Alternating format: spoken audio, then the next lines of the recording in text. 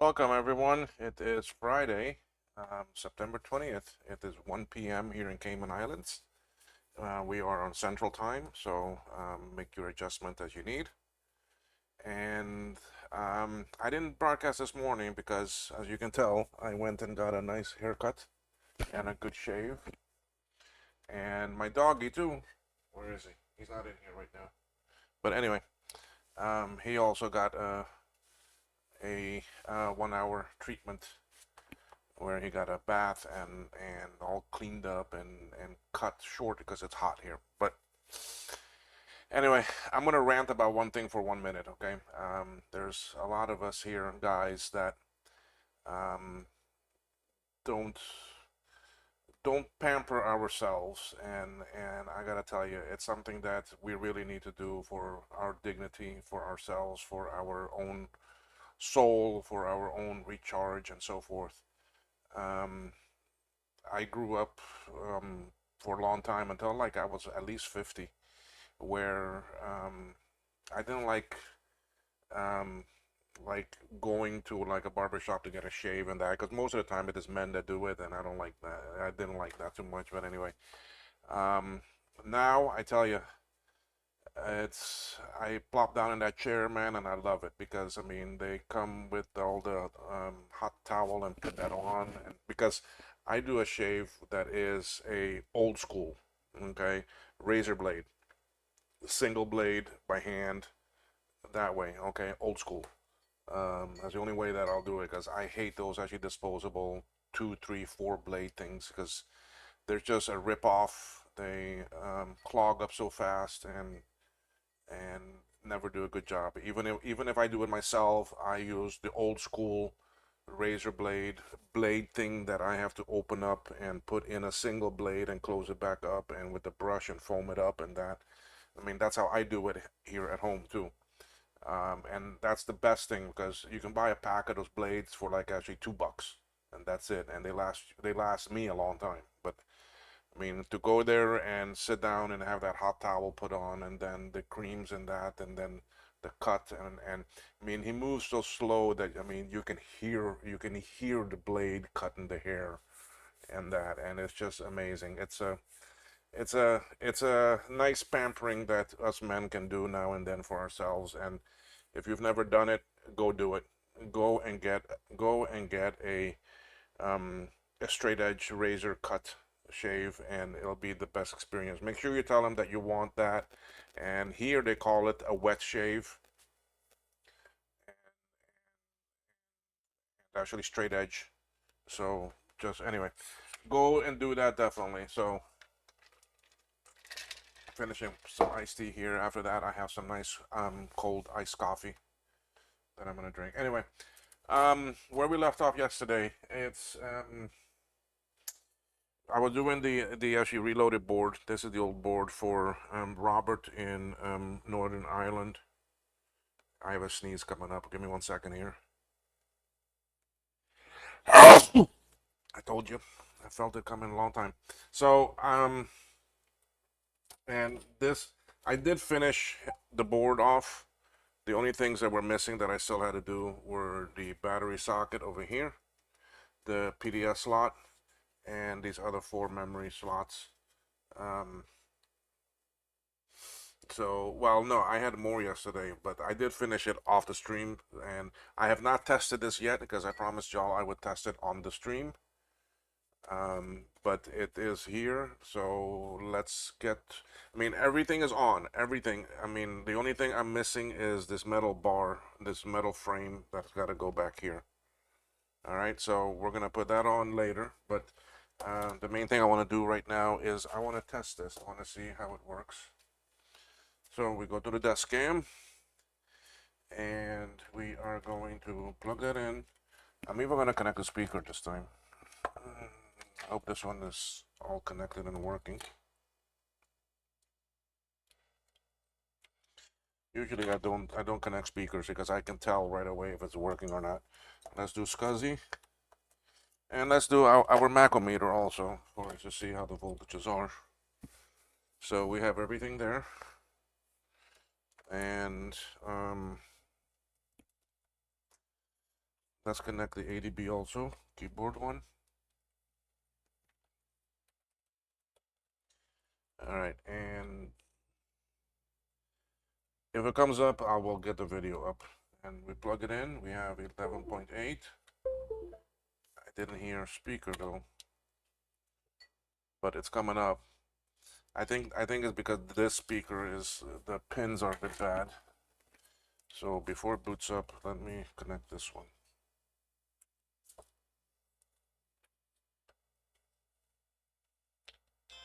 Yep, we got chime. 5.15 volts, 11.8, we're good. SE30 does not show negative 12 on this port. So, and we are powering up. This is great because this is on the first go. This board is working.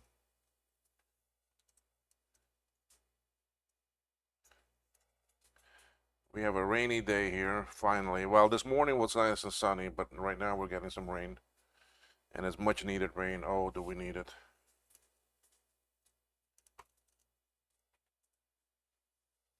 Ah, I knew I heard him. Here you go. There he is. You see his cut? Uh-huh. He's not as puffy as he was.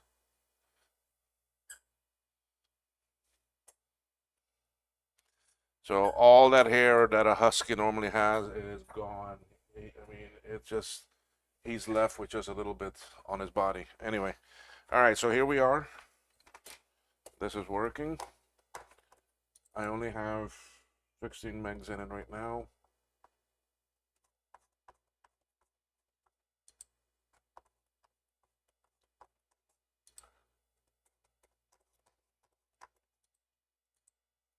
I'm not in 32-bit mode because I'm using the stock ROM. I could use, I could go into 32, but then I need to use a Rominator or one of our ROM sims and a different OS. For the SE30, for you to have a modded ROM, well, for you to run 32, you need to have a modified OS. It needs to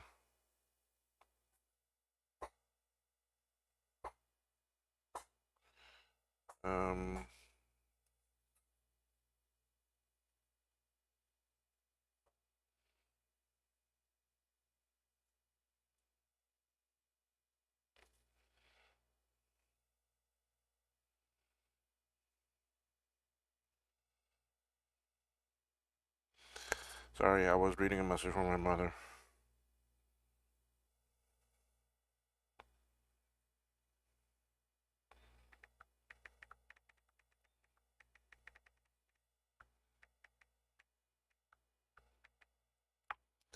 Anyway, so this is still running good here. Any failures?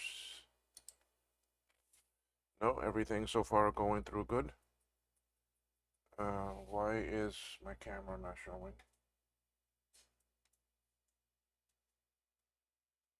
I don't know what just happened with the camera.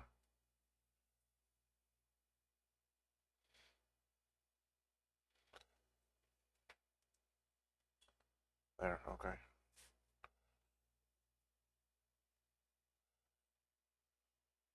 And we're gonna run tech step on it also, just to be sure, but let's just see how all this goes through. Because it'll be great to have this board done for Robert. That one that I fixed yesterday, was it? Or the day before for Sophia? The one, she wants me to still do a transfer, even though the board is working. And I can see her point on that because then that gives her a new board that is good for years to come without any corrosion issues or anything that are hidden inside. Okay, so it ran through the test once and I don't have any failures.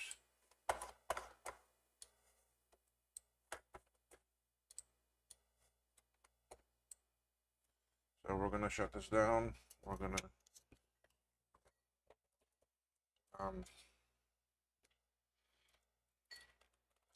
I'm now going to connect TechStep to it so I can get rid of this stuff.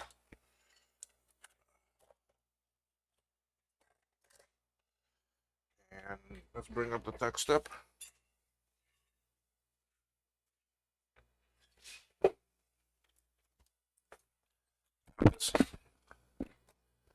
This is one of the recreations of the tech step done by Max. He's the one behind it. But KMac Vintage is authorized to build them and sell them for him. So I still have some available in the store. They come with a nice case and everything, and all the ROMs are included. They're built in. I'll show you that in a few minutes.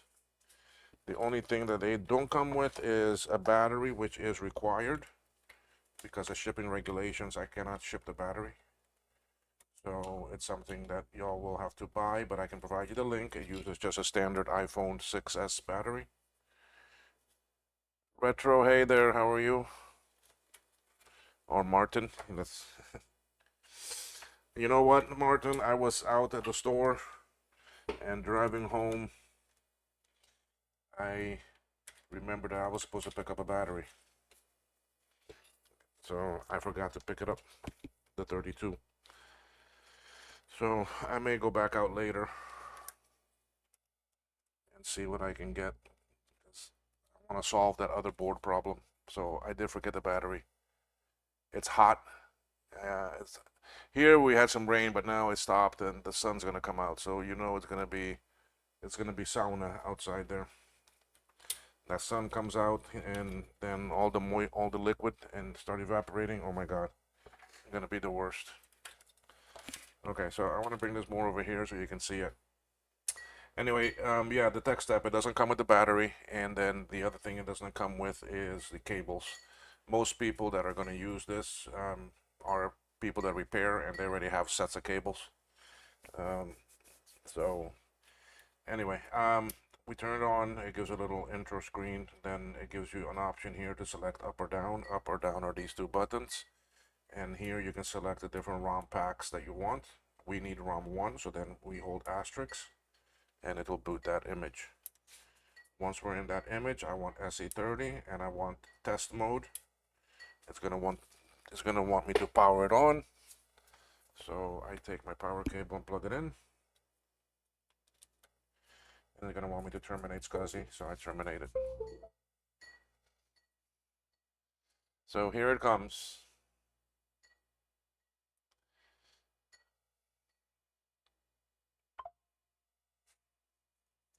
And it connected and it is up and running here. 1 second here, and I'm gonna check one other thing here.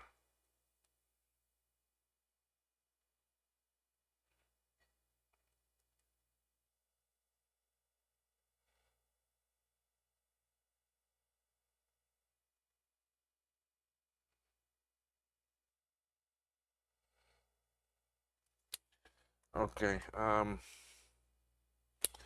All right, so we're gonna go into test mode, and I'm gonna run all tests. This will test everything. So we just start that, and away it goes.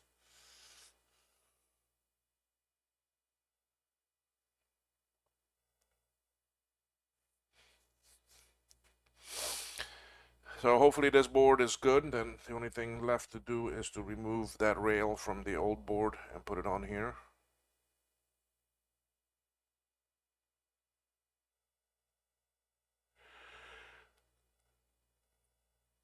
I am so happy this board worked. Oh my God, I'm so happy with it.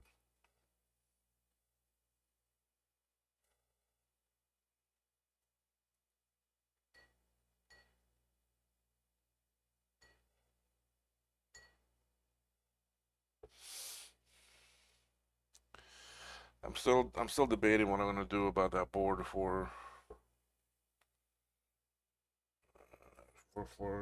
Sophia. I just hate taking a working board apart like I see that. I have a few other bomb boards. I may be able to take one of those and transfer it, and then she still gets unless you reloaded board. My dog wants me to play with him. No, not right now. Right now I'm busy.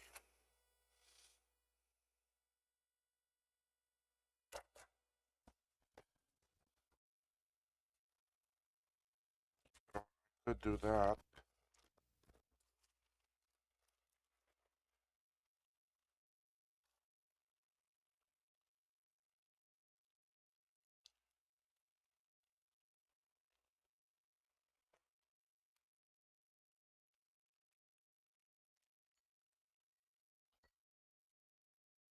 So testing. Yeah, they're doing the last one now. ADB is the last one.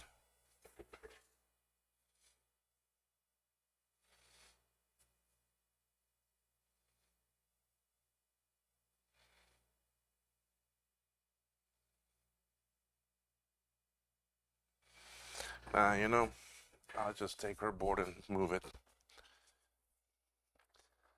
Because the advantage of doing that is that I already know that board is good. Everything there works.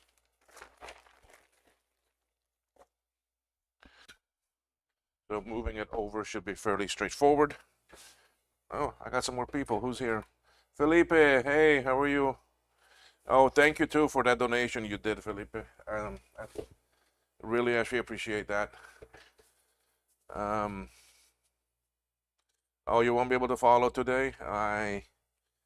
Busy day over there for you. All right, so you see here we are with all tests passed. So I'm going to consider this board a success.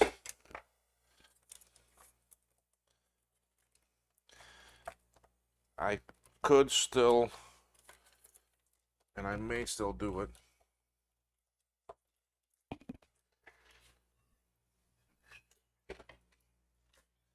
See, on his old board, I still have these 3 resistor networks. I may take them off and move them, or just leave these new ones on there. I guess I can leave the new ones. I'll deal with this later. I used some different switches that I had already off from another board. So all of this I still got to salvage, but I'm not going to take it all off now. Right now, the only thing I want to take off, and I want to show you all how I do that, is this rail. And this rail, I take it off using heat, using airflow. So I don't use a soldering iron. We'll go to.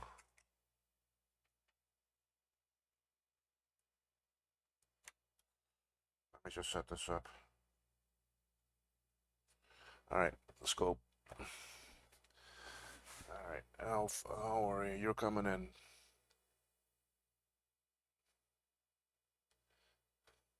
All right, so I have a point here I need to take off. You see there, right there. So let's start doing that.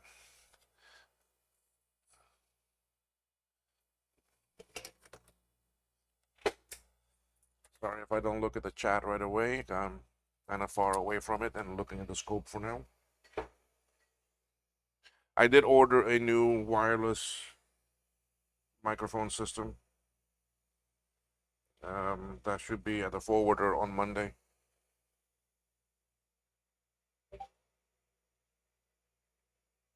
Now this is going to take a bit to heat up because it's a lot of metal.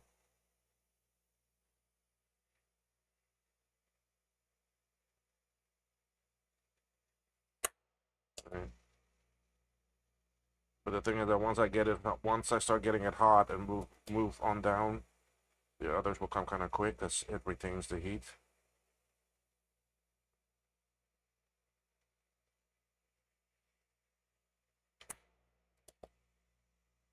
Starting to get it hot is the big task.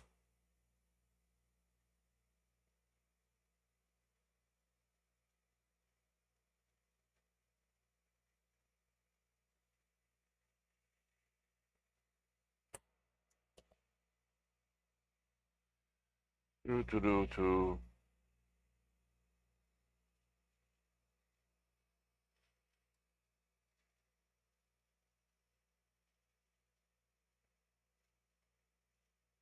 I'm very happy this board worked.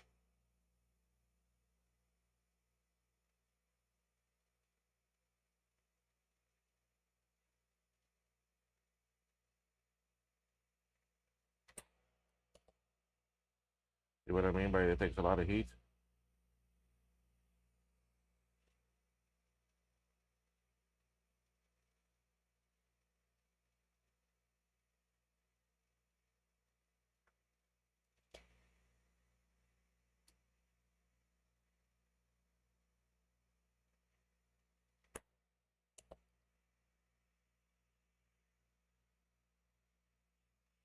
It will start melting, I promise you, it does.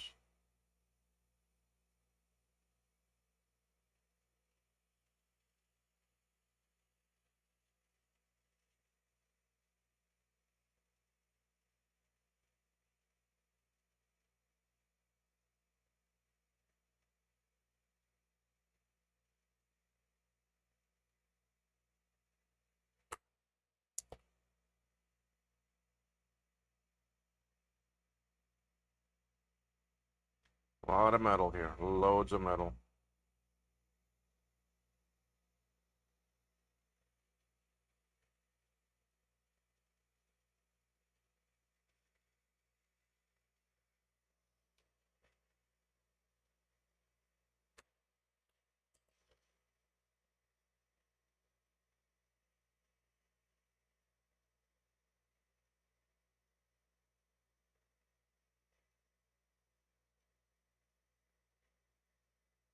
Yeah, I see it starting to melt.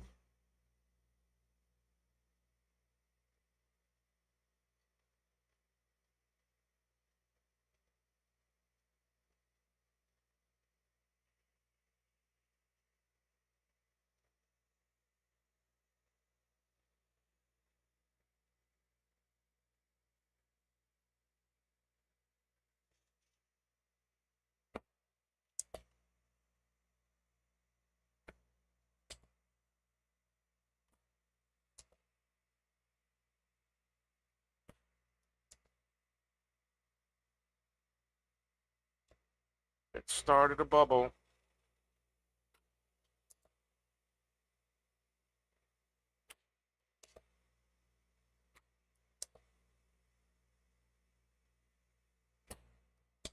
Yay, that one is now clear. Look at this one. Now, because the metal is already pretty hot, this one wouldn't take that long.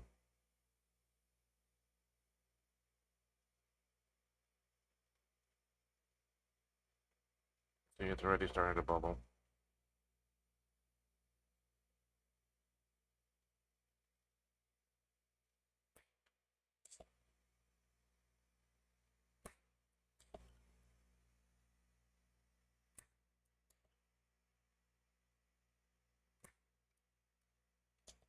Here. I'm going to go ahead and start loosening some of these that I need to take out since I'm here. The nice thing is that this bracket helps me hold the board up and support it. So these are the things that I salvage from a board and reuse.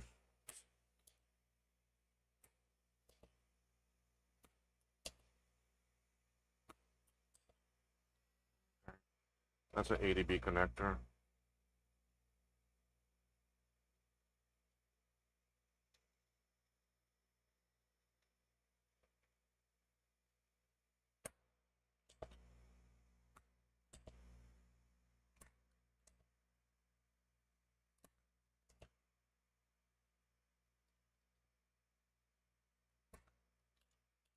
The dog is still standing there looking at me like he wants me to play with him.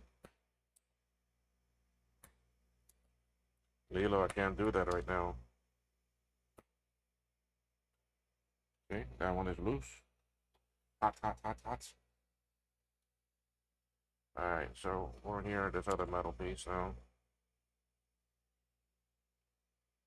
This one's got a bend in it, but that's okay. It don't matter.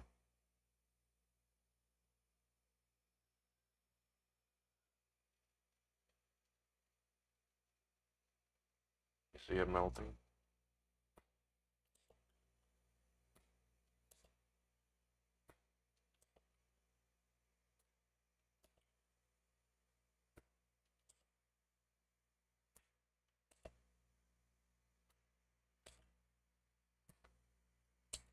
It's all out. Now, when it's still hot, I take and bend that and straighten it up. I'm going to continue with these because since I have them hot, I don't want it to cool off too much. I'll still leave the metal bar in there, but then I'll go through and get all the other ports, all the other items.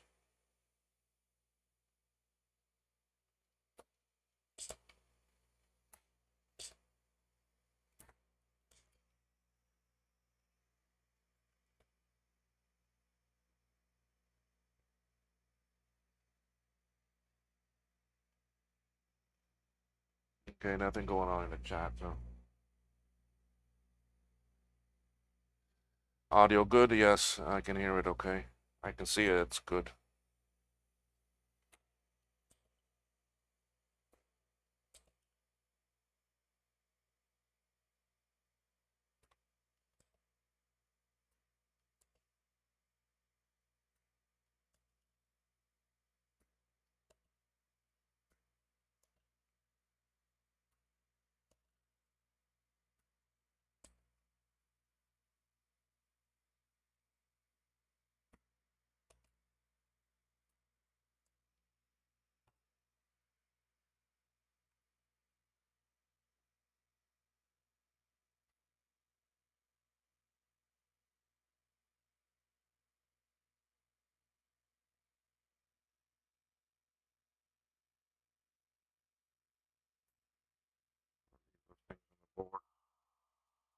ever need them, I know them. I don't throw out these boards yet, unless I've really stripped everything off. Then I'll throw them out.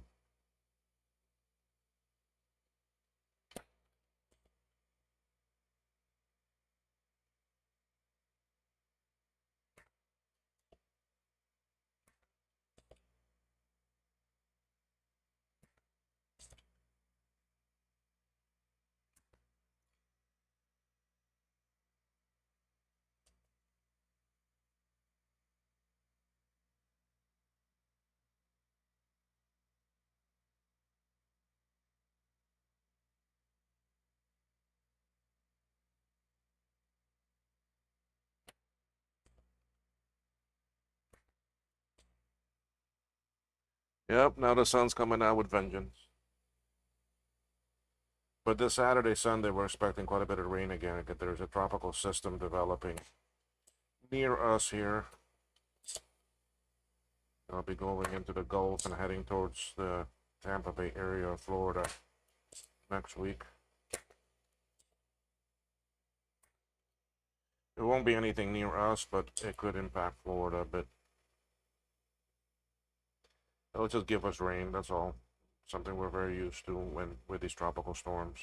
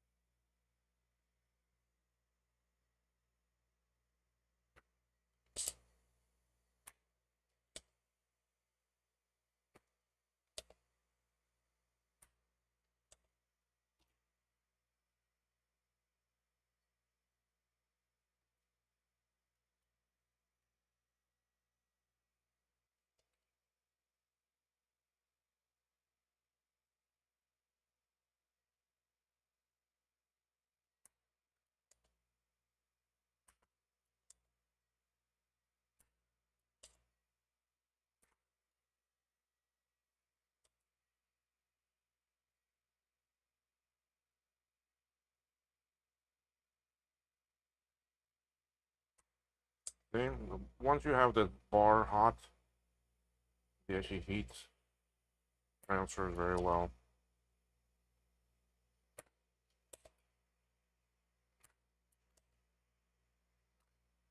Okay.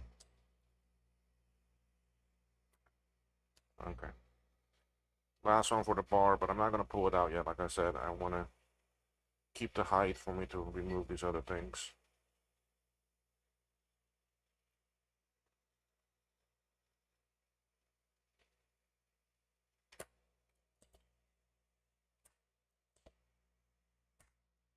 Alright, now this is the audio jack that's right here.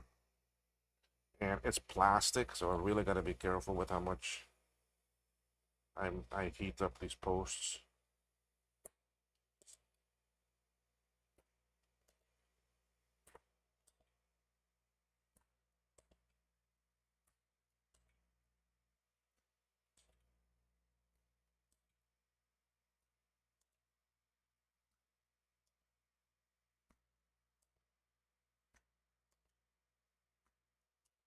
Alright, I'm gonna leave it. I can't pull it out because there's a piece of that metal bracket that's holding it in.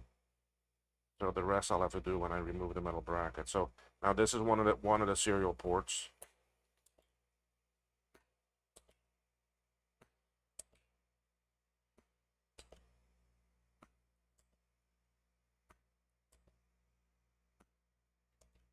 Okay, that's why I like leaving the bracket in, because you saw how that fell. Because gravity takes over. As soon as the socket is melted enough, the solder is melted enough, I mean the thing will just fall out.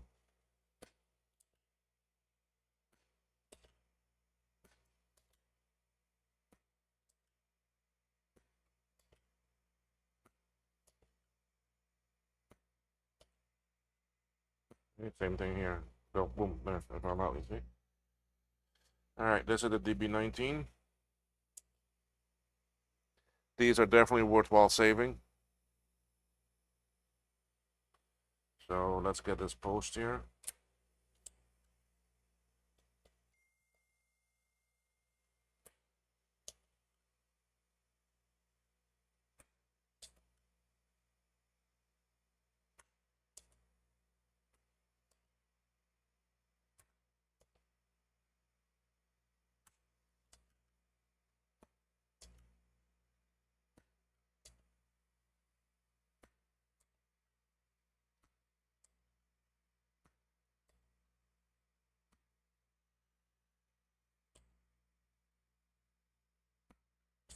It's not hard with these solder suckers.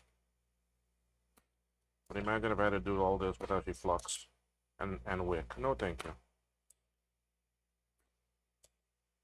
Even with a solder sucker machine.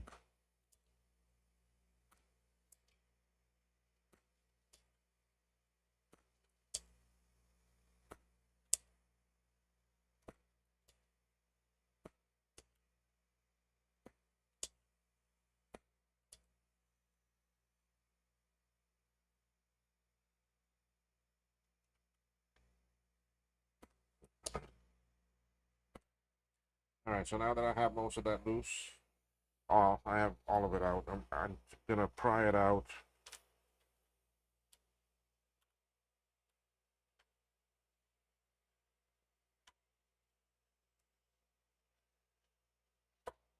Okay, it's out.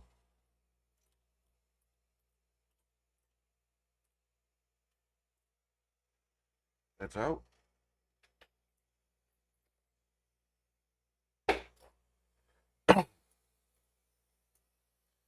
Alright, that wasn't the 19, that was the 25. This is the 19.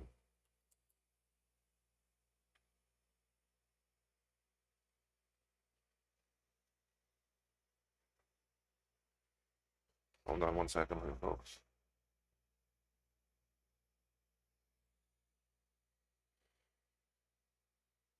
Okay.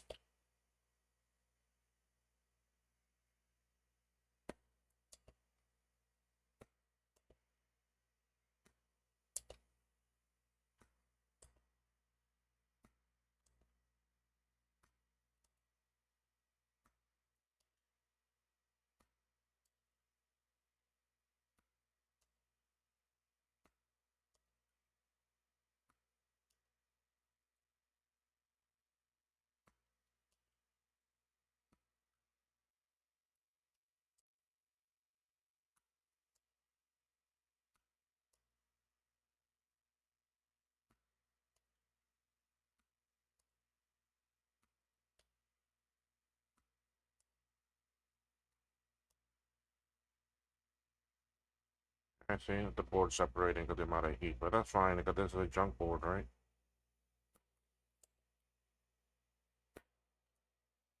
Alright, so again, I'm gonna pry my spatula in there.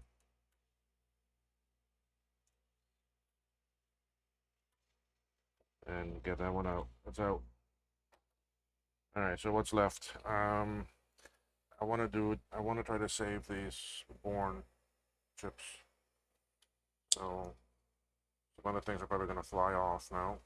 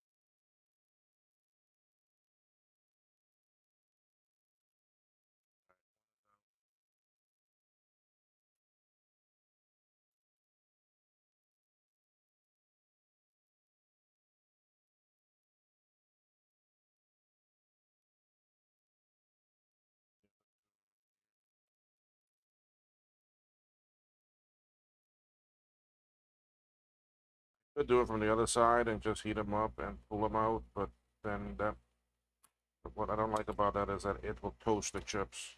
It'll make them brown.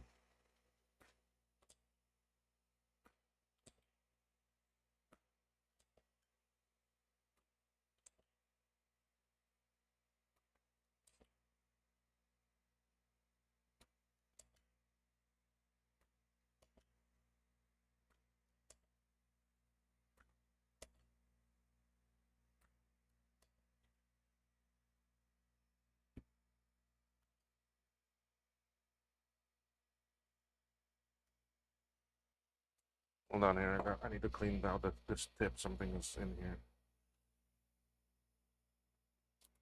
Okay.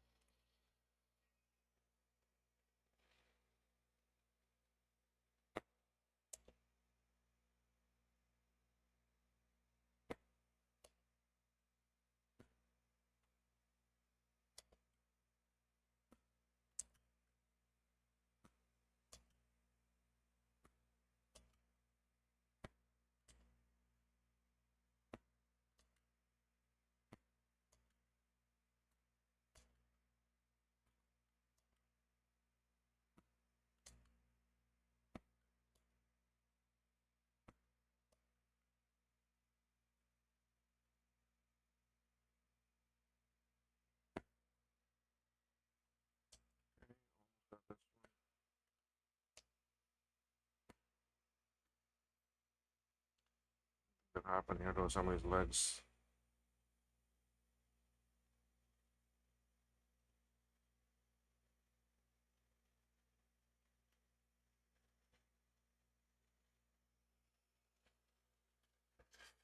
Ah, that was hot. Stupid me. Ay, ay, ay, ay, ay. Oh, ooh, that burned. That hurt me. All right, second one is out. Ooh, that's gonna leave a mark.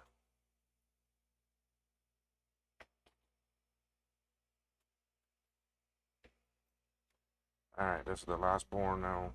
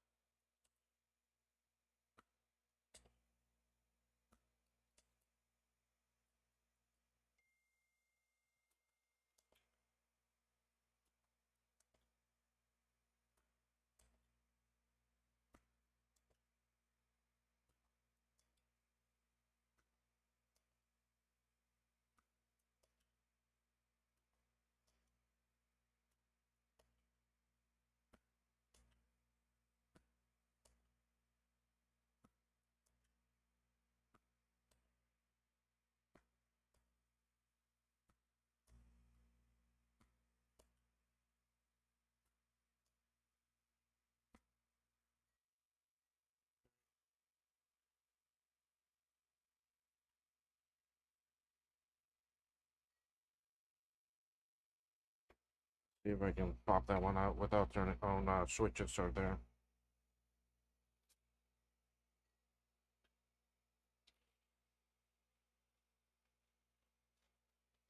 All right, that one is out. All right. What else I need to save? The switches, the two push buttons. So, same thing. We're gonna heat these up.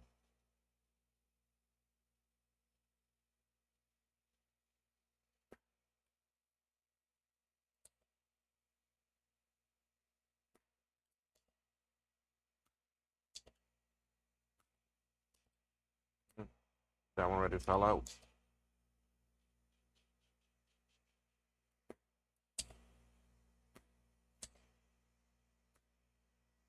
That one too. Okay. I think I'm pretty much, well, I may need the hot air again.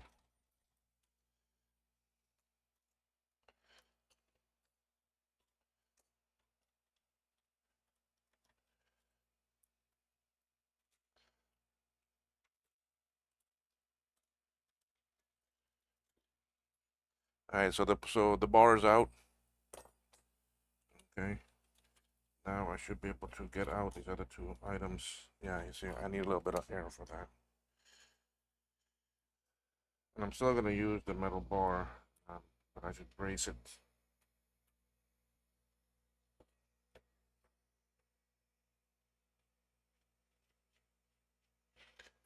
Because this one I couldn't get out because the metal bar was stopping it from coming out.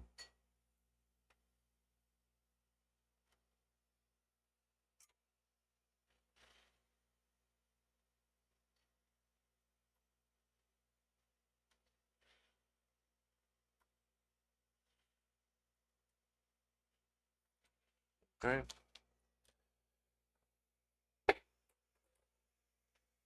And the other piece to get out is the audio jack.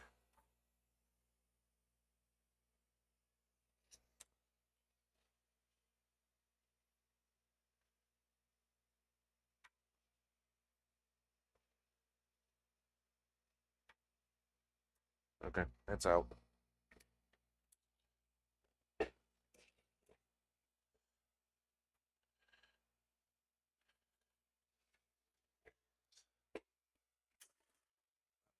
Junk now. So you see, that's what I mean about the audio jack. You see how it's plastic, so you gotta be very careful. I mean, even so, this one melted a little bit, but it's still okay. I can still use it.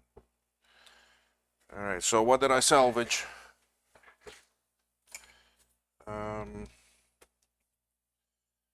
DB25, DB19, ADB. I think this is the other ADB. Yeah, ADB serial. The other one fell.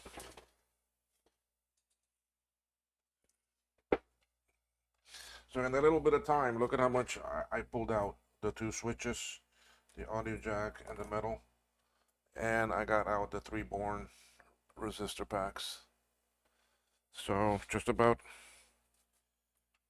everything else that I could use off that board is now off.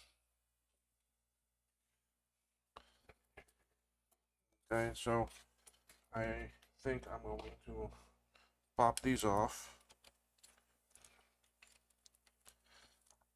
I'll keep my resistor packs, and let's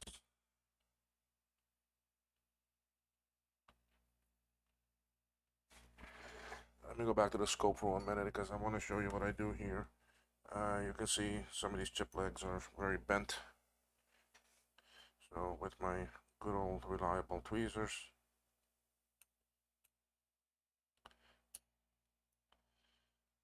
I'll straighten them up that way.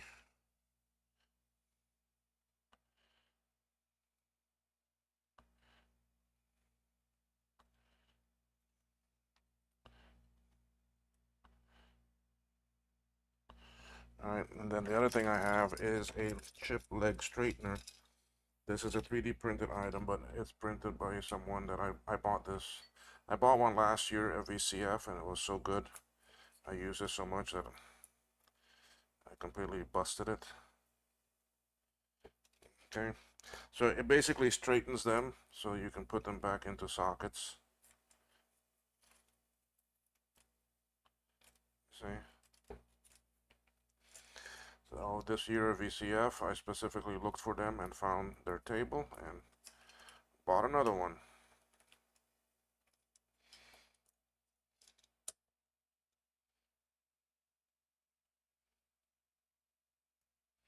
So it does that size, this size, and the bigger chips.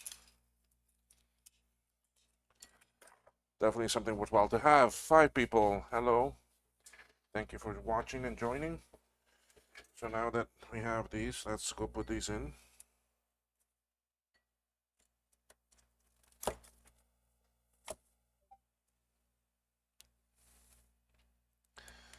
So he gets his original Born chips back.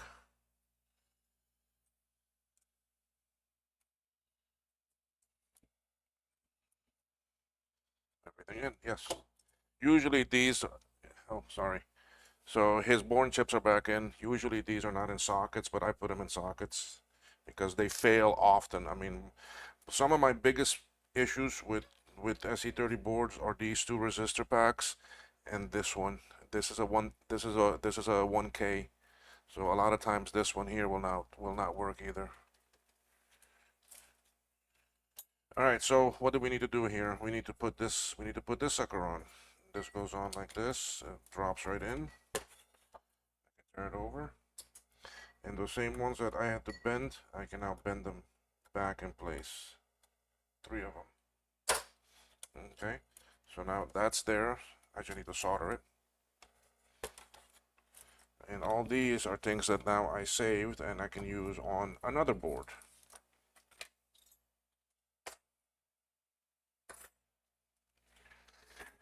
Alright, so let's go solder these things on.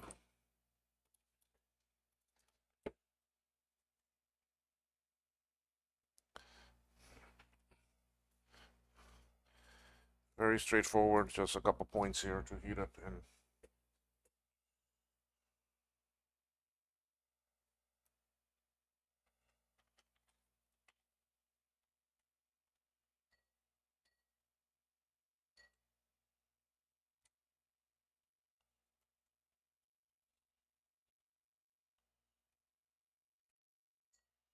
I can only solder the round ones, the ones that I bend, they don't have the metal piece from with the solder, so can't do nothing there.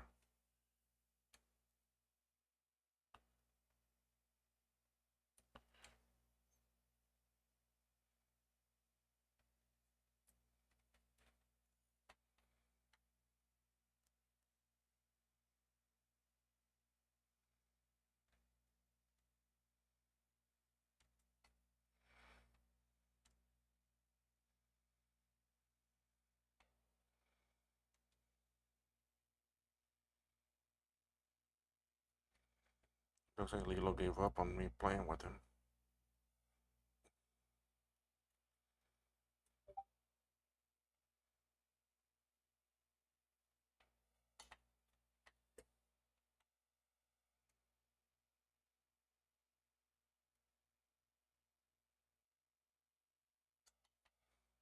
Okay, last piece of solder for this board.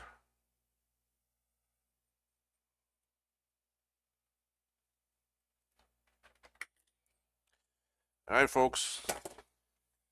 Oh, I lost 2 people. It's okay. Not everyone is going to stay the whole time and watch because this stuff can be boring. So the metal frame is now on. This board is finished, folks. This is it. I'll take out my ROM and my memory. And this is a SE30 reloaded from start to finish. Beautiful work of art, if I say so myself. This is a purple board. I did order them once in blue, but that's revision 3. I still have some of those boards. I can build a revision 3. I can do it in blue, but the only things that different is that then I have to run a botch wire on the actually underside, just to correct a flaw that's in the board. Okay, but this is all done, and now I'm gonna take his wrapping and his information and that, and take this and move it off because he's done. I have 1, 2, 3, 4, 5, 6 here that are done. 1, 2, 3, 4, 5, 6. Yes, well, 5 because the one of Richard is not fixed yet. All right, so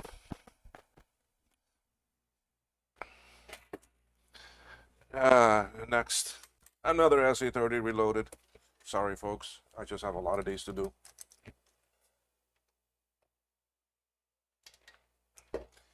And if you don't want to see the whole process again, I totally understand. Sorry about that. Anyway, all right, so here's the blank board. This is the bottom side, already has everything on it, including now I can get the actually inductors already on, so that's even better now. It does have some trim that that normally you just break. You should break it off because that's used for the pick and place machine. It just comes off. That's just some trim.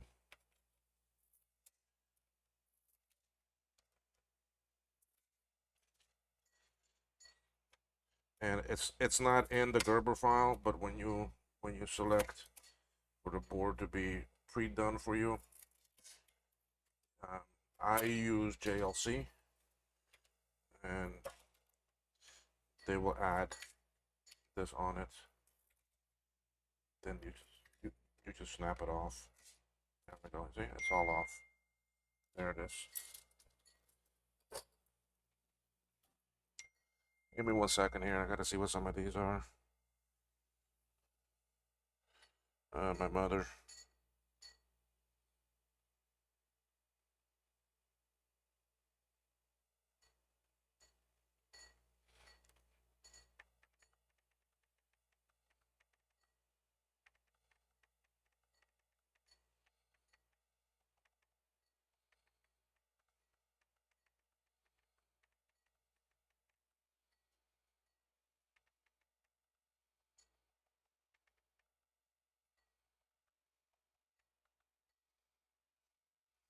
Okay, let's see here. Okay, good. That's there now. I have that email I've been waiting for, so I can upload it to my forwarder to get my stuff down here.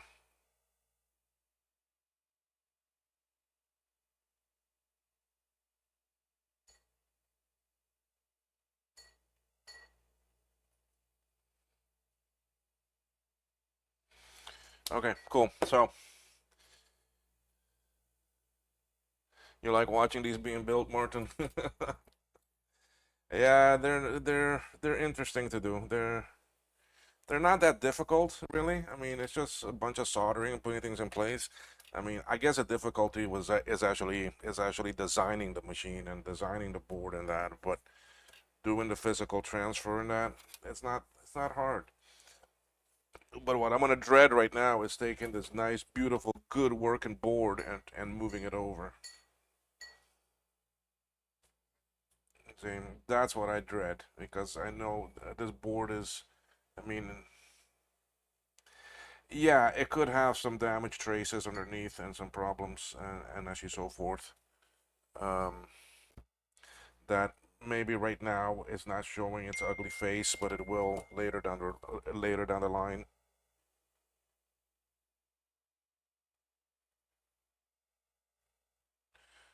Um,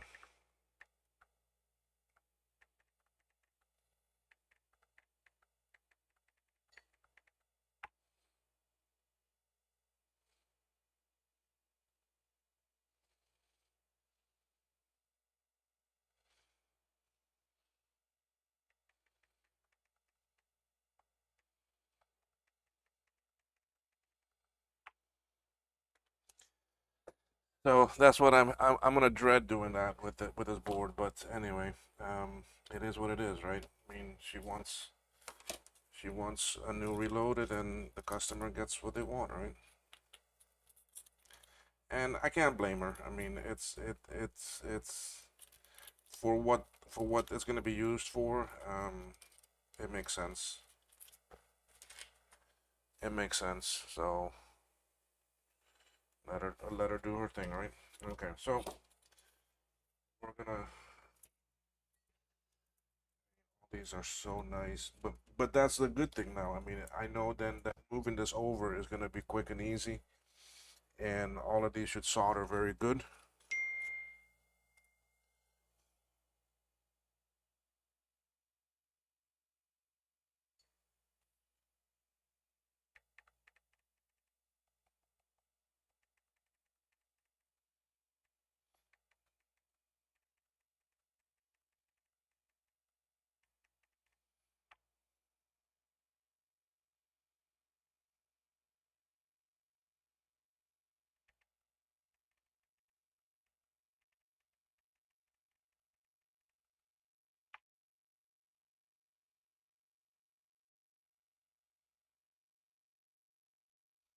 Anyway, so let's start.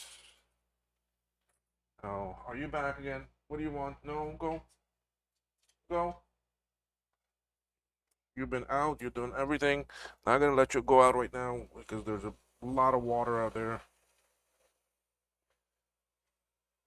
So basically, I start the same way I did earlier.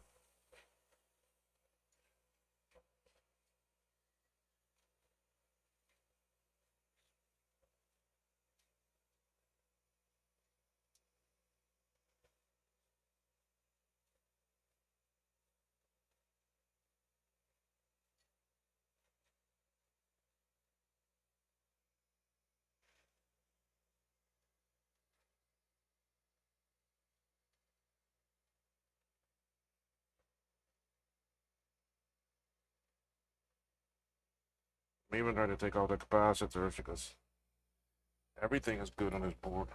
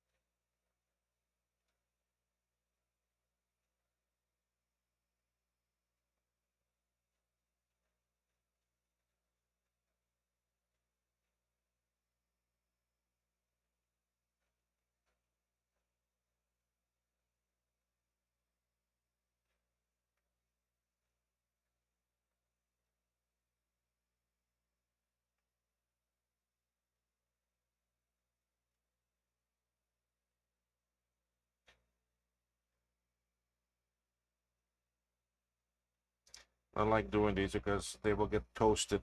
The yellow will turn brown with the heat. So I'm trying to do it as quick as I can.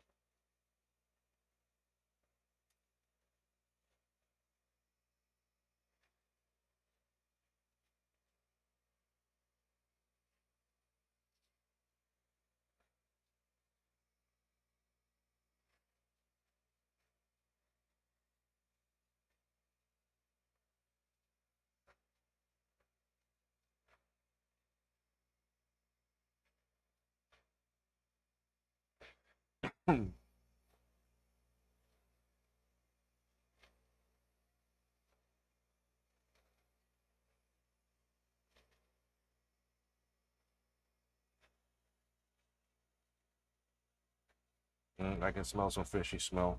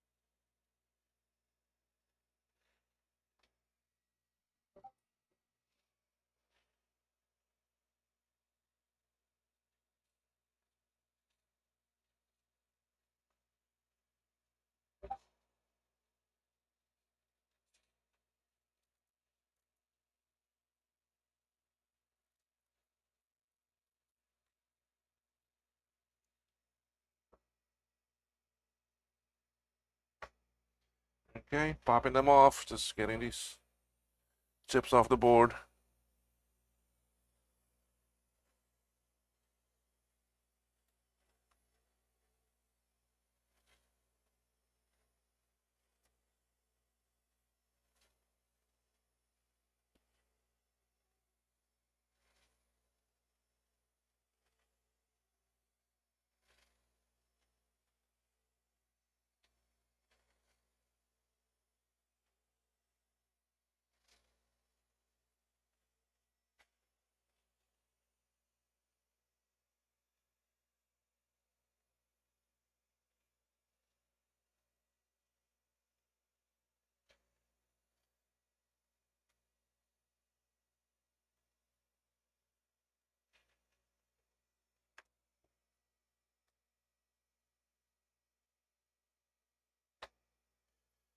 Okay.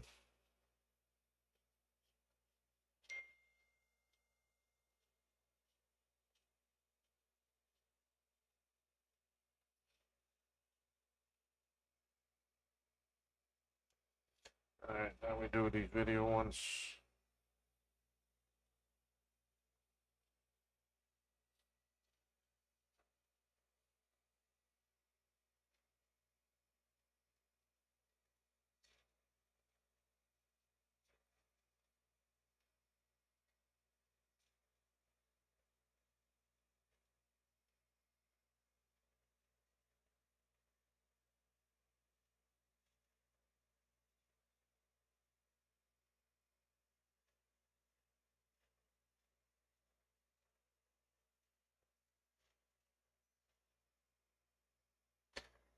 And the board did have some trace that I had to fix there, so I mean I can see her point in wanting it moved.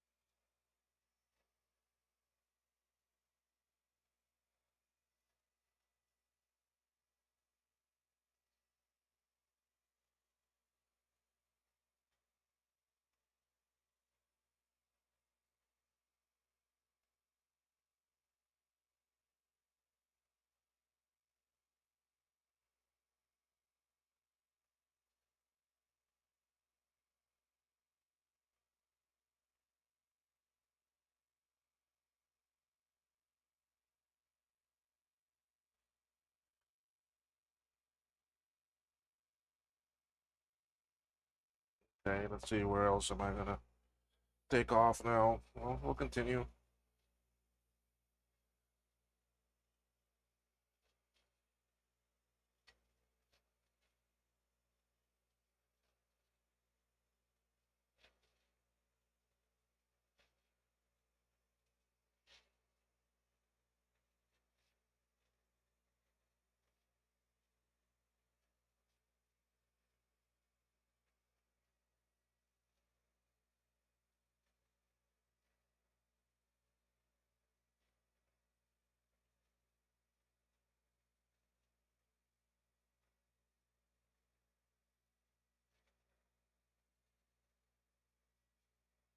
This is the scuzzy. I can smell some of the fish smell, so I can a fuse just came off.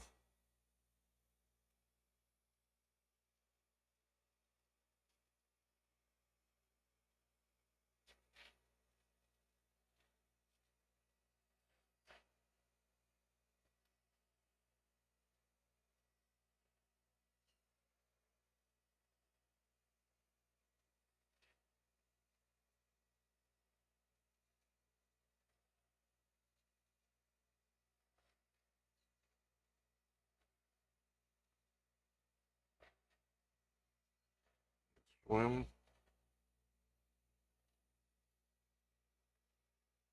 And get this one cap off.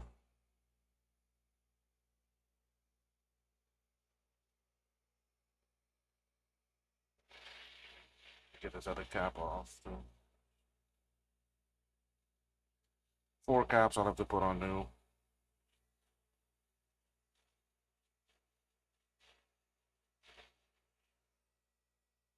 Keep them all tantalums like that. Although these are good. These are the polymer caps.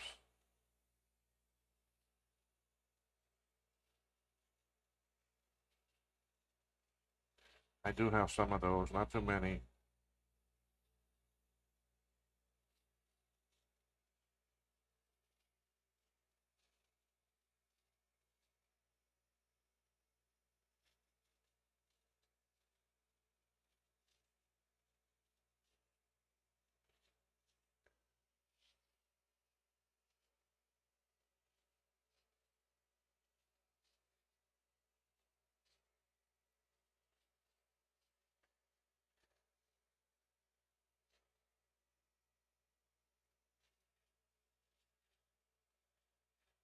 ADB. I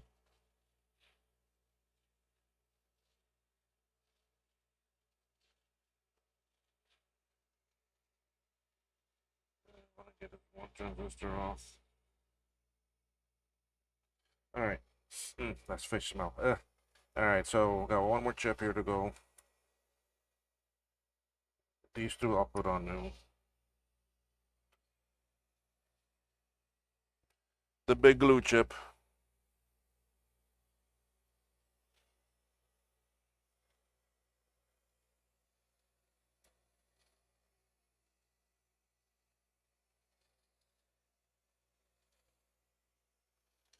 So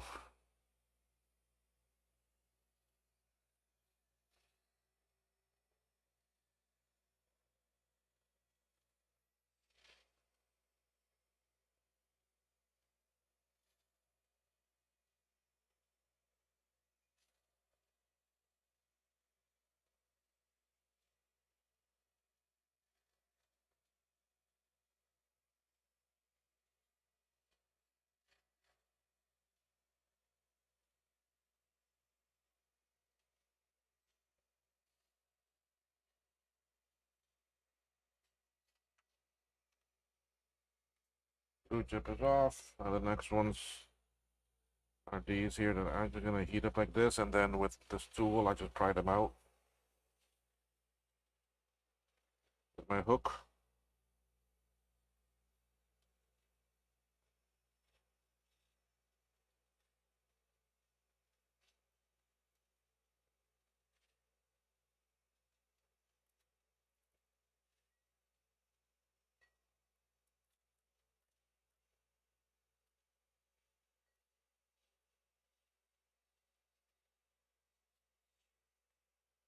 Okay. It's hot, so that's why I'm not touching it.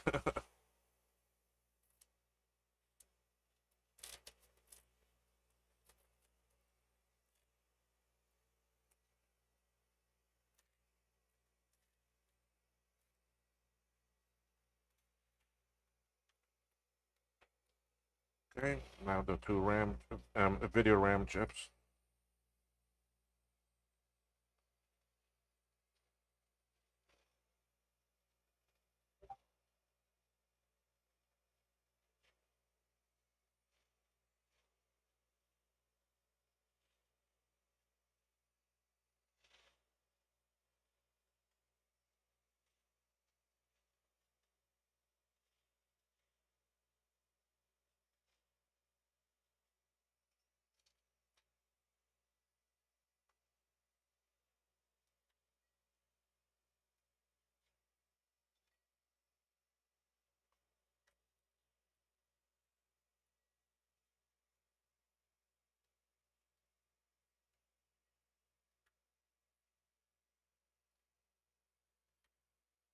Okay, one is out.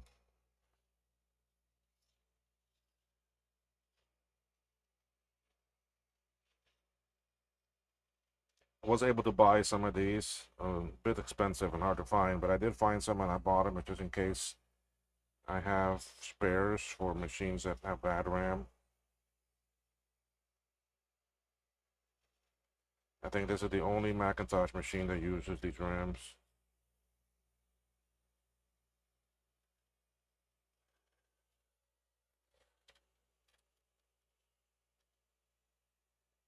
I see some new chats. I'll look at them in a few minutes, guys. All right. Okay, so that's everything I'm gonna take off for right now. I still need to take off this one choke over here and this one here and this crystal, but I'll do those later. That fuse, I don't reuse those because you can't really reuse them. CPU I'll take out later. And most of the other stuff I have from the other board. Okay. So I have everything for it over here already. All right, let me see. Oh, let me close this curtain so I can see better. Hey Frank, that is Martin out there. Yeah, it's been so long that he's been out, but I'll leave it for him to discuss if he wishes. So, all right.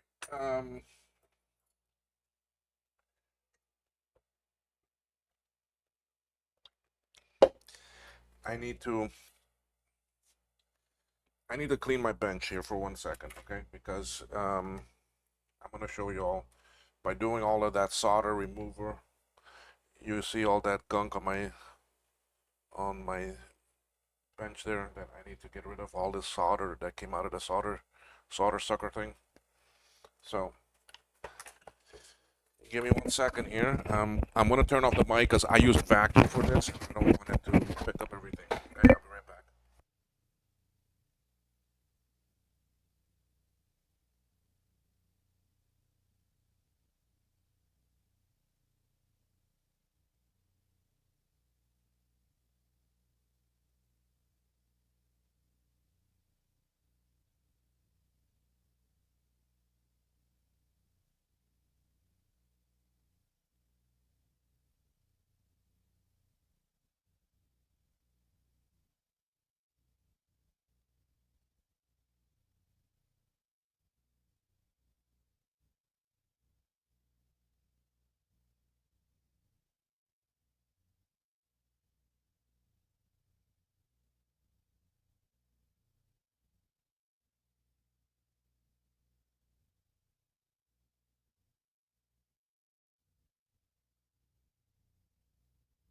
Vacuum it all. I did vacuum it all up, but let me go refill my actually drink. Be right back.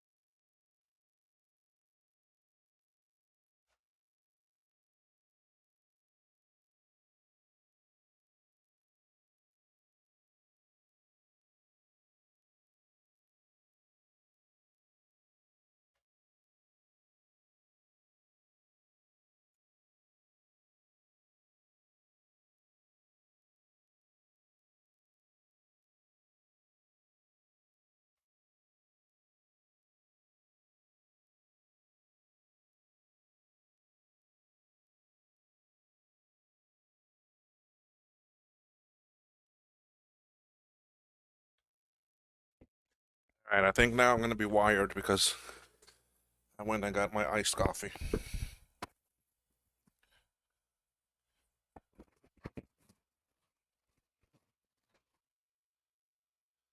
Okay, I miss chatting with you. Wow. Okay, so yes, a lot of solder, Frank. This is how these boards go. I mean, I got everything that I need off for now. Off, so my bench is now cleaned. So we're going to spend the rest of the afternoon looking through the scope.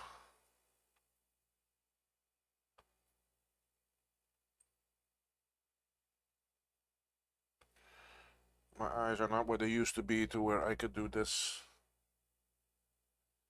without a scope.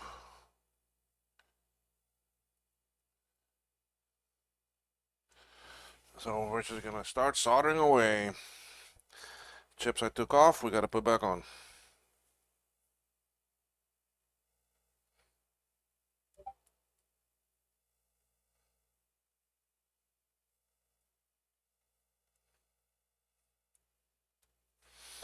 We took off one and put back on another.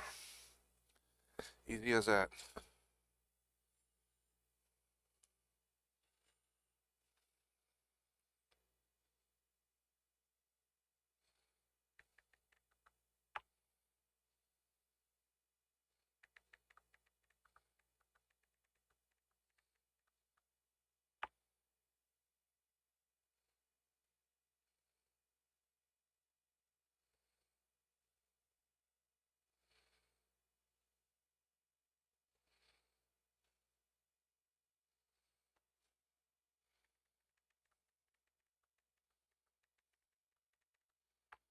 All right, so let's. Okay, here we go. Um, I have already fluxed down for 3 of these things, so we're just gonna put them down and we solder them as we go.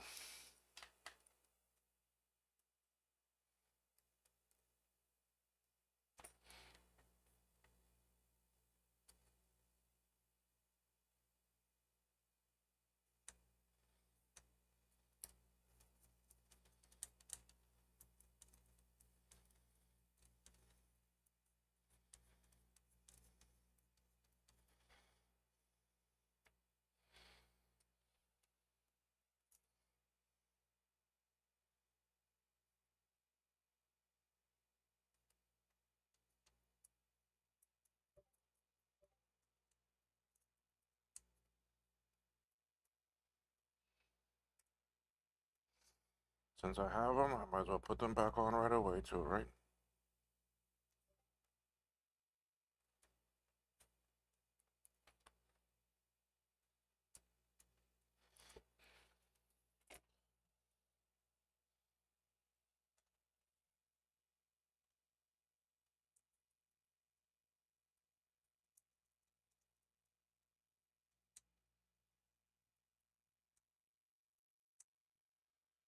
Okay. I'm gonna put down quite a bit of flux here for a lot of these things. Go ahead and plop them on the board.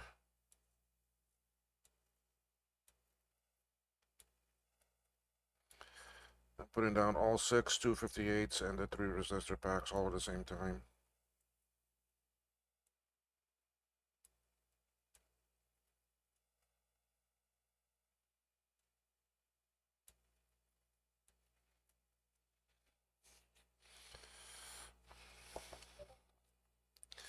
Alright, I'm gonna move the board and bring it closer to the chips and just snag them off and put them on here. So give me a second.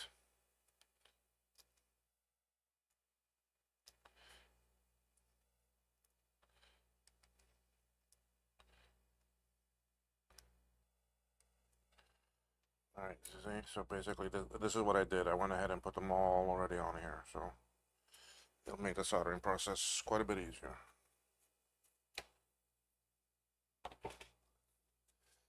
I'm presuming focus is good. We will for sure. There's something satisfying about soldering components to a new board. Yes, it is, Frank. I mean, I don't know. I love to see the flow of the solder.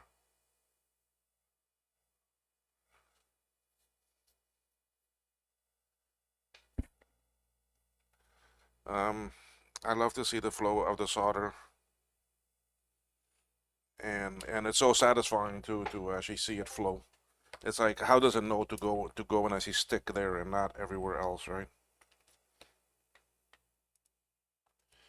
Is your video good? Is it well focused?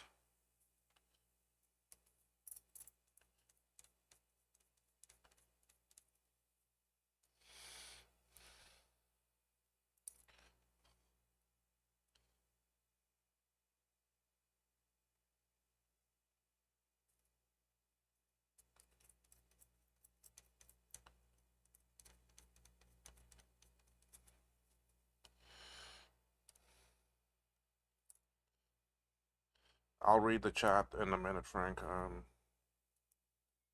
You probably answered something, so I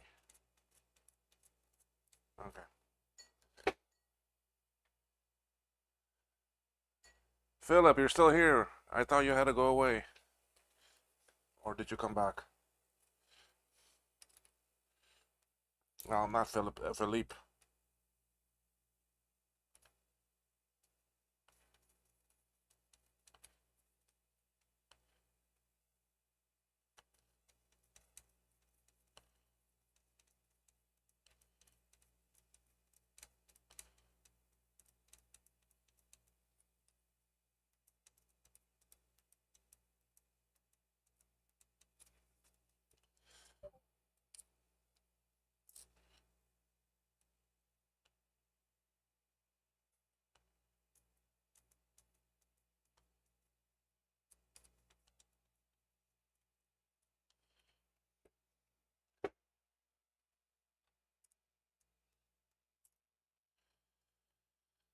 Felipe, I had someone, and I don't think it was you. I think there was another person.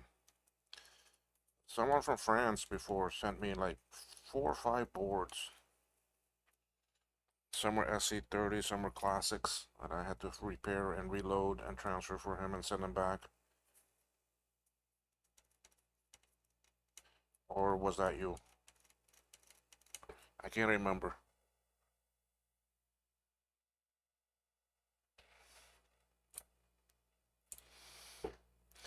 Can't remember if it was you or someone else, but I know from France I gotten quite a few boards from one person before. And then also Joop that lives in the Netherlands before sent me a few, and he sent me 5 more that I have for him to all to reload. Oh, wasn't you? Okay. But yeah, someone from France. I mean, it's so um I'm even well known over there.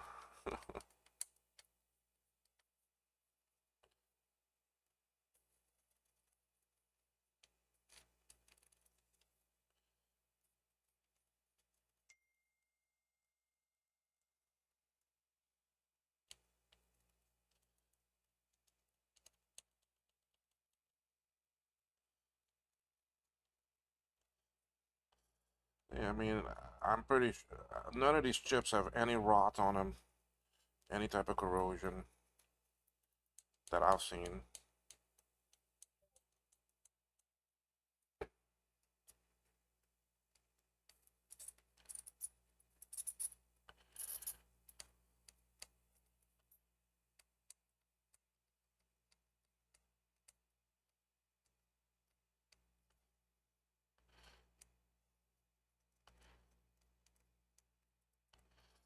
Look how quick all those went on. I mean, we already got 3, 6, 9, 10, 11, 12 items on. I mean, that's quick. Okay, so you have ordered from me. Okay, I hope the stuff was good for you. All right. Since I'm here, I'm gonna go ahead and do these little items here too.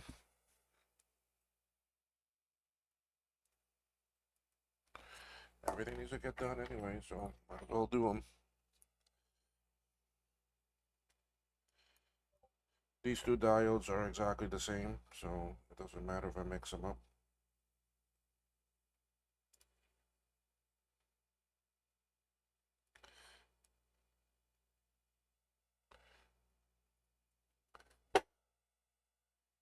Point 0.5, hi, how are you?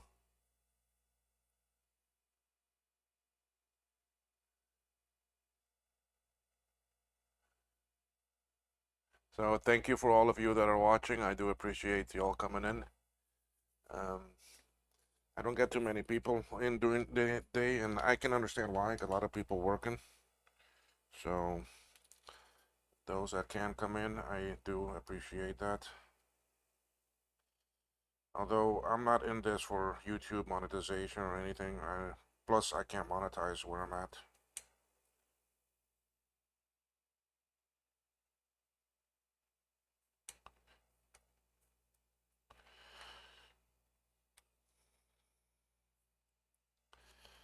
So we will not get any problem if some bad words are said.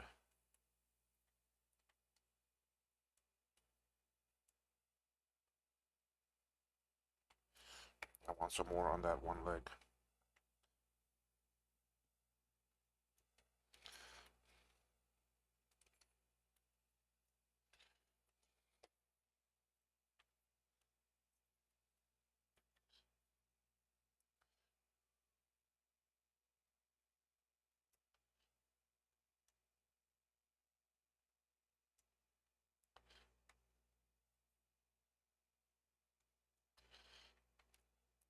Okay. All right. Now I'm gonna do this one a little bit in a little bit of different order. Um, Normally I do all the small chips first, and then I come back and do the PLCCs. But this time, since I'm here and these chips are in good shape, I'm gonna assemble this one in a bit different order. See, here I had a little bit of stuff, so I want to just clean that up a little bit. All these other ones are good. I'm not worried about that. A little bit of solder on there is actually helpful because it's already on the leg. It will melt and stick to the pad better for me. Because all I gotta do is apply a little bit of heat.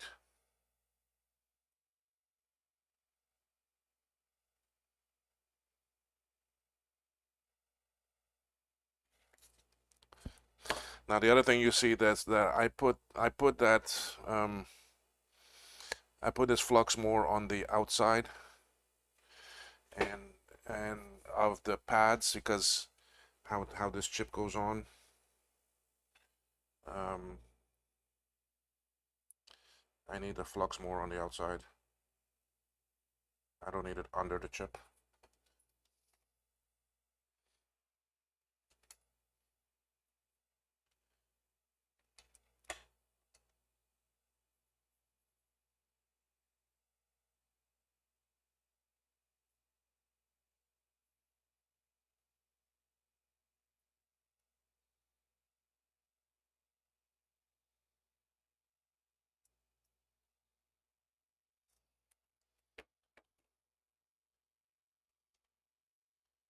Now, what I'm doing here is I'm just heating up the flux so that I can see through it.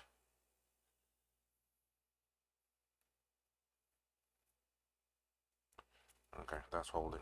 All right. Now I'll come and I'll start. Now I still want to push down and over here and start. But once I have a few, I can let go.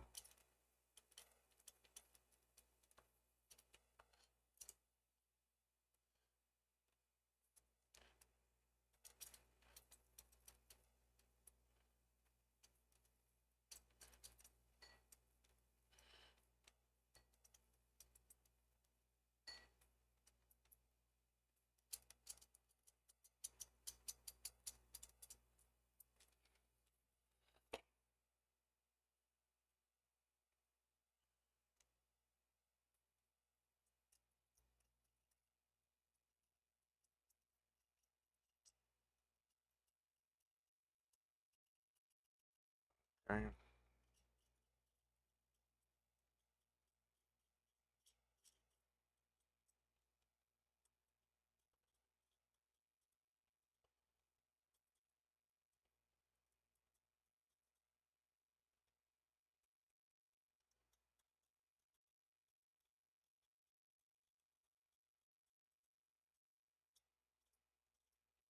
I do that one long pass one last time just to make sure everything is well situated and well soldered.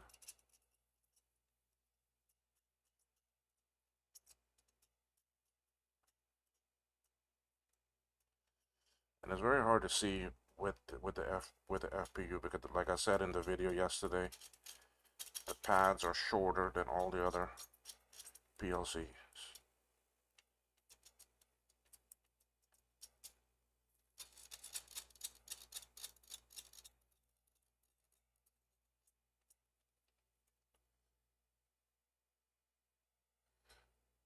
I think there's one that's not connected, 3 and 4. One, two, here. Yep, I can see it because I could see the gold still.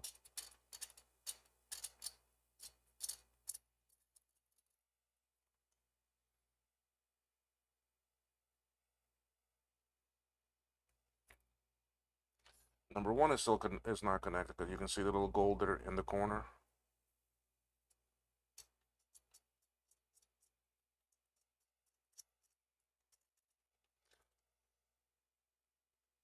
I have a bridge.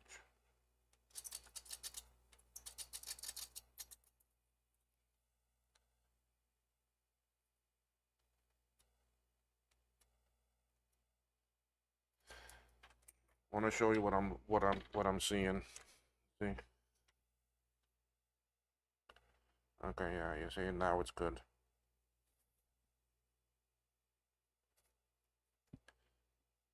Alright, I still got this side to do.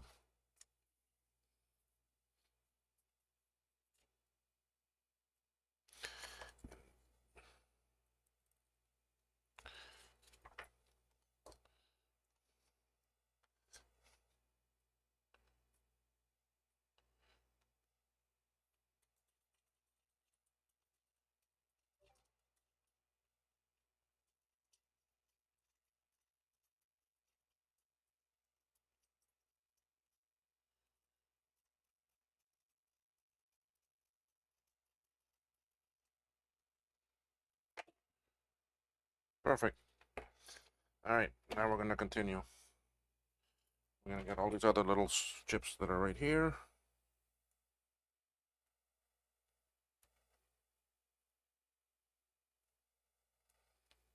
These are 3 more resistor packs and an LS30.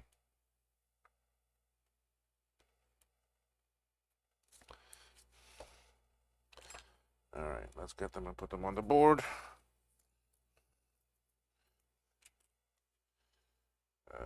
There. There. There.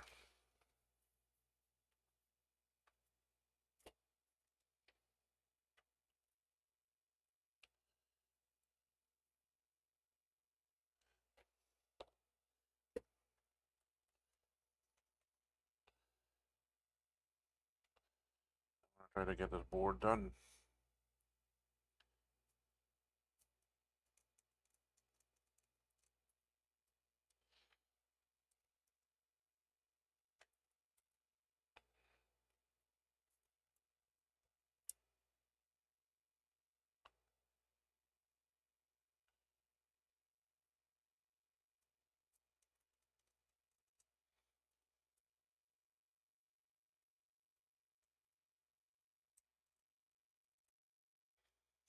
Yeah, this should be fairly straightforward because it's a known good working transfer.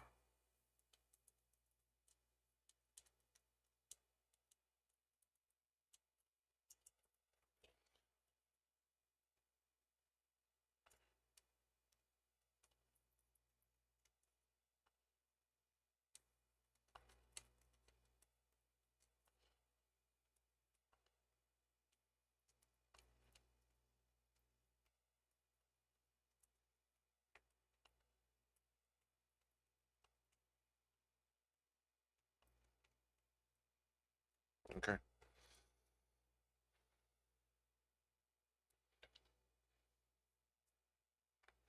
I want to get this little PLC on.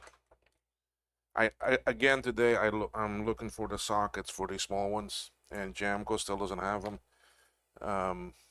Mauser has them, and so does DigiKey, but they're almost $2 each, and I'm not gonna pay that.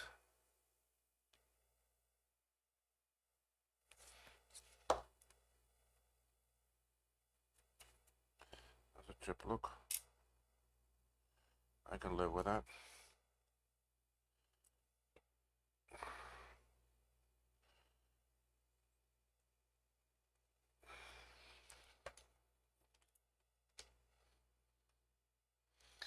Not gonna pay $2 for a socket. Not a small little sucker like I that.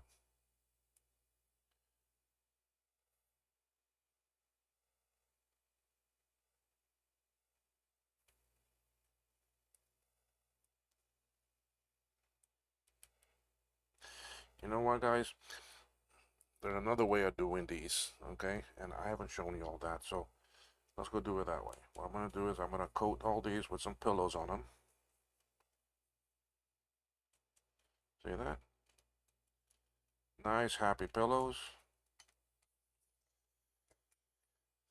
Now I take my hot air. I'm going to lower the airflow. I'm still have high temp. And it's good with these small little ones that you can do this.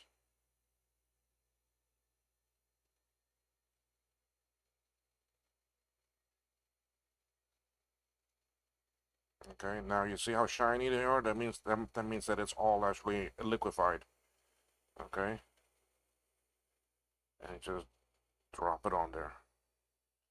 Keep some pressure on it.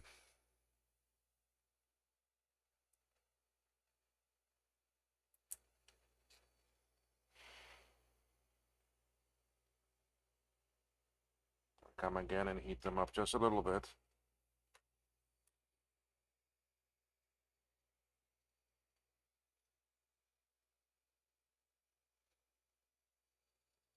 That's that.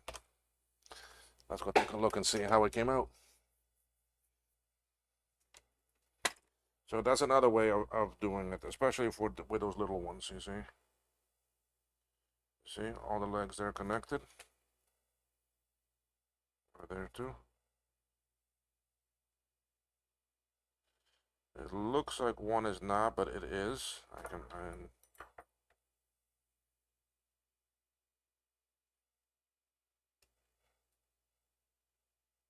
See, it is connected, it's not moving. There's very little solder under it, you see? All connected, that's it. That's one way to do those small little ones. My airflow is set at actually 480 Fahrenheit.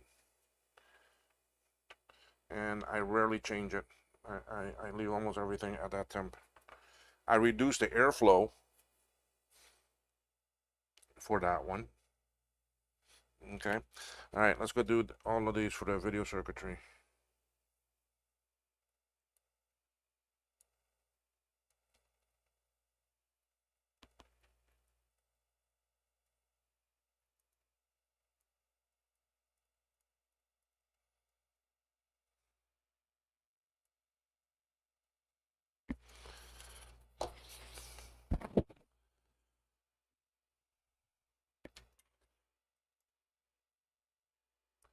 I use 480 for the air, and my soldering iron is usually around 380.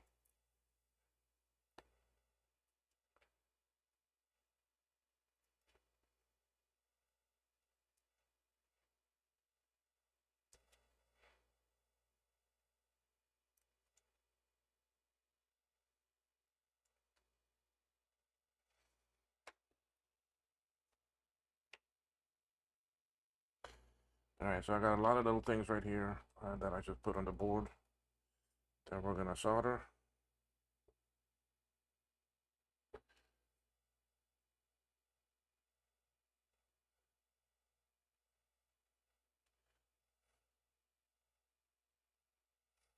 Sorry about my belly. I need a little bit of my coffee.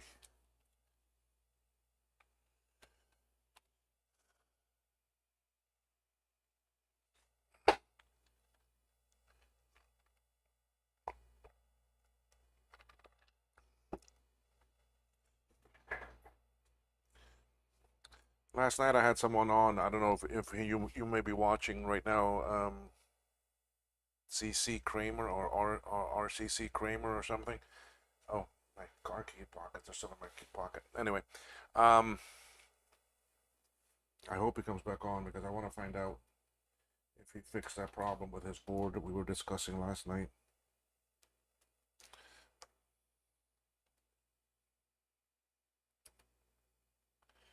Okay, so this is a 393.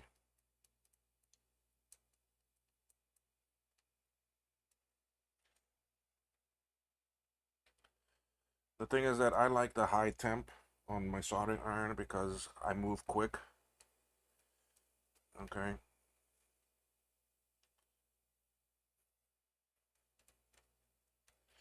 and I need the stuff. I need that high temp for me to move quick. And it also flows better.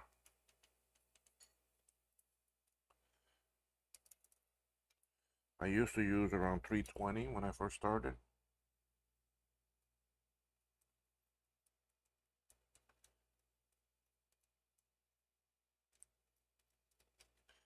Now, if I'm doing trace repair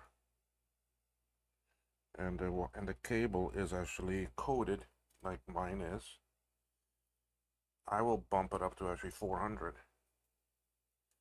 because then I can just touch it and it burns off the coating very quick.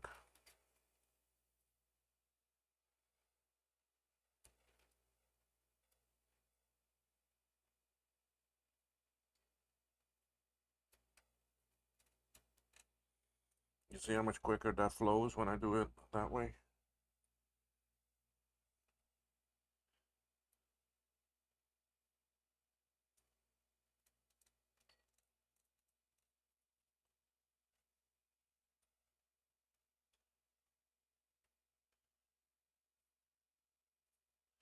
Oh, and one thing here too. For those of you that are starting out or need to buy equipment and so forth with this stuff, right? Hold on, I got some messages here. And that's probably why I have so much trouble with hot air.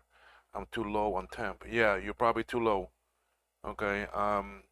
My view on it is to come in there quick, drop off some actually high heat and get out.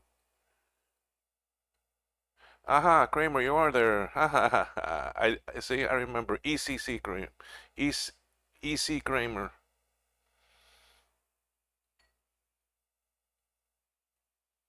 Okay, I'll probably try tomorrow. Okay, well, I'll let you know the results when I have time to work on it. Okay, anyone that's in the chat, I mean, if y'all want to reach me or that, you can always email me at kmacvintage at gmail.com. Okay, kmac, CAYMAC, and then vintage. It is all one word. My problem has been damaging pads on old boards, trying to remove. Well, that's the thing. Okay, point 0.5. I mean, removing a chip takes a bit longer. I mean, you see me there. I mean, were you watching when I was taking these chips off of this board? Were you on at that time? It doesn't happen fast, okay? Because you got a big chip, you got to go around in circles and circles, and that solder takes time to get hot, and all of it has to be hot. And the thing is, don't force the chip off, okay? I mean, rotate it around there until the chip is loose, and you just touch the chip with your tweezers or something, and it slides, okay? Don't push it off, don't force it off. Same thing with caps and that. Don't force them off. That way, then you will not damage pads, okay? Just um, maybe if you go back a bit, you can see how I was taking them off. You see, I mean, let me show you one thing here. I'm gonna drop my iron down to actually 300, and I gotta wait a few seconds for it to cool down.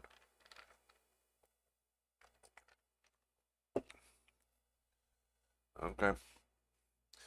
Never force the item off the board. Okay. Because if you force it, you will break it. All right.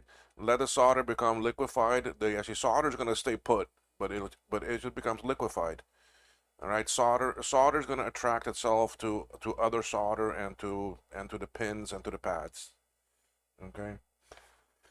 So let it get liquefied and then just, I mean, push it off. Just slide off the chip. Okay. Now I'm at 300 here. Okay. Now look at the difference. Okay. You see how it's not flowing as nice. I mean, I have to slow down. I can still do it, but I have to move slower. Okay, you see that? And now if I stay long on it, then it gets good and hot. So that's why at the beginning I was doing 300, 310, 320. But now, let me move this up to my 380 temp. Oh, I gotta get back to the actually part of the actually equipment. All right. Now look how quick this melts, and look how quick I can go. See? I don't have to worry about. I don't have to stay long on the pad or wait for the solder. See that?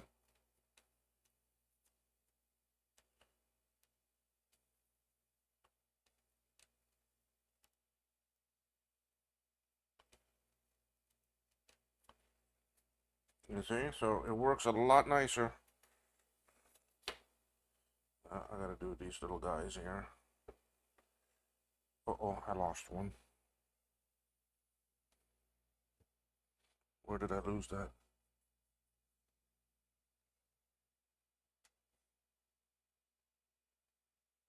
Let me see if you happen to be somewhere. Aha, I didn't lose you. You're still here. Try to escape from me. See? This guy was missing. Now these two are different, so you gotta be very careful here.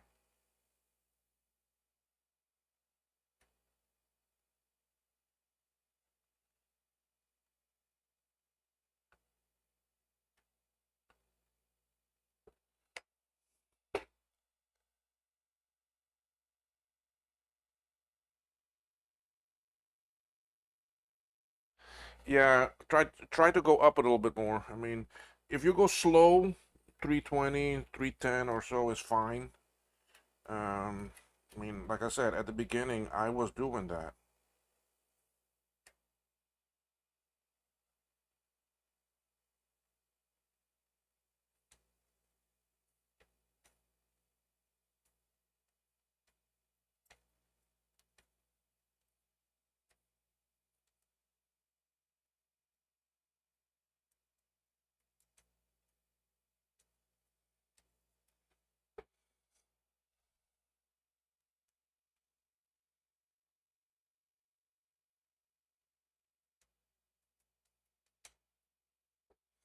Okay, so at the beginning, if you're going slower and taking your time, then yes, you don't need that high temp, but just make sure that you actually stay on your soldering point longer. But for me, moving this fast and that is a lot better for me. All right, where am I at now? I don't want to do that cap yet because I need I need that space to put on the other thing. Um, I want to put on this guy. They're so small, I don't want to lose them.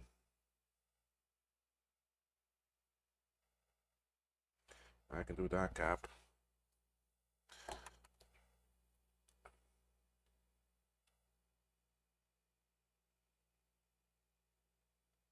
I'll clean, that will clean as I solder it on.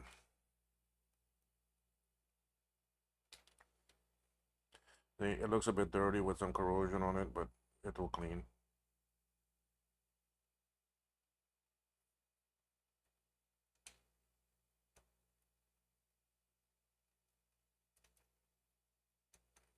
See?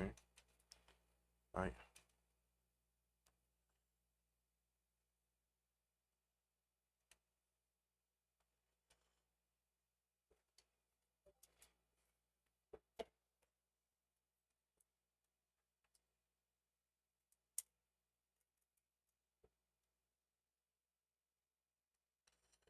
What is that on the board? It just looks like some of the coating. Hmm?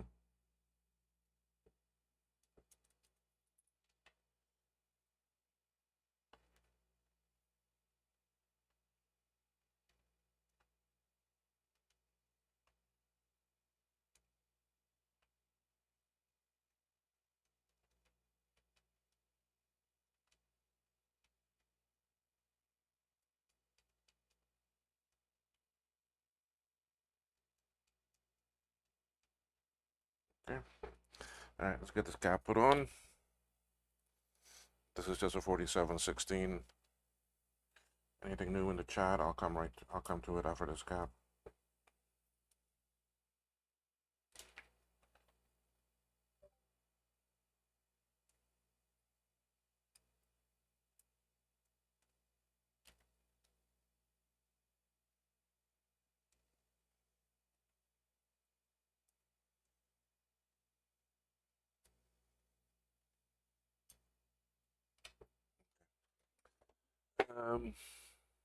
Okay, no, nothing new. Down to 6. Okay. All right. So where are we at now? What are we gonna do? I got some more small things to do. Okay, these two 175s, we can throw them on there. Go right here.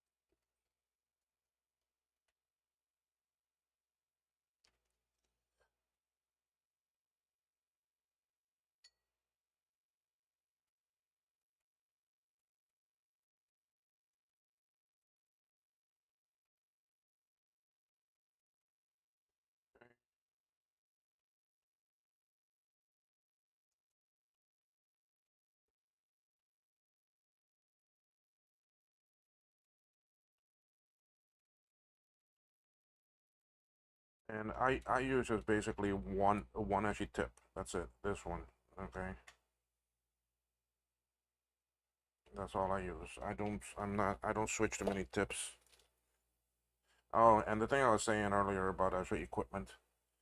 I mean, there's some equipment out there that people say, oh, well, you have to have this, you need this is the best one. But the thing is that you're going to be paying out of the ass for it.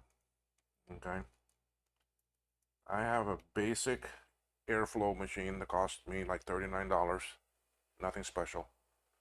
I have a solder sucker pump that costed me very little.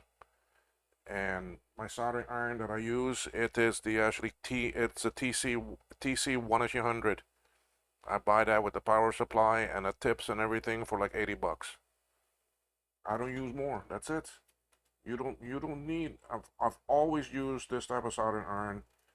I actually love it because it's real tiny. Well, then it's not too tiny, but it fits good in my hand. I can run it off of an actual USB cable if I need to, so it's easy to travel with. I can run it off of a battery pack. Um, the actually tips are a bit longer. I mean, here I'll bring it here for you all to see. I mean, that's it. You see, it's got the USB connection there and the power. And the tip is long, you see, and I like that because my hand is far away. I like my hand far away because then I'm not dragging in the flux. If I had a different one with a short little tip, my fingers would be way more down here. All right, and more exposed to the heat, and that I don't like. Plus, then my fingers would be more visible in the microscope, and nah. So I like my basic $100, well, not even $100 thing. All right, and for y'all to see what I have, that's my airflow thing. That's it. And right there is my other solder sucker. All right, nothing fancy. What I did spend the money on is the scope. Okay, and the camera. That is actually higher end. But my actually airflow heater. That's it. Very simple little thing. All right. I'm not into the high actually expensive items that you don't need. So yeah, Frank, I actually love this. I don't know why some of my cameras are not working. Now none of my cameras want to come up. Give me a second here. Let me see what just happened here.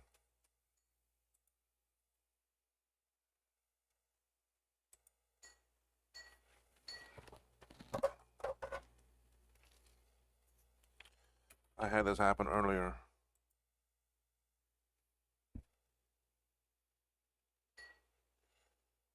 Oh boy. Okay, let me. Yeah, I know y'all are in the dark. Give me 1 second here. I'm trying to see why some of my cameras are not coming up now.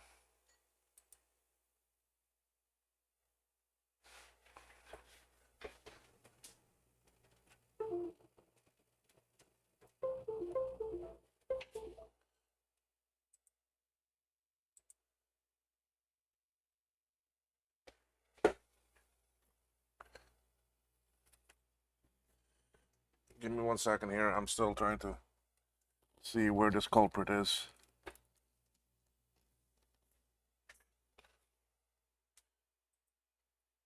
Aha. You don't want to see me. Aha. There we go. Okay. Got your back. You're not in the dark anymore. So yeah, I mean, you don't need those expensive items. You don't need the $800 Hacko solder sucker pump or the airflow. The actually solder removing station, whatever you want to call it. I mean, you don't need all those expensive things. Simplify.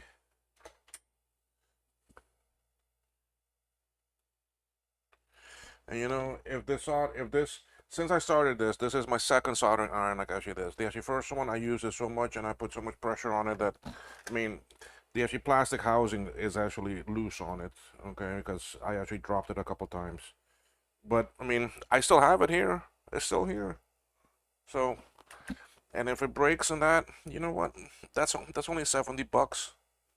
I didn't lose out a lot. Diode needs to go the other way. Look at that. So, I mean, I see the soldering iron as a tool that can break because it is electrical. So don't go spend something a lot because it can burn up. It can stop working on you. But spend on a scope because you need to see good.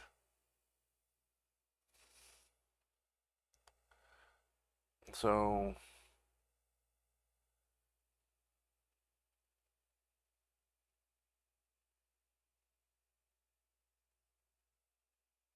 yeah, that's what these. I mean, I love these small little irons. I mean, it is a very convenient little sucker, and they work well. I don't have much problem with them. So, all right, let's go do some PLC chips. All right, I'm gonna zoom this one out so that you can see better. Oh wait, before that, I want to do these two small ones, and we're gonna do these the Yashi hot air method because that worked pretty well. So we're gonna make some pillows again. I used to do it this way a lot, but then I got faster at the Yashi soldering, and I kept on burning my Yashi fingers too much with the Yashi hot air method.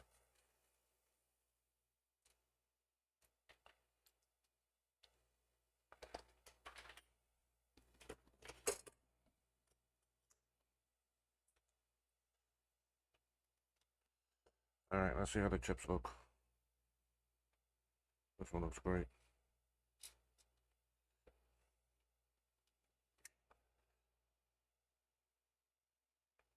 Here we come.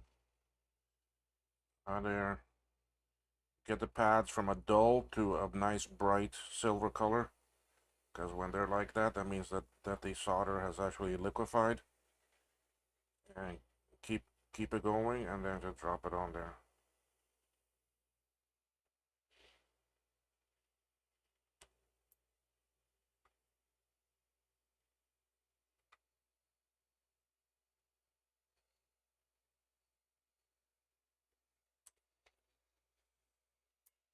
You know, this side I didn't put on too much heat, so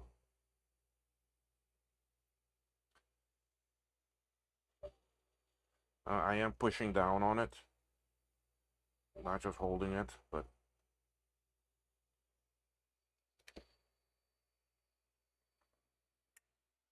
That's it. That one's on there.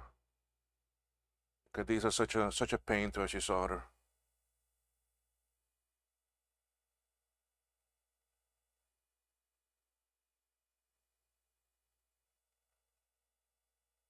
I don't know which one the Andotech is. Um, the ones I don't like are the ones that you look through, that you look at a monitor screen. I just can't see myself soldering that way. I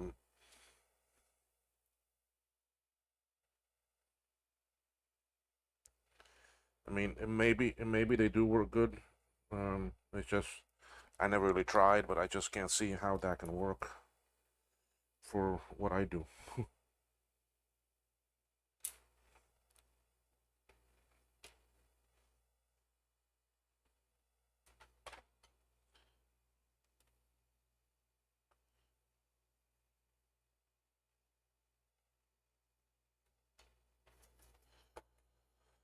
All right, so pillows. I already have the chip here, so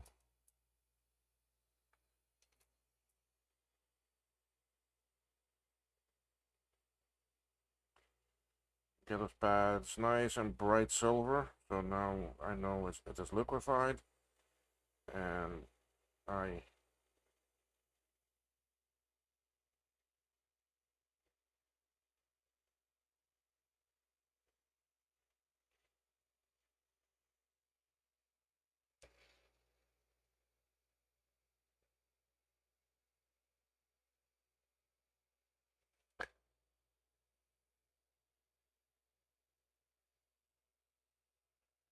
I come back heated like this because I know it's not sitting on good.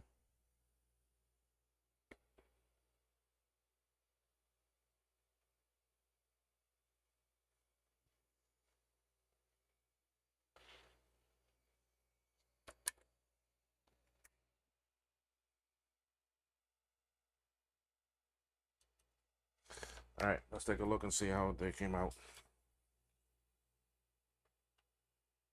Good, good. A little bit off, but they're still touching. Off, but still touching, and secured.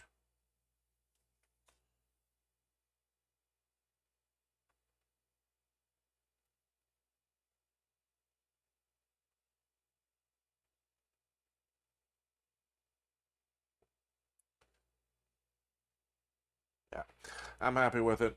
They're fine the way they are. All right. I don't do the bigger ones that way because it gets harder and harder for you to line them up. Oh, 7-inch LCD one. Yeah, how do you find working with that? I mean, how do you find working? I mean, to me, it's like you're looking at a screen and working far away, like you're almost a remote soldering.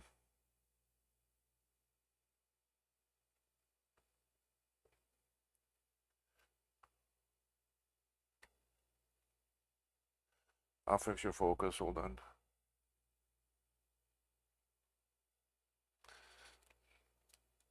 All right, this is the Apple Sound chip. I'm putting on here. That is this one. Yeah, 63.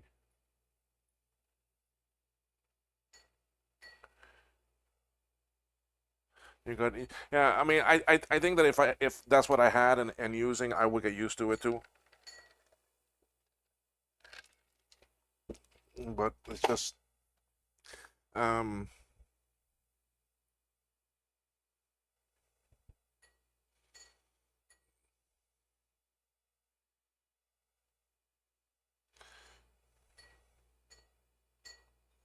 oh, I got 4 Discord matches. Just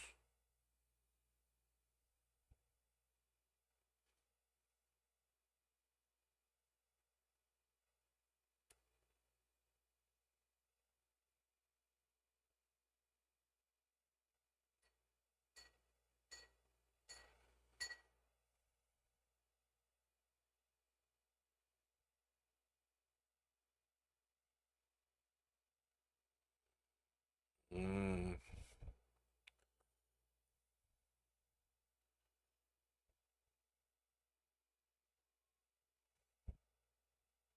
Hold on, I'm just checking the message here.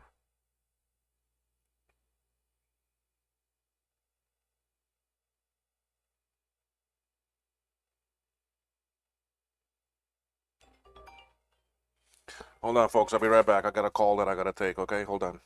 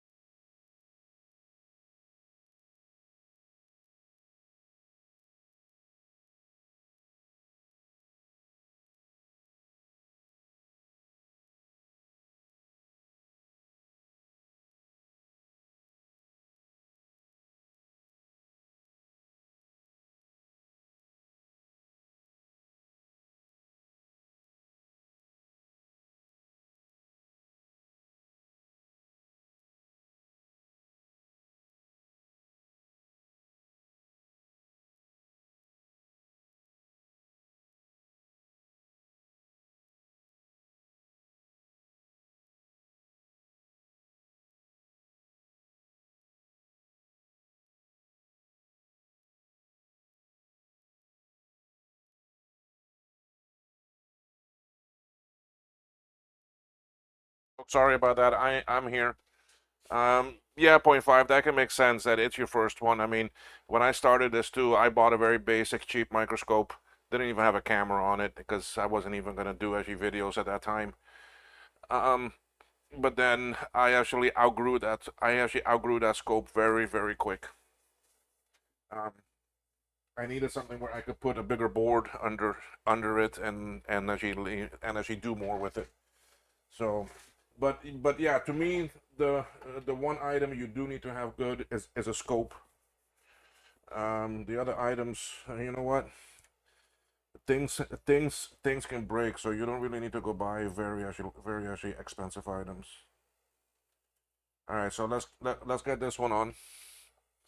Again, it's just lining up the pads with the legs and equally, and just my solder iron went off. Okay.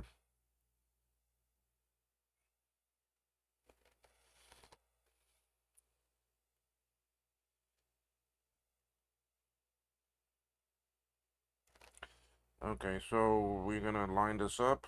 That looks pretty good right there. Tack that one until the gold color is gone. And same thing there, you see.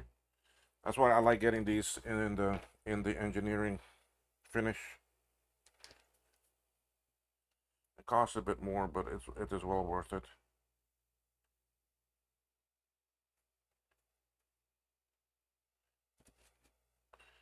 All right, I need some more flux there.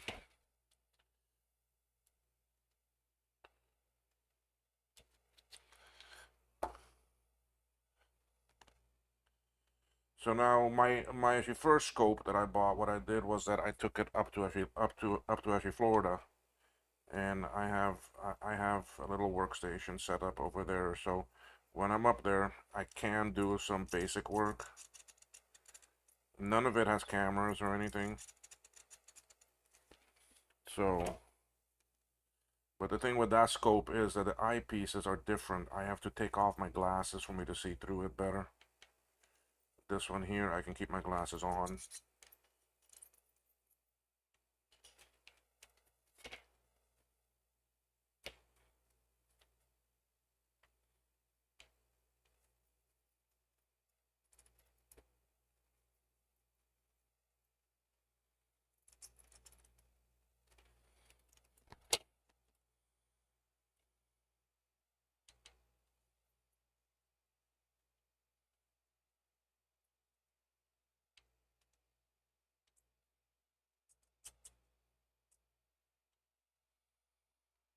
2, 3, 4, 1, 2, 3. All right. Since I have them here now, I'm gonna go ahead and do these caps that are right here because now I'm done with this chip.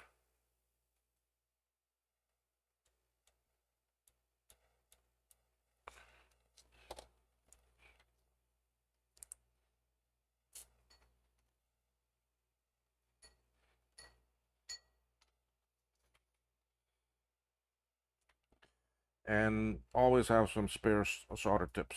I've had them break on me.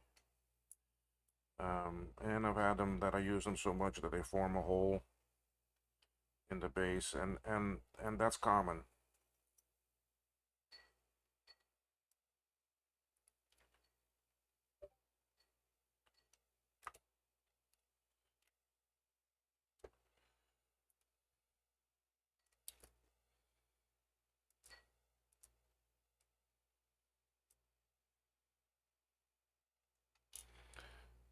I need to see what's attached to these.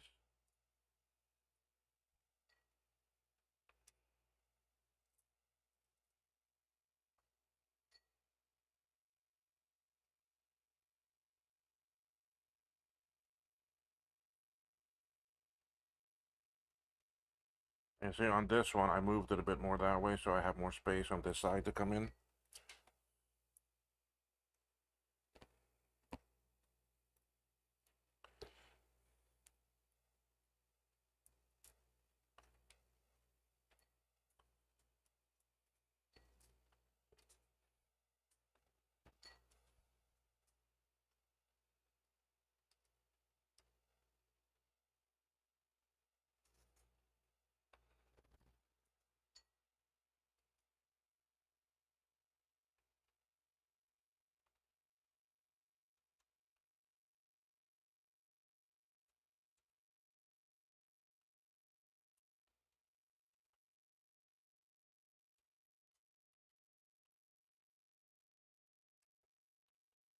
Okay.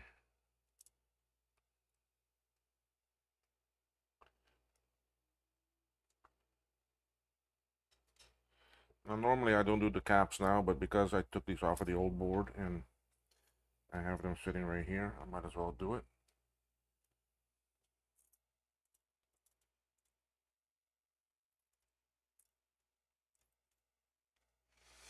Okay, that's all I have. I don't have one for that other one. So those 1, 2, 3, 4. Remember, 4 were from the other type, the actually canister type. So I'll have to do those later.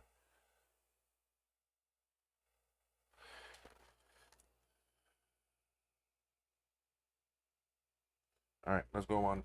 We're gonna do more. We'll do the SEC now.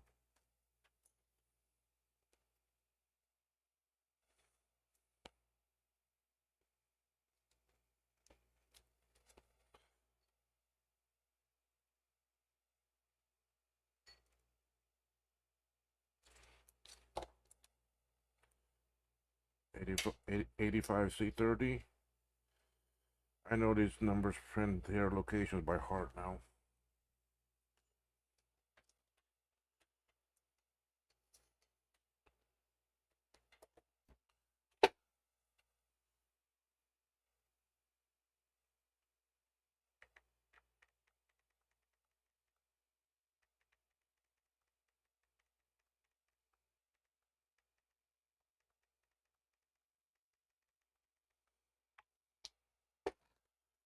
Okay.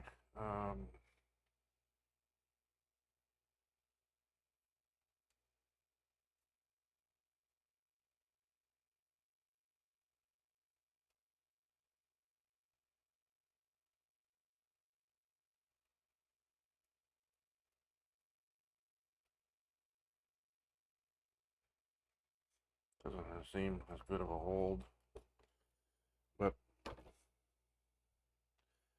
when I drag it, it will secure better.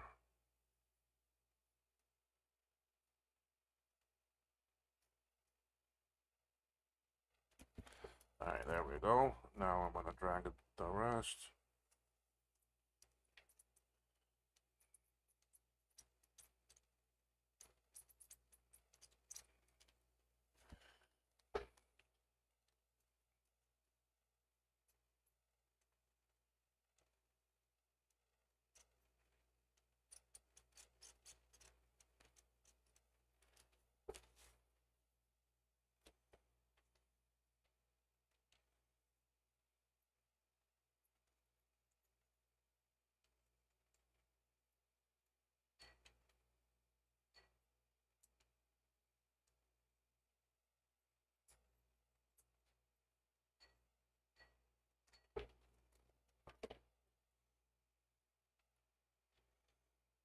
Don't have too much flux here, but let's see.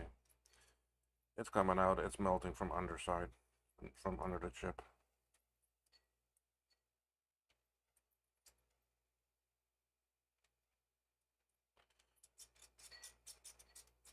What goes here are the actually fuses.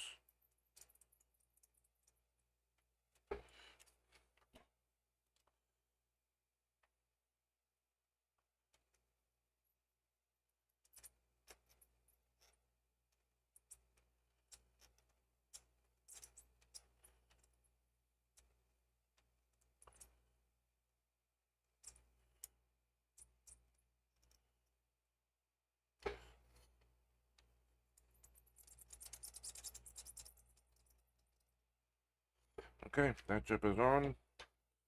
Scuzzy.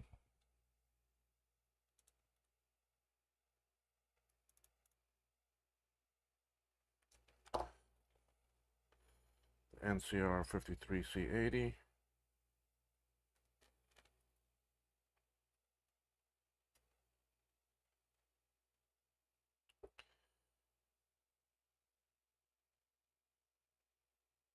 Anything in chat? Oh. 7 watching, thank you.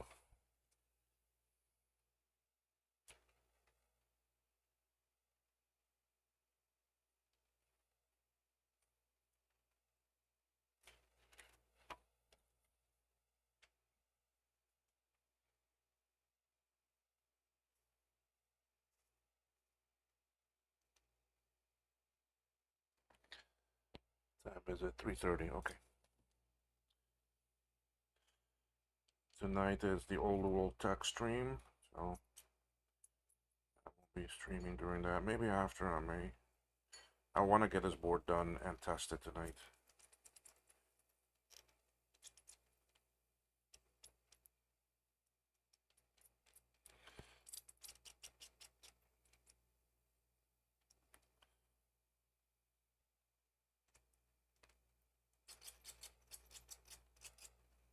Because I won't finish. I doubt I'll finish this before I need to sign off. Because at 5:30, I gotta 5:30 my time. I gotta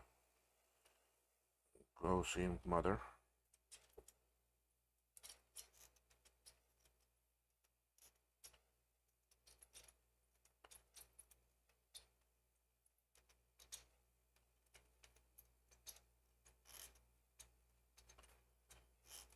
So I don't want to stick to this scuzzy.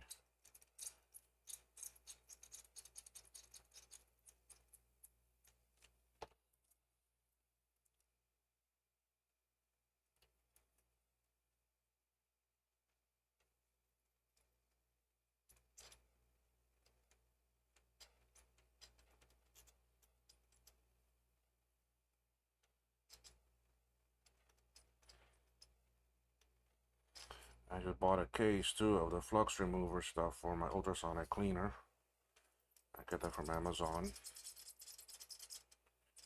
But it goes to my forwarder, and then my forwarder has to put it on ocean freight for it to come to me here, because it's a chemical liquid that can't come by plane.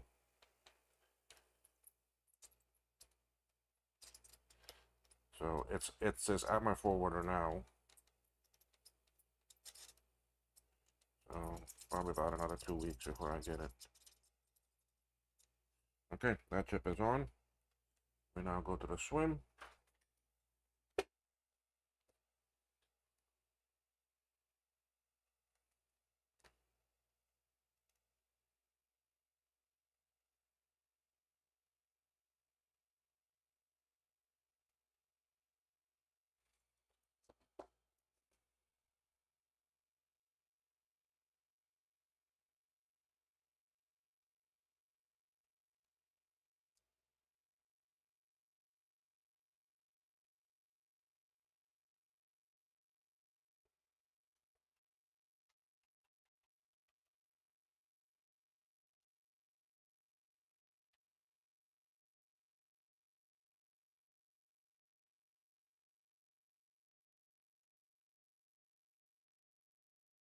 Now I have two CI boards I need to reload,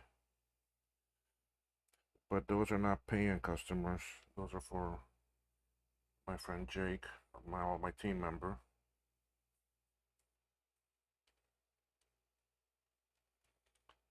So I'm in no rush to do them.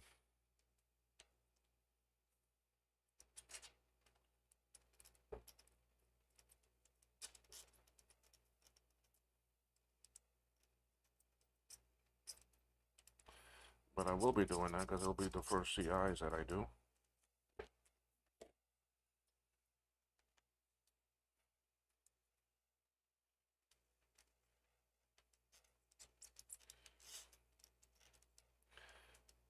This board might have been a good candidate for socketing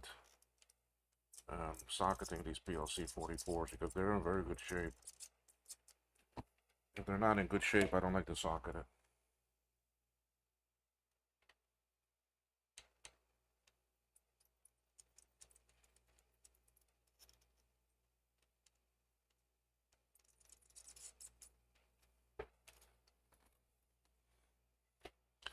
Four chips left.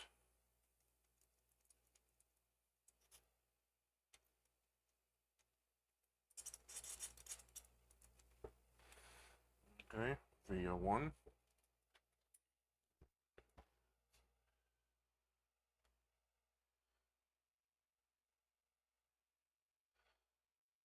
The only what? Oh, the only machine now you need to try and get is a 2CI. Okay, 2CIs are nice. It's a big board. It's a big boy. Um,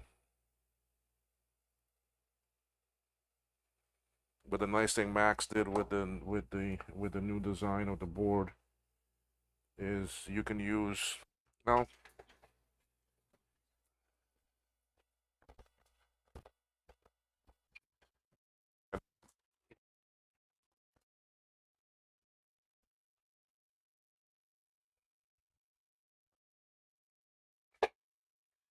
move my drink out of the way so I don't spill it. All right, so this is the 2CI board. This is the reloaded one. Okay, so you can see how much bigger it is. Some of the things he's done differently was that he's added here a connection and the circuitry needed to use a ATX power supply directly on the board.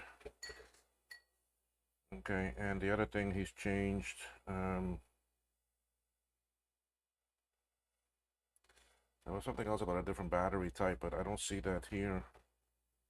But the board looks very nice, very big pads. And it already has all the bird seed on the bottom. But it is a much bigger board compared to a SC30. You can see the difference. But then again, too, that's because this has the ROMs are here. The memory is different. It's got the expand. It's got the slots, the ROM, the cache. So I haven't tried it yet, but I do need to do a transfer on this and get it working. It'll be interesting. It'll be an interesting task.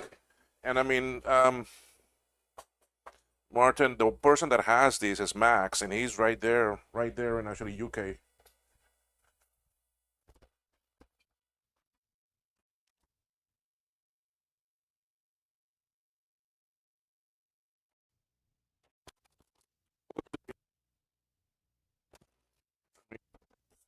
He has a lot of the stuff on his GitHub, but I don't think he has this one on his GitHub yet.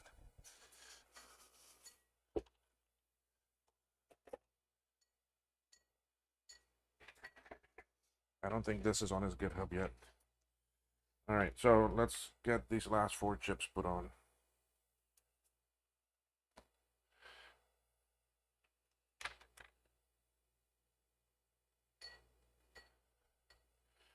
Okay.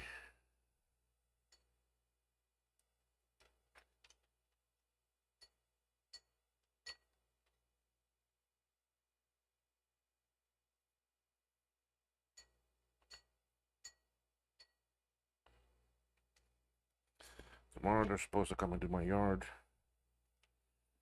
but we have an 80% chance of rain tomorrow.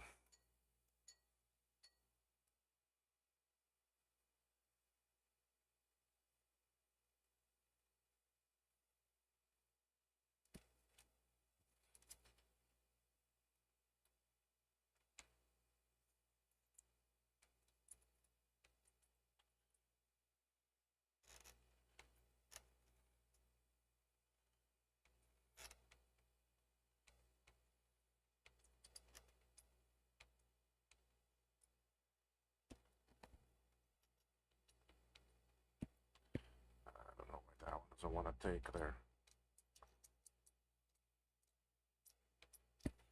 Something is too high off the board, it won't take.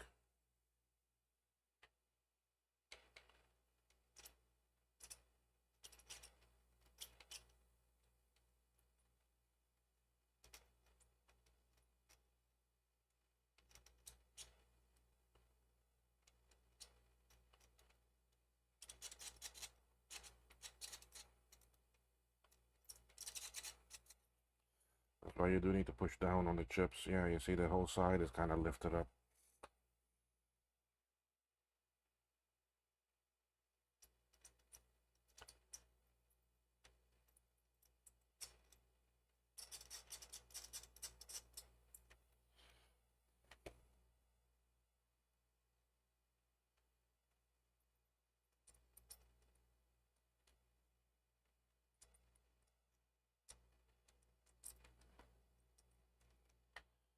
Yeah, that's gonna.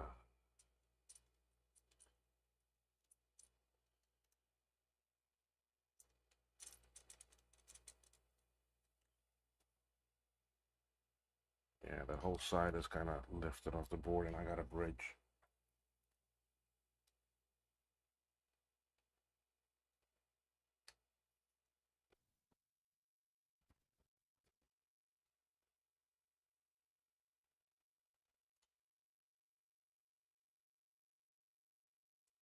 But it's on, so it's all soldered. Let's get the next one.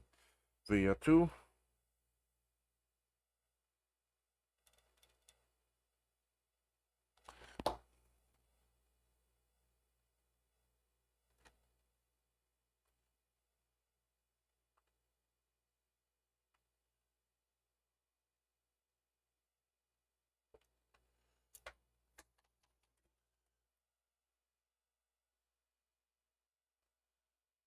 Oh, you're not in the UK. Okay, I didn't know. I thought you were in the UK.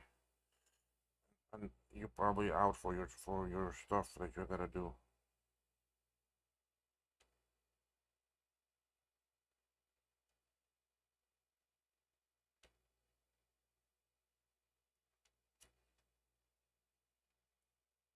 Yeah, I bought those two boards. I bought those two from actually Max, and he shipped them to me here in Cayman.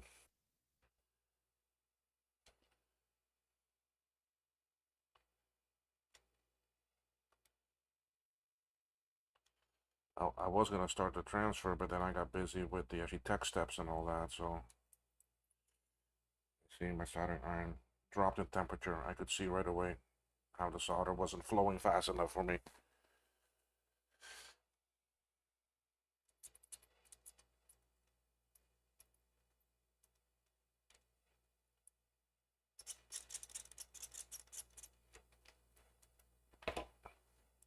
Because I can push a button on it, on the actually A button. I have 3 different temps preset, so I can switch between them. Sometimes my finger touches it and brings it back down to actually 300.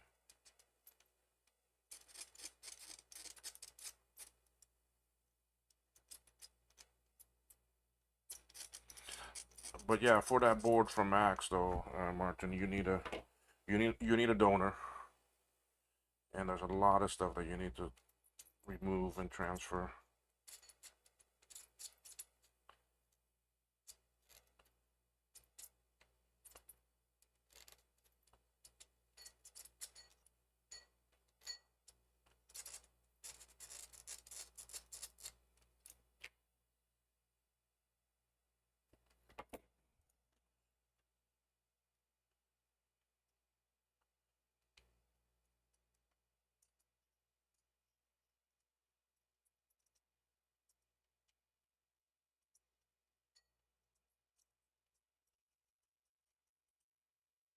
All right, let's do the small ADB and then the glue.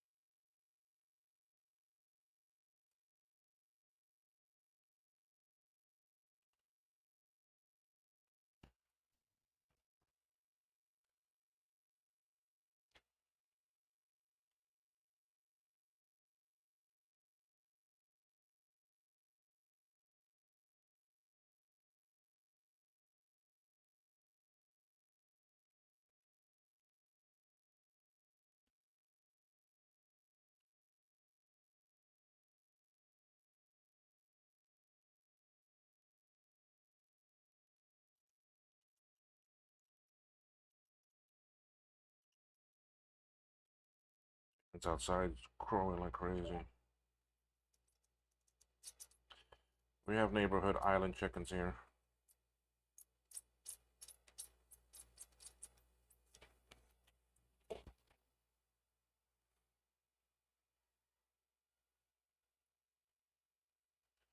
I don't know if you can hear it over the mic.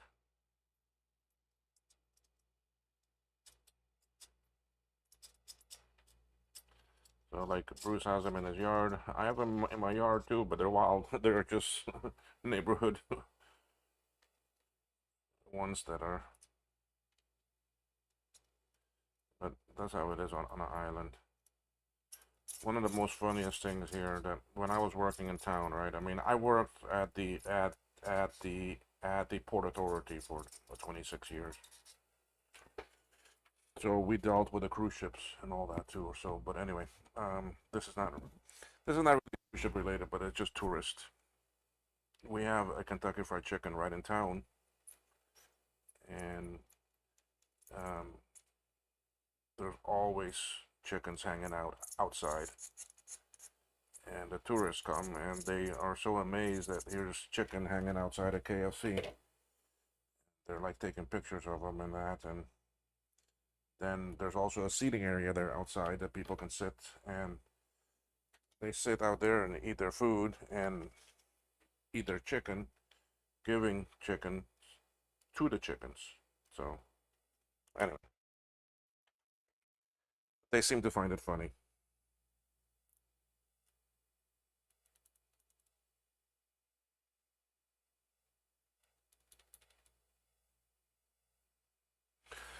Glue chip. This one, gotta see how clean it is. Yeah, it's fine. It's fine. We can use it the way it is.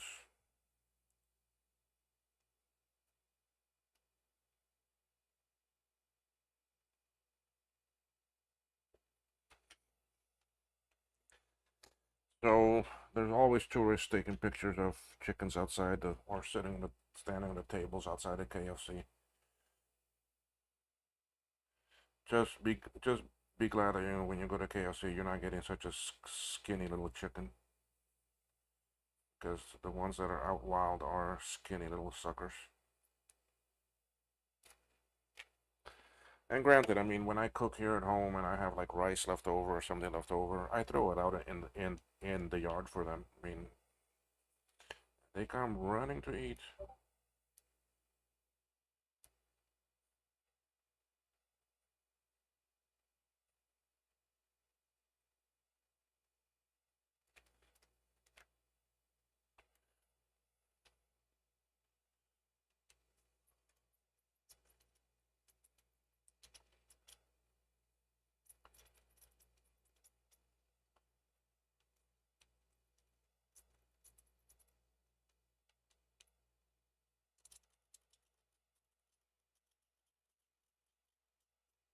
So this is the last chip that we're soldering directly to the board.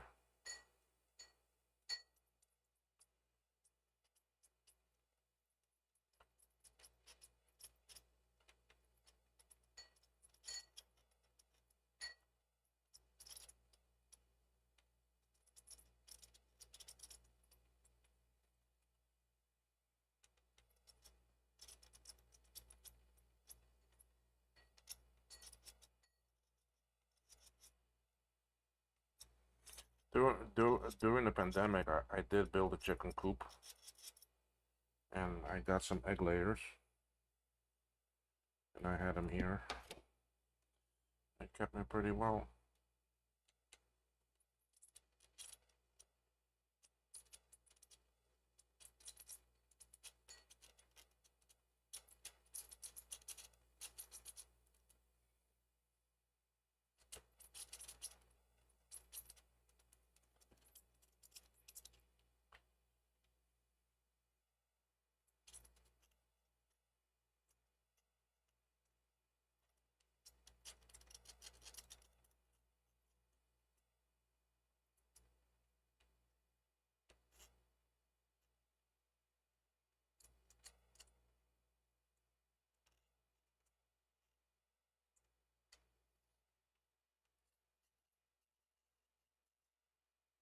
I had four of them.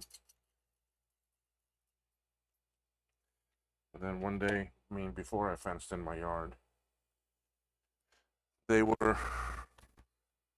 I always let them out during the day from their coop, and they were just roaming around in the yard, and then they come back.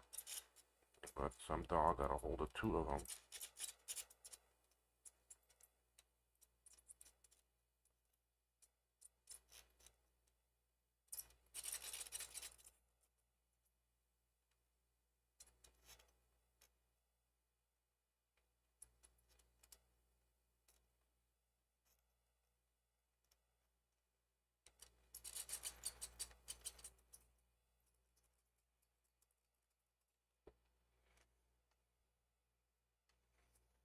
think that's it.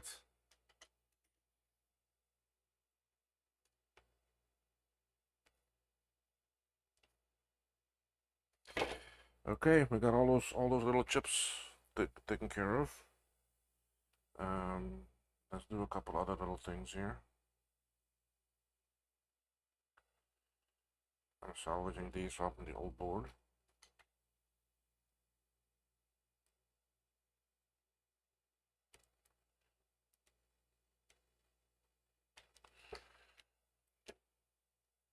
Right, I got the one up here I can put on.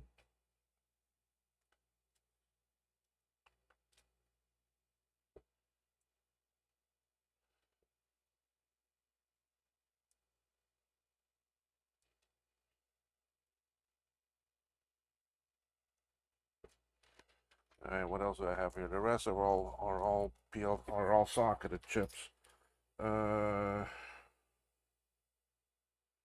Fuses I need, and some other little things. Let me dig some things in my bin here, and I'll be right back. I'm still here, but I just can't see the screen, so well, you know what? I can bring it up here.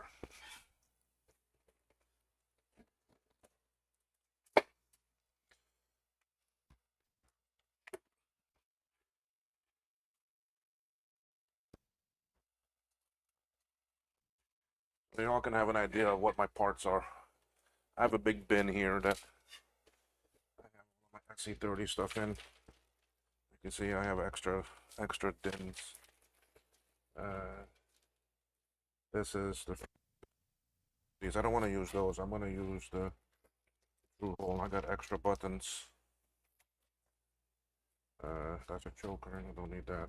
This.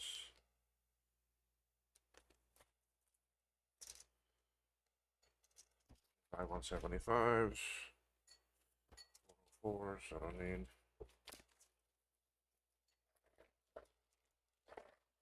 I have another one of those that I'm taking out of. These are all parts for to build SE30. See, these are the 220 ohm resistors. This is 253s. I don't need any right now. Form.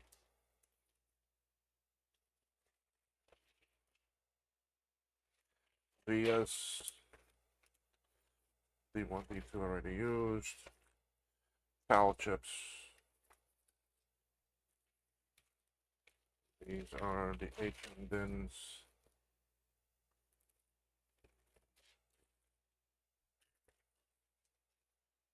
I need one of these.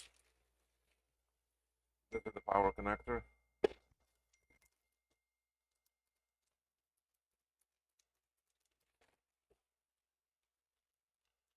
Oh, this is the video RAM. I told you that I have extra of.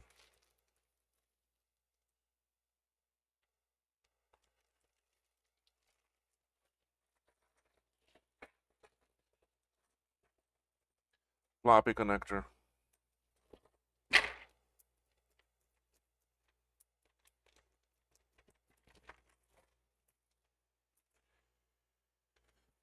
More 175s. Some more of these.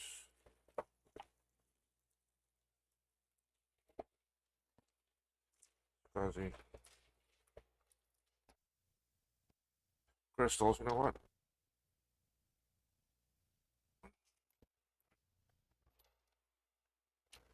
Crystals are hard to find. I bought these out of Poland.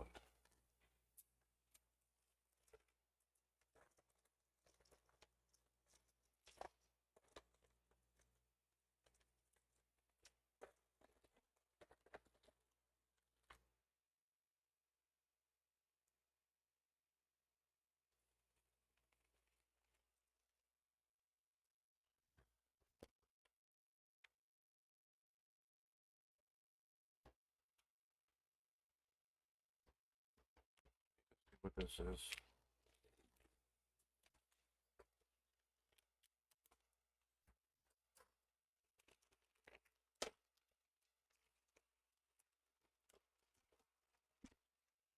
Need more SCSI? Did I buy that many of them?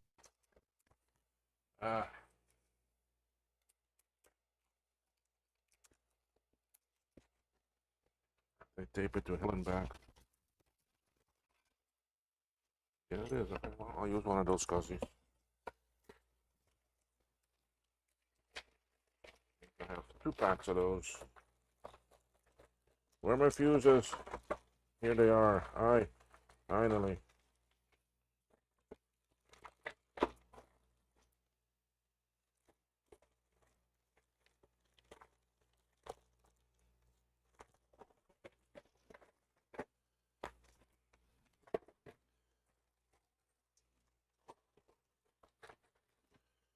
Okay, well, I think I got everything that I need out of this box this time.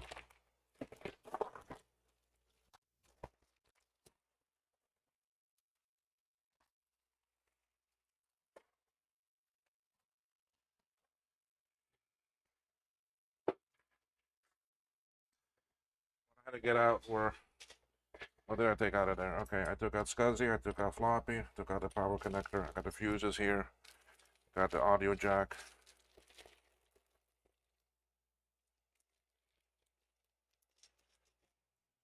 I can go back in there. Fuses, these are true hole. I may have to order some more of these. I may not have enough to do all the boards I gotta do.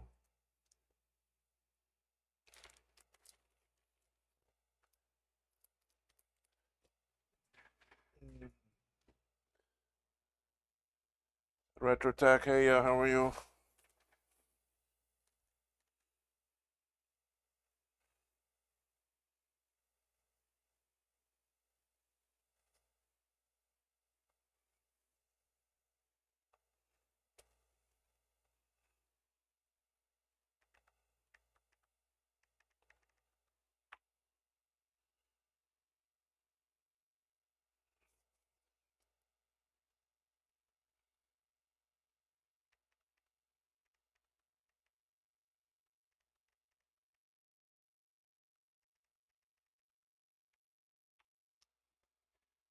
Okay, so I have the things here that I need. So let's go put these on. Let's put on the fuses in there.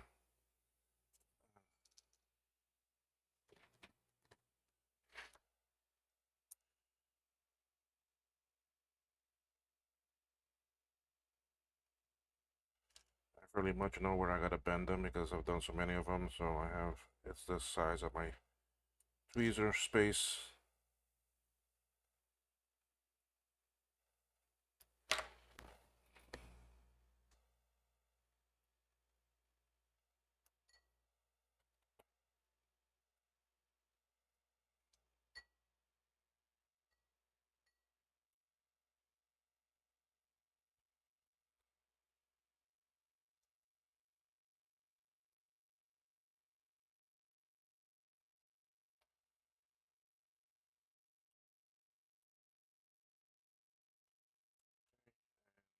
Do the crystal too at the same time.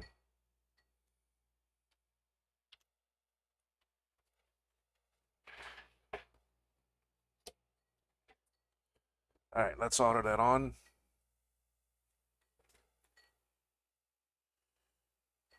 Crystal hole. Where are you? I see one.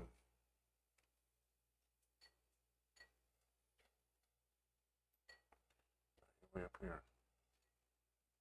Okay, 1, 2, 3, 4. Yeah, there you are.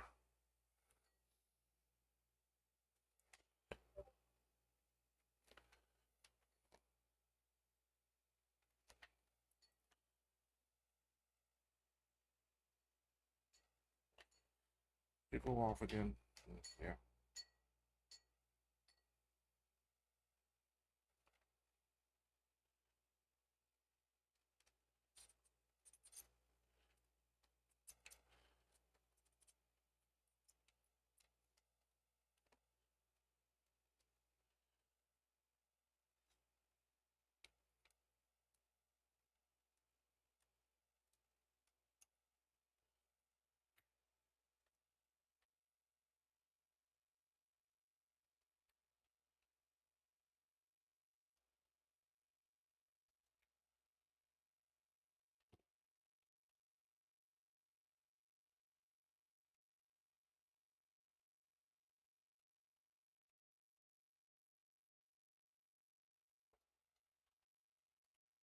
All right, I'm gonna snip all these now.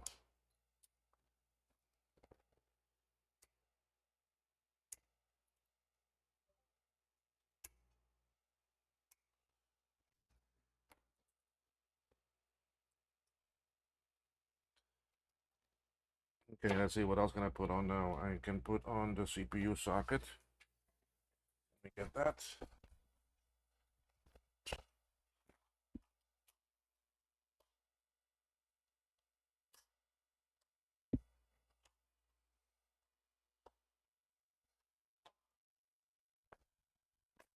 I like to do the CPU socket now because it is based on the height of things. So here it is over here. Okay, so that can go in, and now able to lay nice and flat for me to solder it.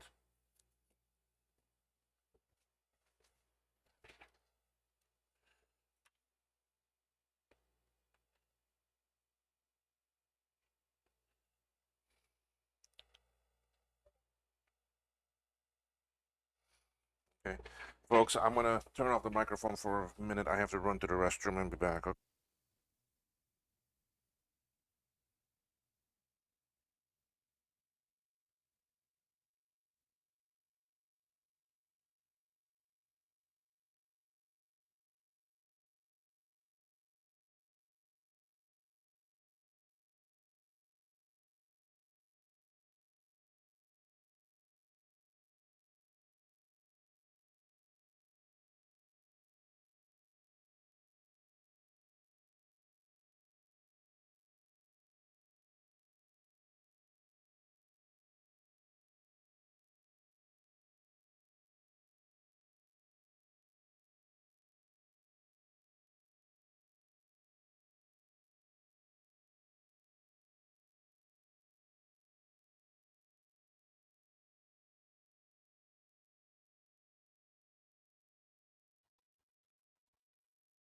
All right, that's done. Coming back.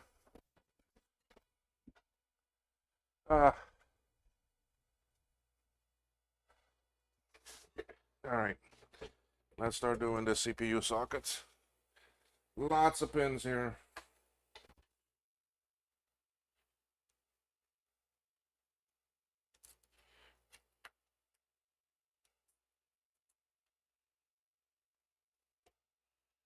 I do the opposite corners first and push it up to make sure it's in there good. Now I go to town.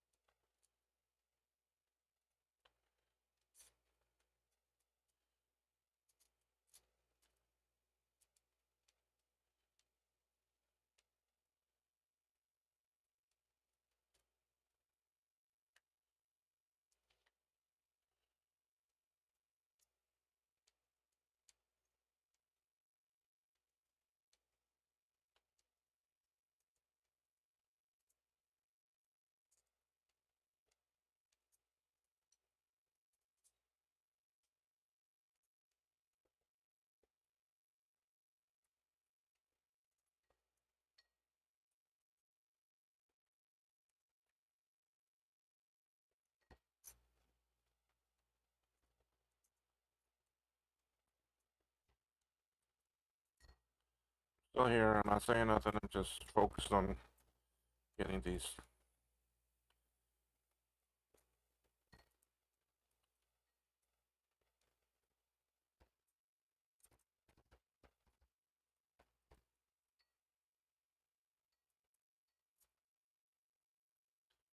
This is another reason why I like a soldering iron that's hot. You see how quick I can do these? If I had it at actually 300, here, I'll drop it down to actually 300 now, you can see.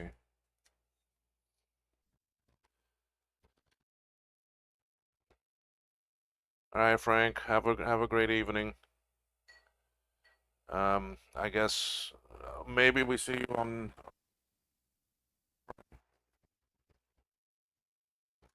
I'm down at 300 now, so you can see now it does. You see how much longer it takes to melt good. See that? Even so, it's still. And when I bump it up to 390, well, 380. Sorry, I used to use 390, but I backed down some.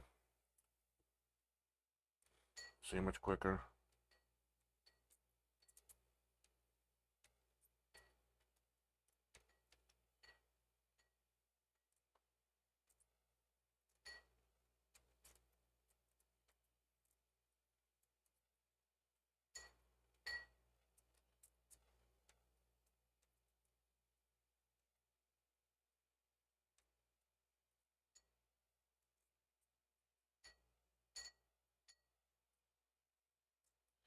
Okay, CPU socket done. All right, so now I can do. I got a buttload of sockets that I need to do. All right, I don't want to do the caps and that yet. The small ones I can do, but let me get my let me get my let me get my bin of sockets.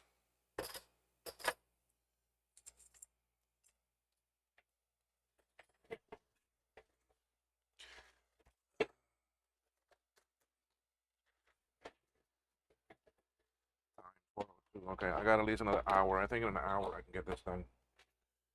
All right. You all want to see? I mean, this is my bin of sockets. You can see some of it here. I need 2 of the 4s. This is one for the. Ooh, I only got 1 left for the ROM. I need to buy some sockets. That's the ROM. The video memory. The Sony chips. That's 2. Then this one. 5, 6, 7, 8. 1, 2, 3. 4, 5, 6. Already low some sockets here.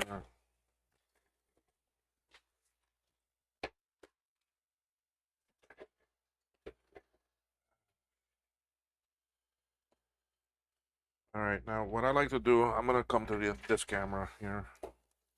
What I like to do is to populate all of these. Then I'll go on the other side.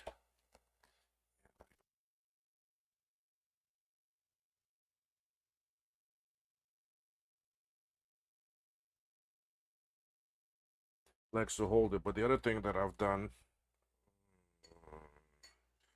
the crystal might mess me up, is I build things up based on height. So this should sit flat on the table and still push in all the way. So except that crystal is a bit higher.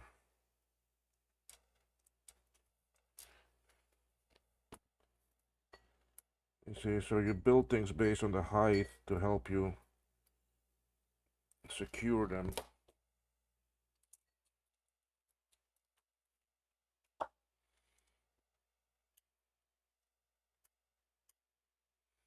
That's why I did the CPU socket from now, okay? Because it's based on the height.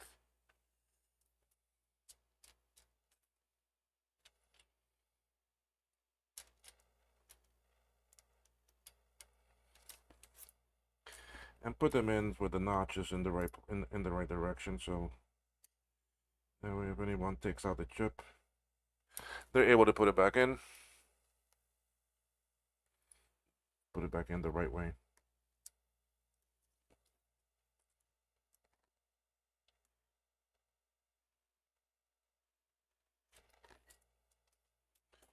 need to check one thing here.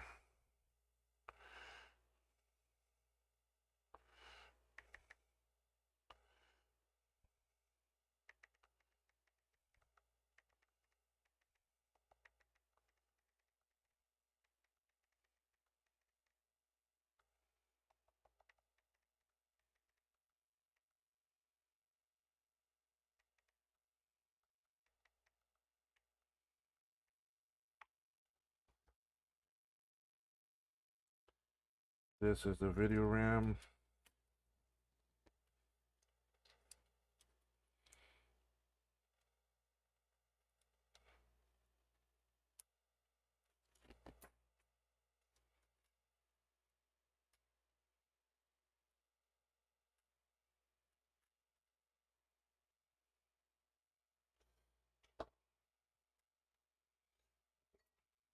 Socket. That was sitting in the wrong bin.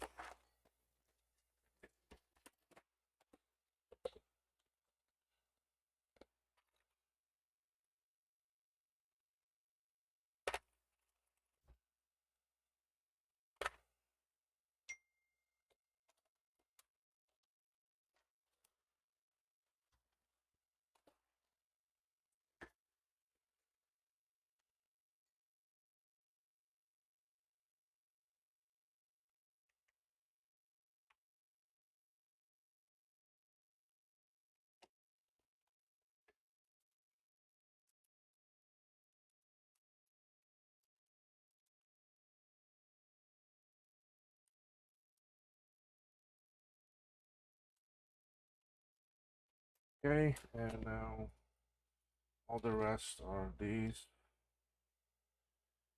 And these are for the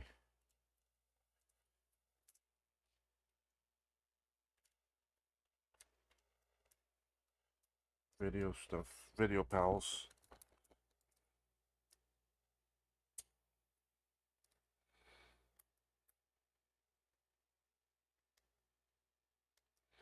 I bend the four corners.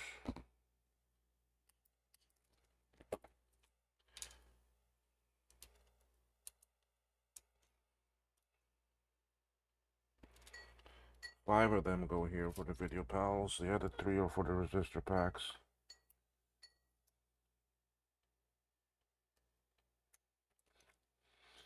Which on this board, the resistor packs that are on the original board are impossible to remove.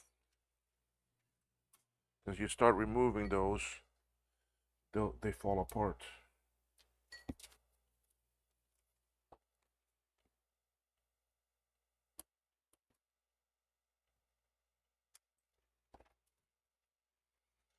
Alright, other ones are for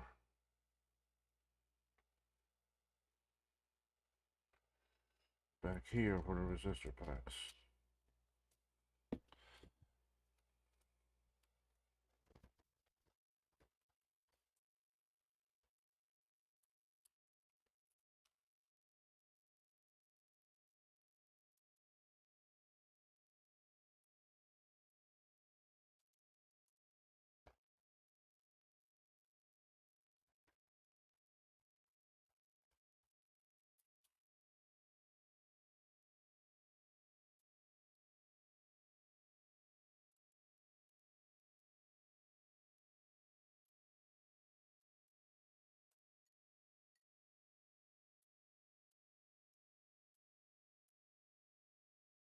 Okay, those are all off. Who's the evening? All things DG. Hi, evening. How are you? Working on another SE30 here, getting to the end. Not much left to do on it, so let's go back to the scope where we can solder these sockets on.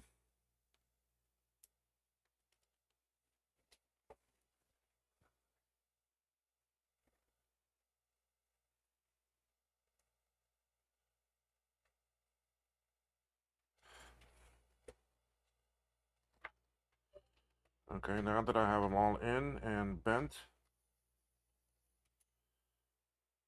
Oh, sorry, I went to sleep again. How long have I been on? 3 hours and 10 minutes. It's okay. What else am I gonna do, right? Oh, soon I gotta go to my mother's, but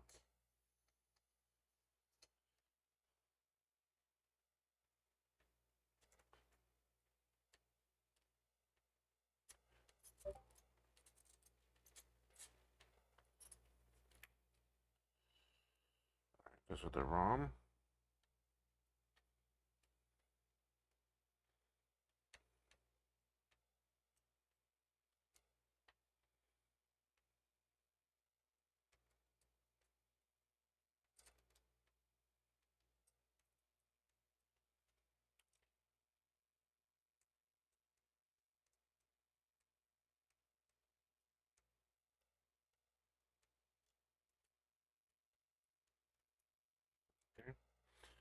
This is the one back here for the inductor.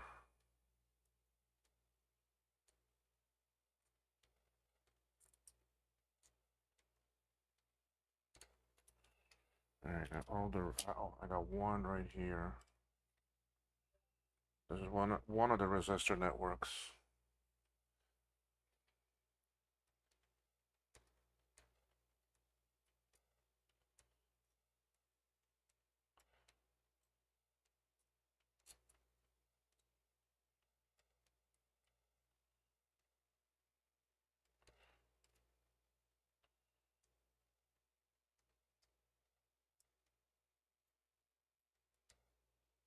Okay. Now I turn it. Here's another resistor network. Yes, I know this board by heart.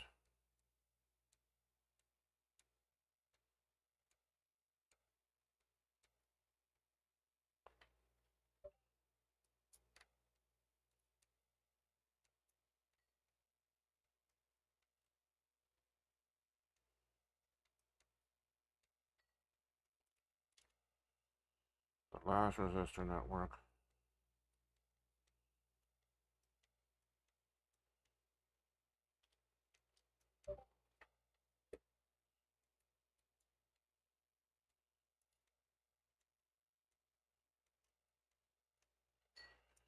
Usually one of these boards takes me from start to finish about 4 hours, so I didn't start this right away.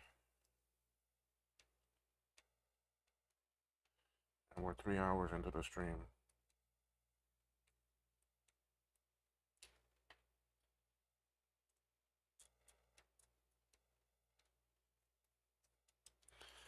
These two are the Sony chips.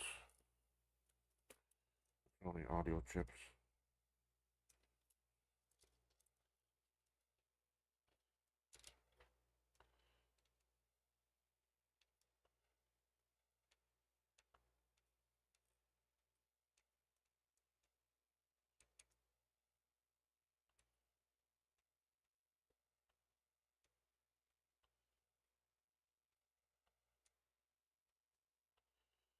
Alright, these are the video RAM.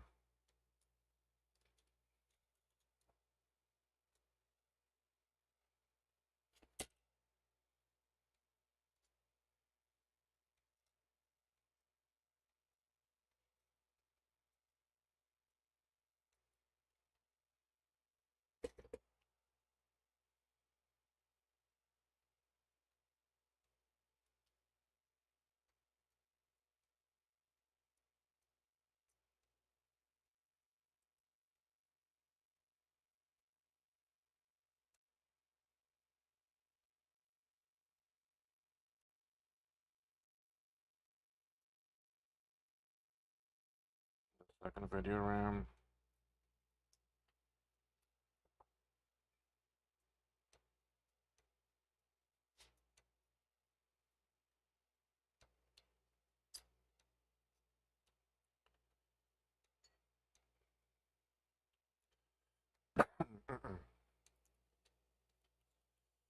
Okay, now for the 5. Only things left are the 5 for the PAL chips.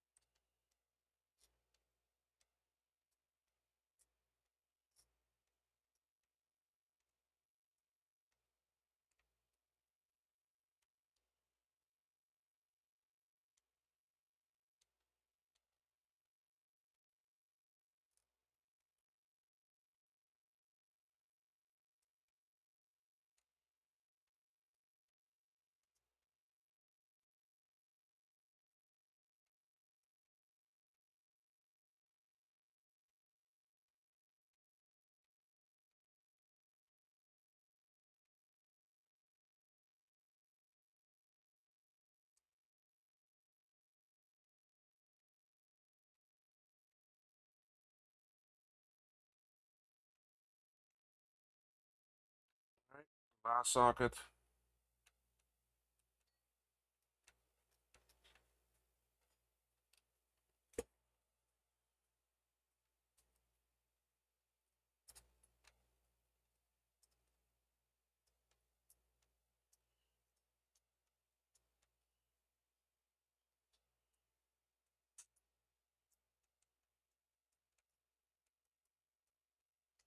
Okay, that's that. They're all socketed. All the sockets are in. Now let's go do the last few things we need to do. I need 4 caps and those other 2 caps. All right, let me get those.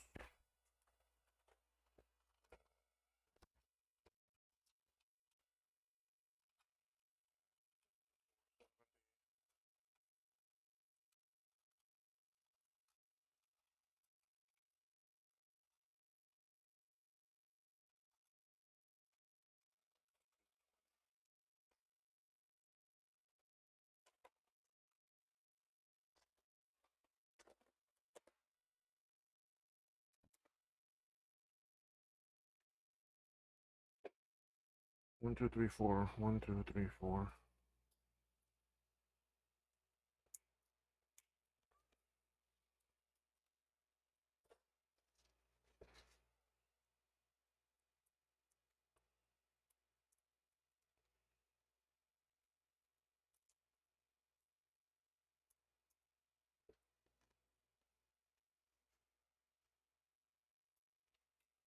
Okay, so let's put on these 4 caps.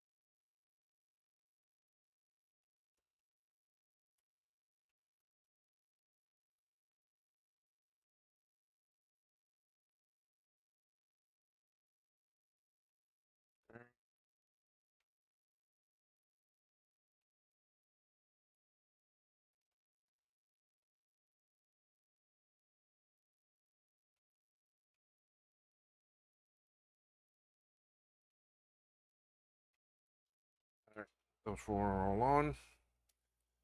Let's do these 2 here. These 2 radio actual ones.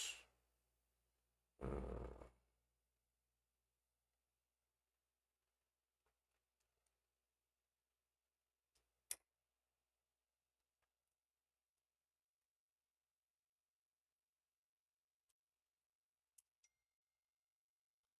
221 over there. The 470.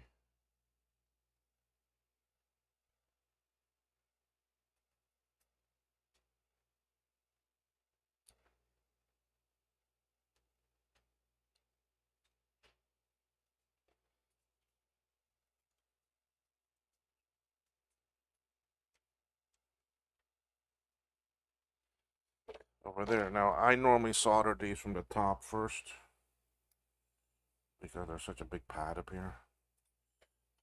Such a lovely pad to solder on.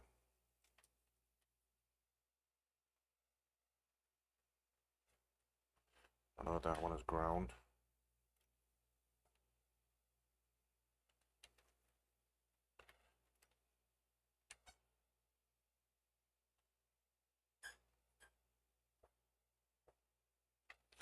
Then I'll flip it over and do the other side too.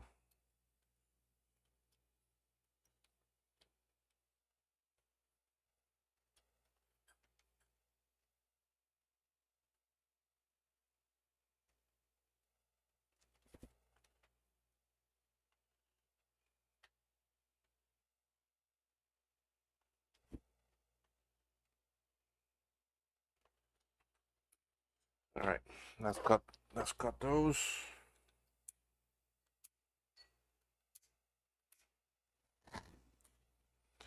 All right, the next thing in height is the floppy and serial connection.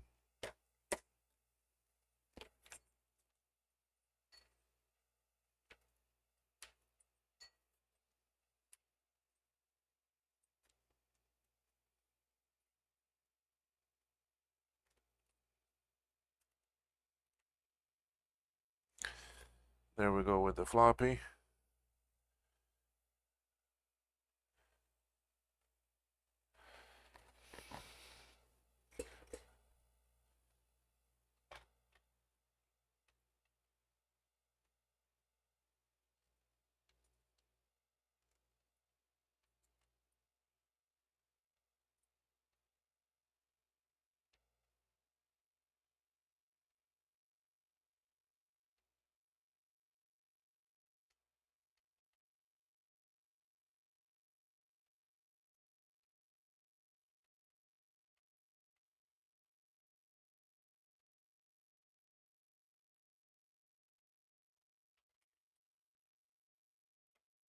And I like to put these on it because again, it's a height thing, and by using the table to help me get it in straight.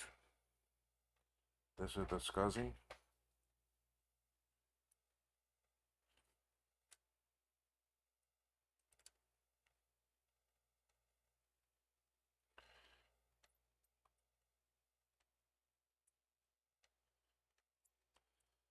This one is longer, so I'll do one side and turn it, and then do the other side.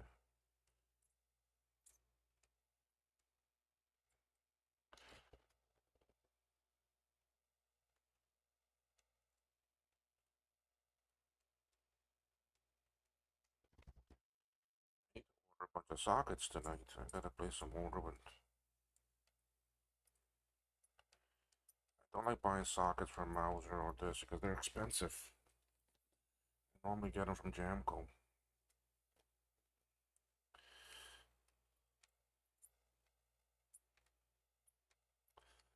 Solder on my tip.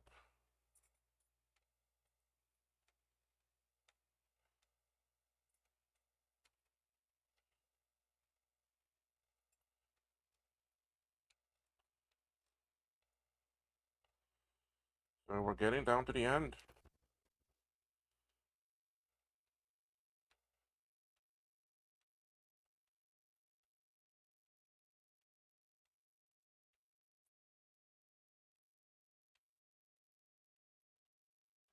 That's all on there.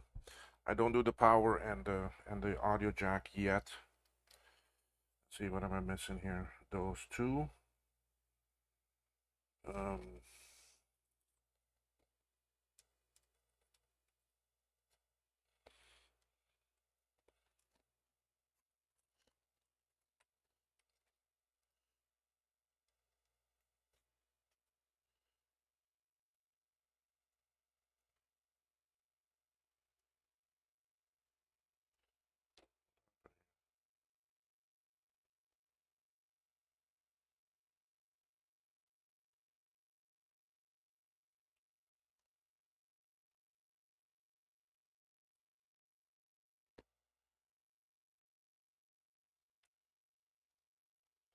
and this is the battery connector.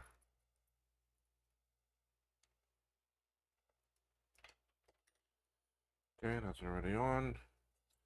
I want to put on one ADB keyboard.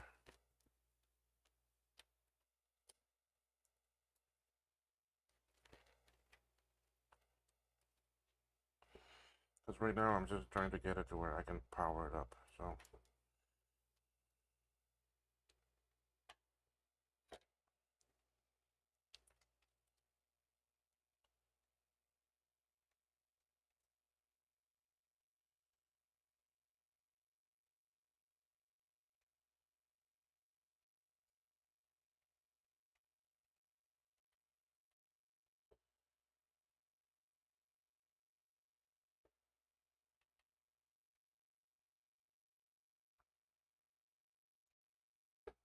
okay, because that way then I can have a keyboard connected. Um, I need the SCSI port at least. So we're connecting that.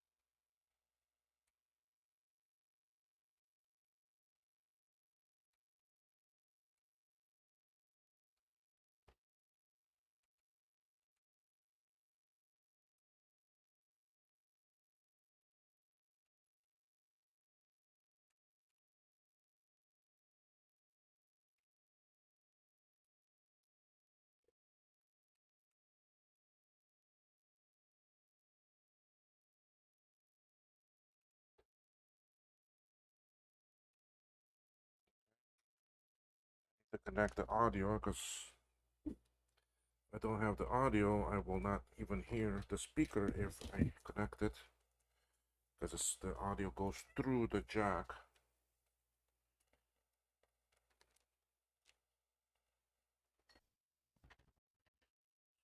If I don't do this, I will not be able to hear chime at all. Even if I connect the speaker, I will not hear it because it goes through this.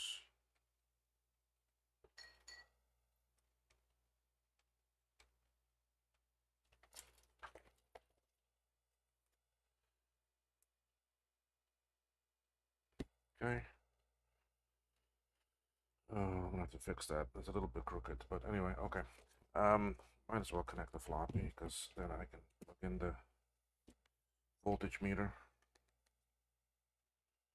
It takes nothing to solder this quick. Y'all see how fast I am with it anyway.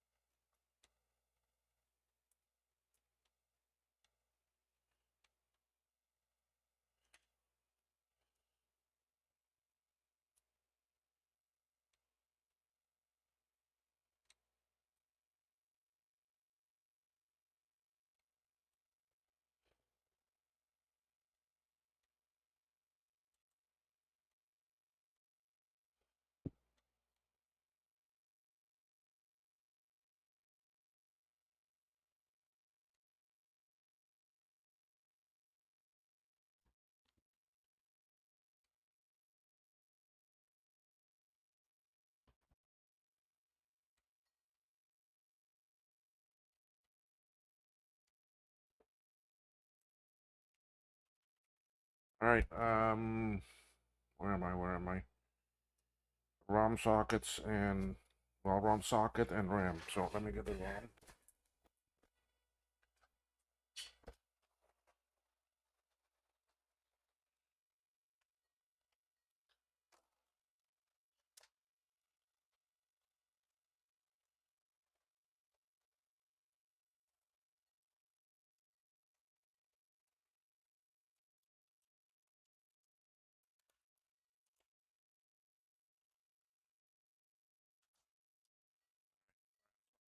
Socket coming.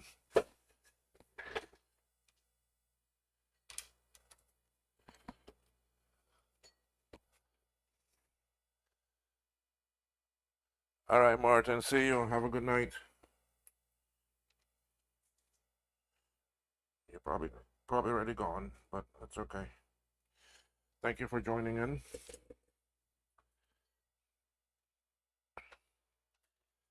All right.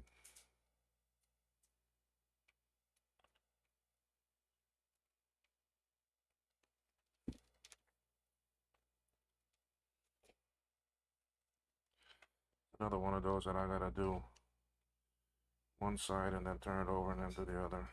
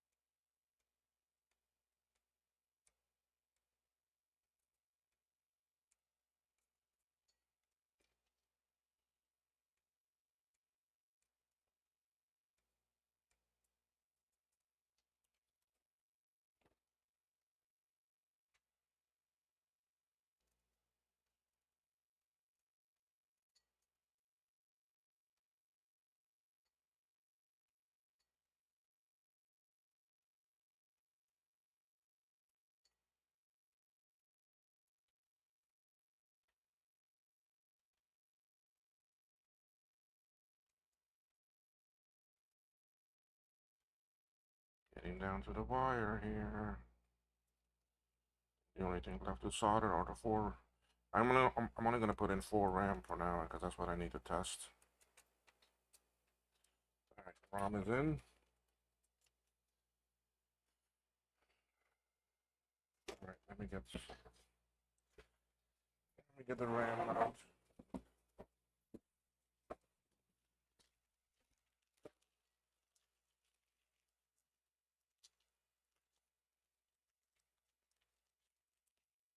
One, two, three, four, five, 6, 7, 8. Guys, when I run out of these RAM sockets, that's it. I'm not doing no more SC30 boards. Well, again, well, yes, I can because we have a new type of RAM coming out that can work without these RAM sockets. But then you'll have to buy the RAM too because normal Sims will not work. Going back to old school, guys, if you all remember SIPs, any of you remember that type of RAM? Looks like a Sim, but it's got pins on it.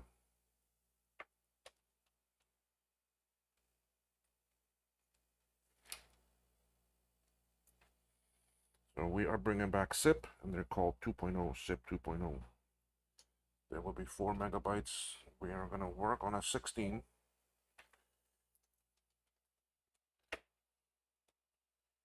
Hopefully we can make a 16.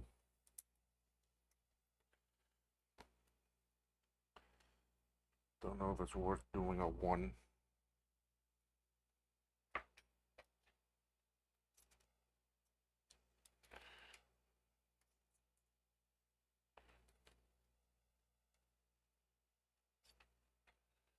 So, matter of fact, I already have one of them here. See? It's just a normal SIM socket, but it got pins on it.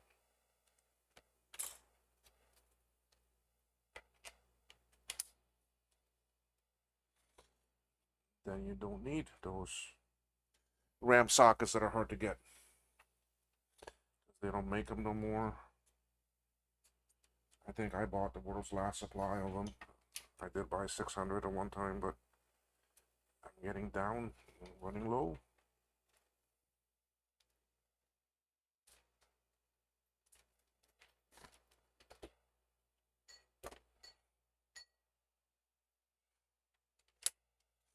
Right now I'm just tacking the RAM and then I will go back and do the main solder.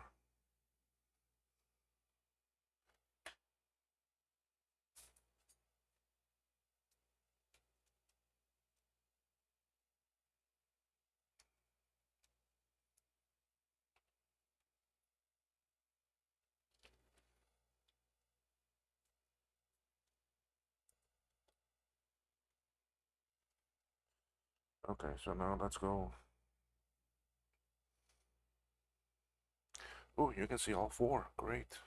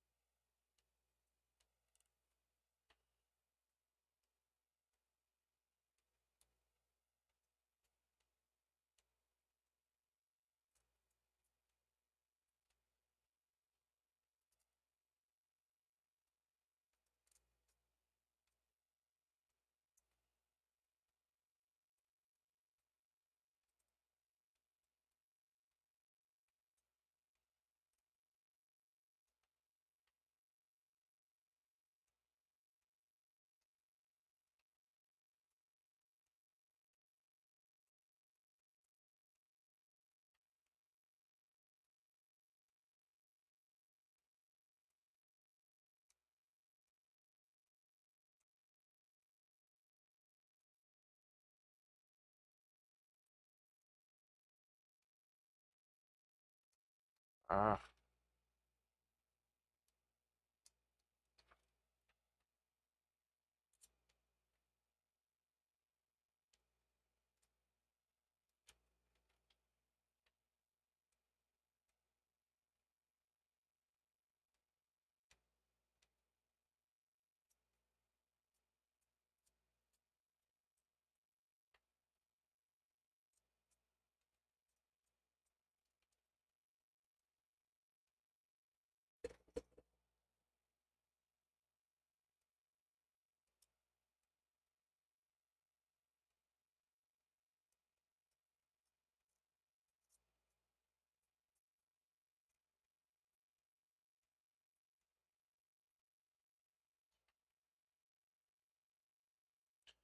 Getting to the end here.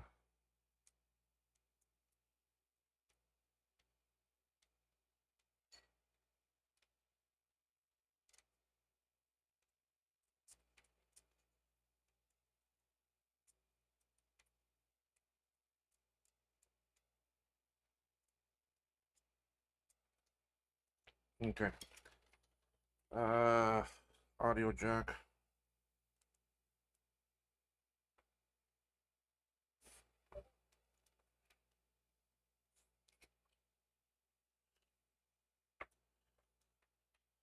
It's alright, it's not sticking through. I just get some solder in there that will hold it.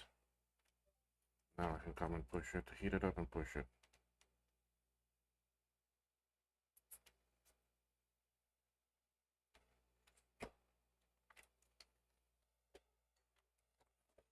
Okay, now I can solder it out like. Something is higher than it. Oh yeah, the serial jacks and that. Okay, let's connect the power connector.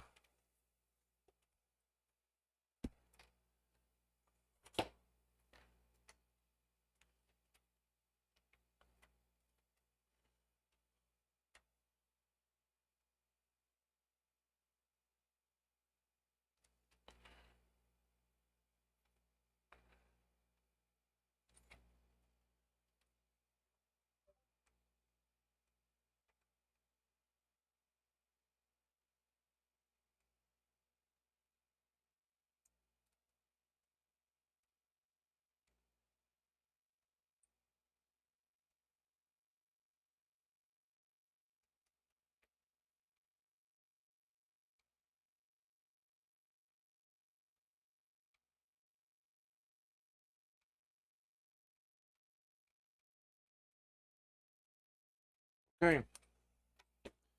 What else do I need right now? Nothing else.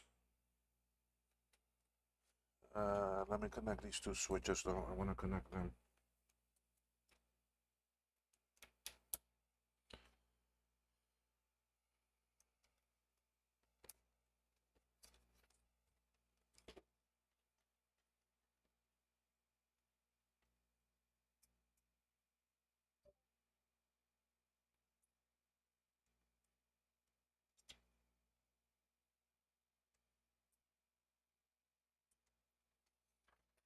Okay. Switches are connected. I need to remove those two chokers from the old board.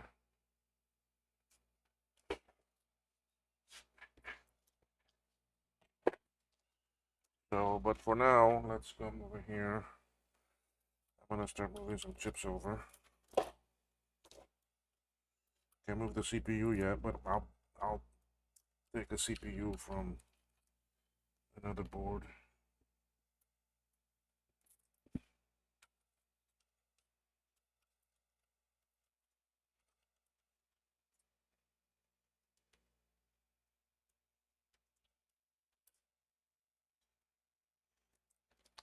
Time is it?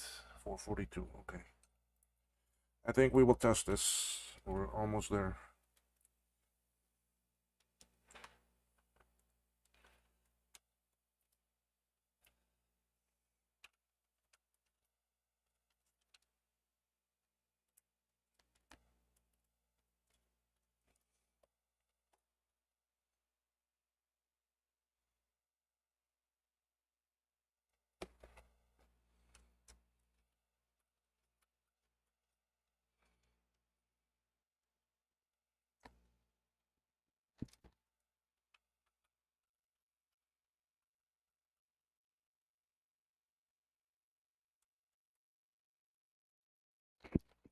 All right, so those are in.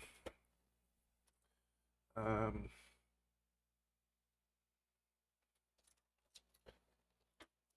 other ones I need to put in are the video RAM.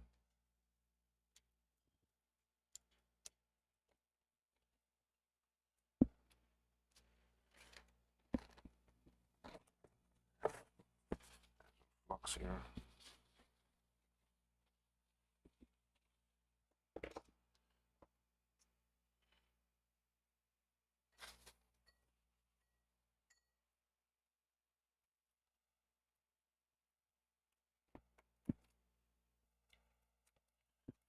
Any sound chips?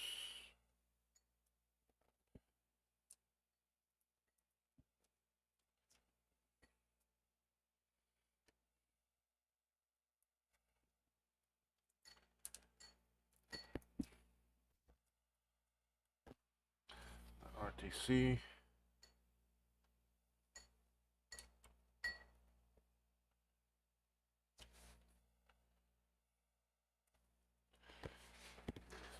The bag is very bent.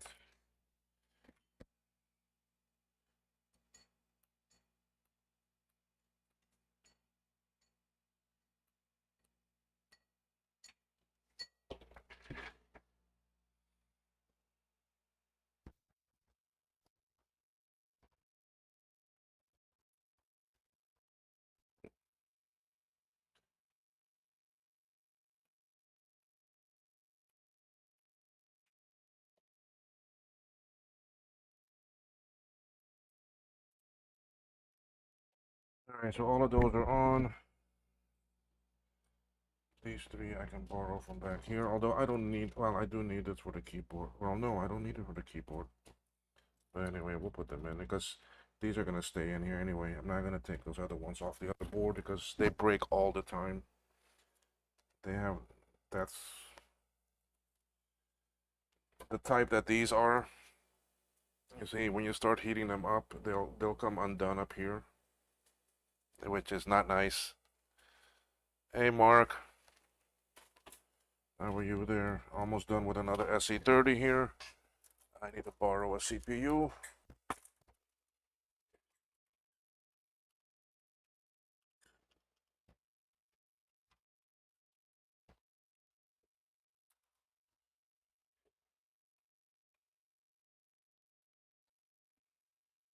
Okay, and then I got these two pieces here I need to get off of the old board. So let's go back to that. I'm gonna take these off quickly. They won't take long to come off.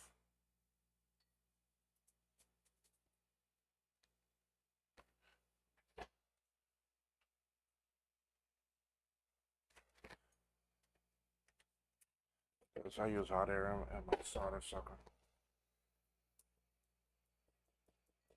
One of them I'll have to solder in, the other one is just goes in a socket.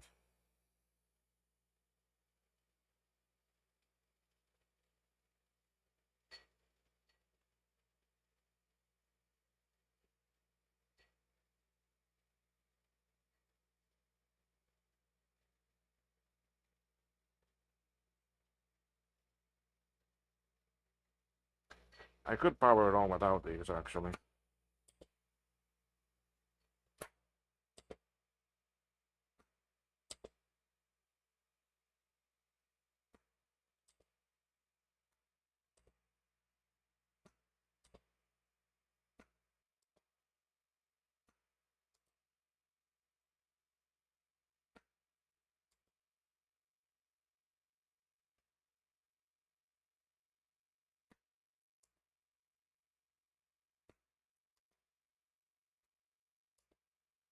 Getting hungry.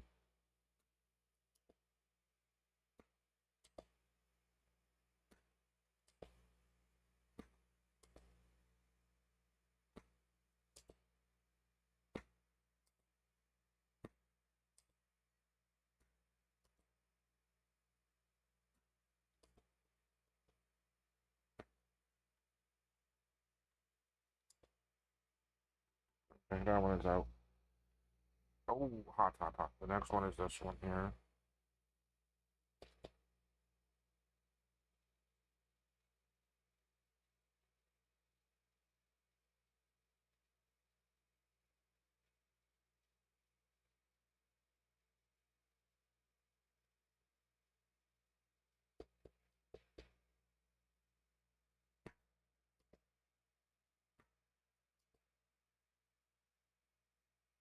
You know, I don't need this for powering on. These are for this keyboard.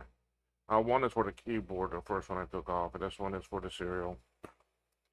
I'm not really going to be using serial now. I may use keyboard mouse, so.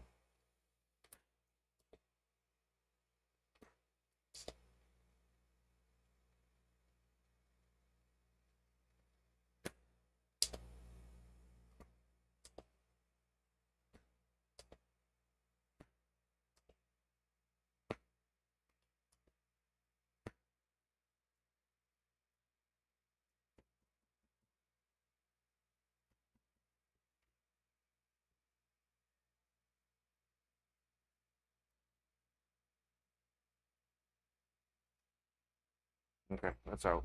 The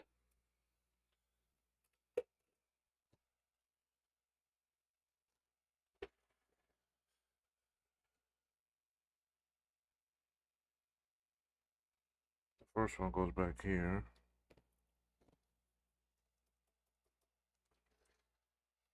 And this one here, I need to straighten up a pin here. Hot. Use another tweezer to hold it and then straighten up the leg.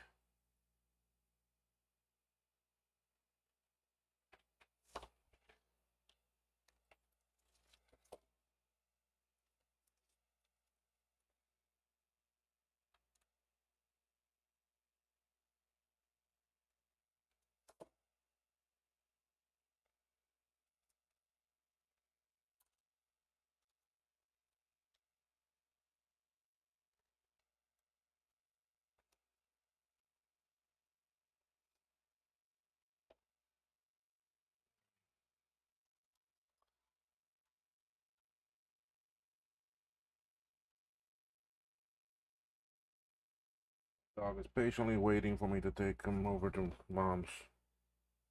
Been bugging me for the past 2 hours.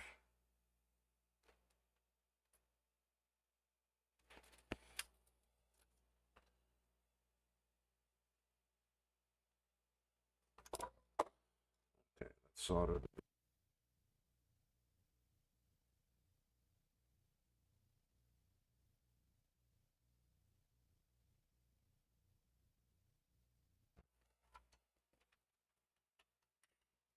Okay, so we are at a point now that I think we can test.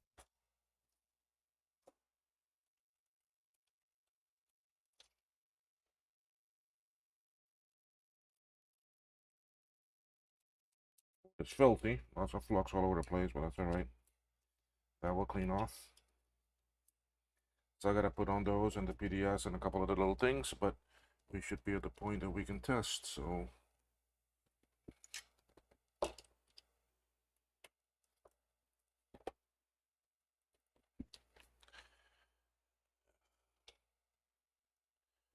Ready? I heard chime. We have that. And I've got screen. But I got garbage on it. Okay.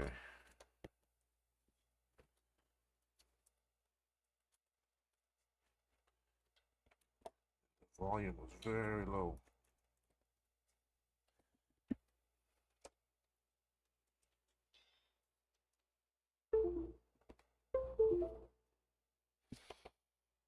I see why already. Think.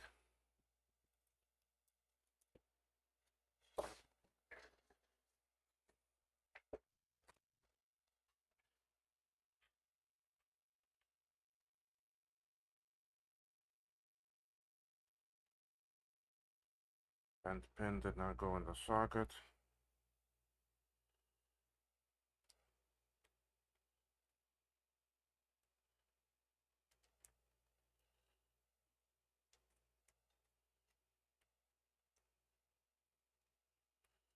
Although we do have chime, we do have screen. But the screen is filled with some garbage.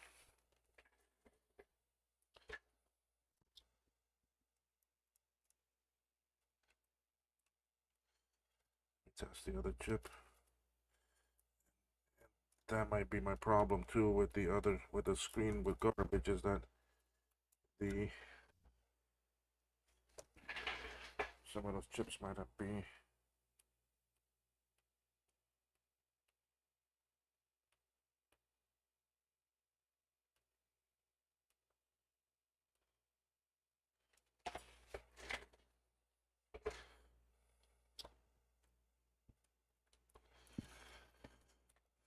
Let me check them quick under the scope here 1 second. Let me just make sure all those are in good.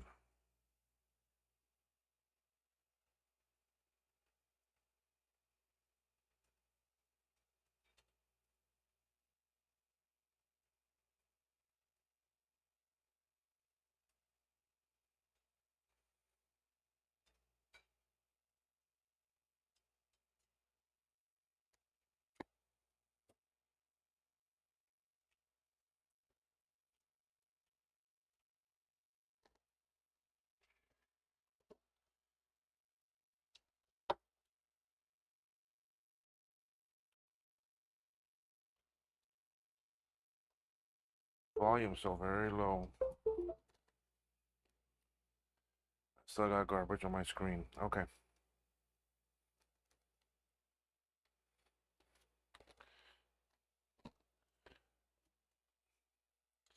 And that is the sign of a pin is not down because it's just a straight line across. I don't have the camera right now because that one camera is not working well. But it should boot. Ooh.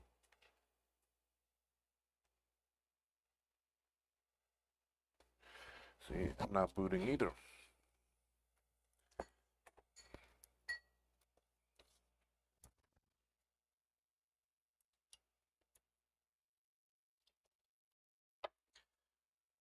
Boy. Alright, well, what I gotta start doing is just checking all of these.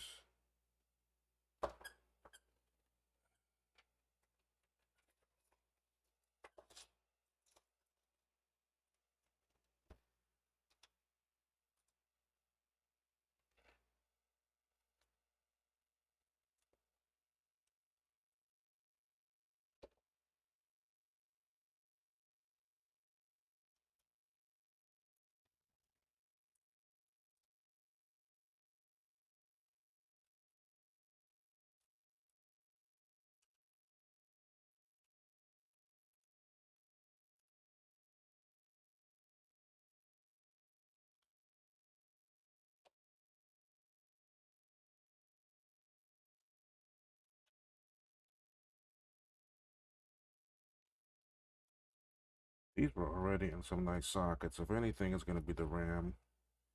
The video RAM ones, because those were pretty bent.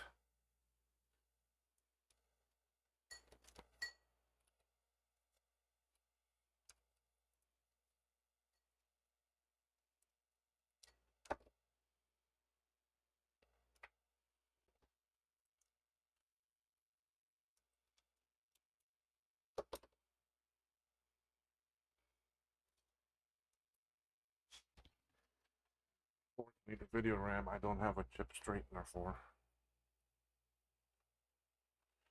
But they're a very odd size chip.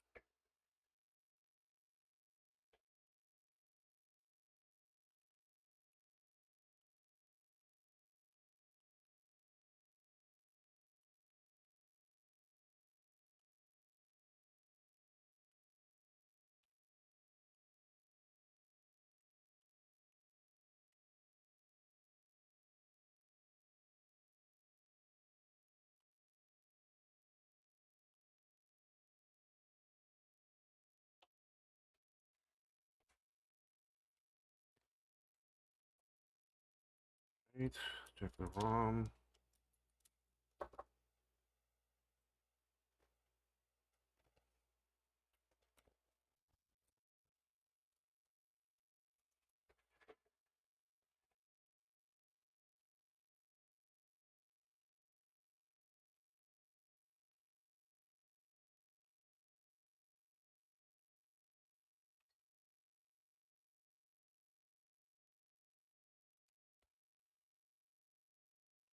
I don't want to rule out any bridges or anything anywhere that I soldered.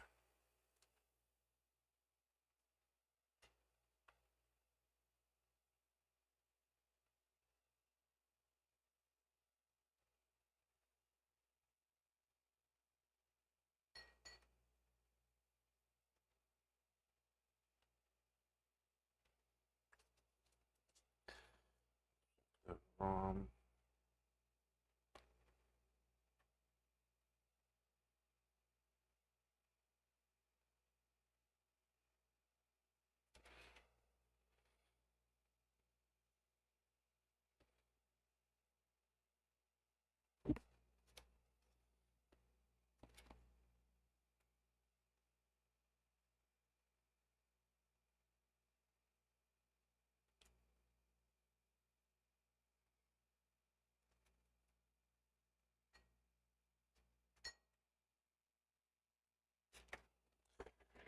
Let's give it a shot again and see.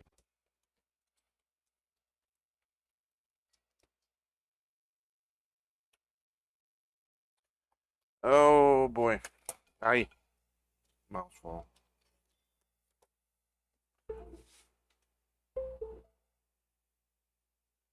Still have them.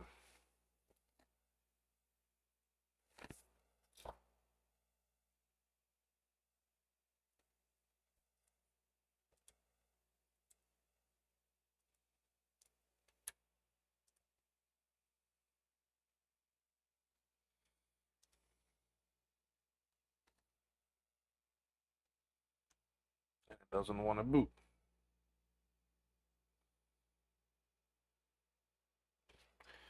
And I'm pretty sure I know why it doesn't want to boot. Because almost, oh, I know. Those two crystals that I took off, this one and this one, they don't like heat. Okay, they do not like heat.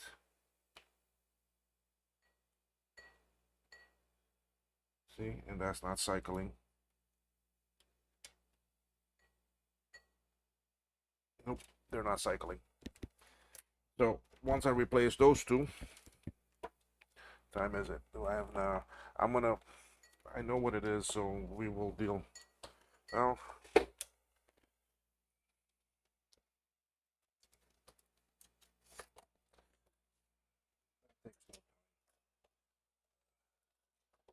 do it. Let's change them. Let me find. Let me find them in my stack here. And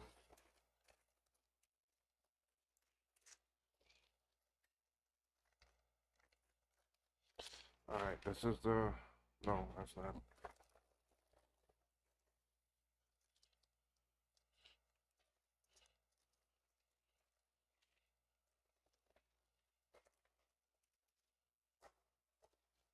Fuses. All right, this is one of them here.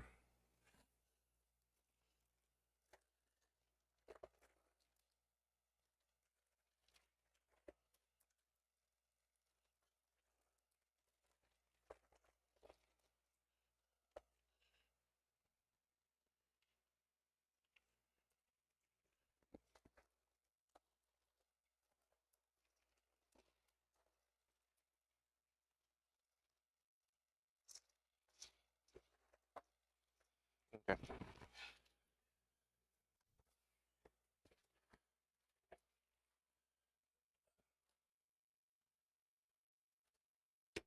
That always happens. Okay, it's. I have not been able to salvage one of them correctly yet, but maybe if I just use a wick to take them off instead of the hot air, they won't get damaged.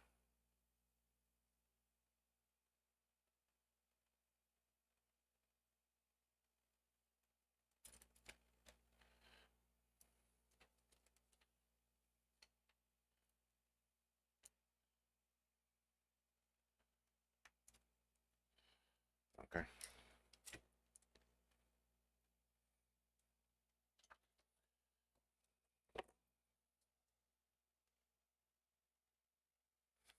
And if I don't have that clock, SCSI's not going to boot.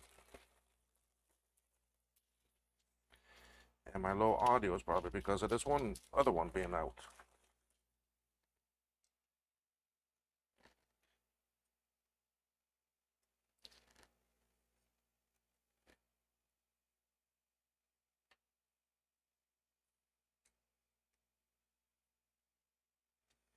Okay.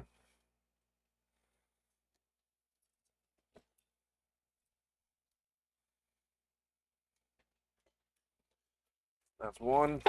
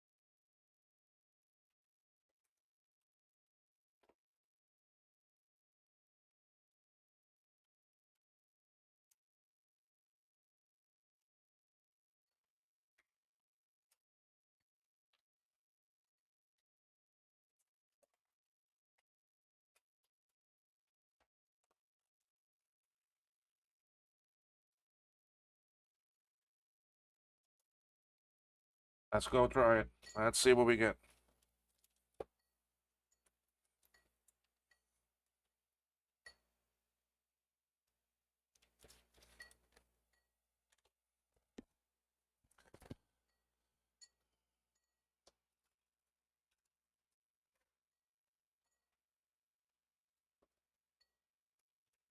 Oh, volume is still low though. But this speaker always gave me low volume. I still have the lines, but I'll have to figure that out.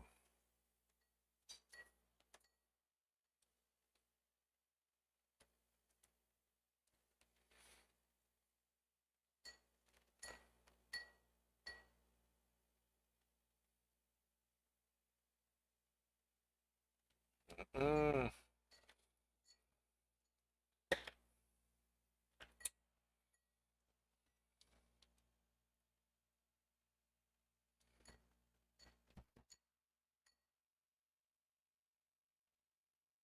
this is oscillating now.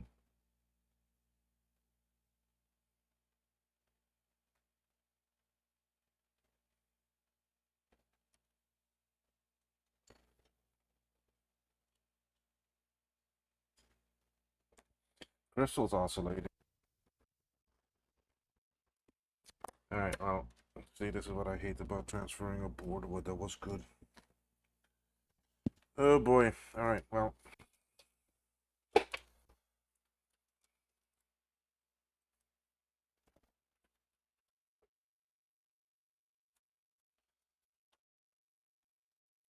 Any ideas?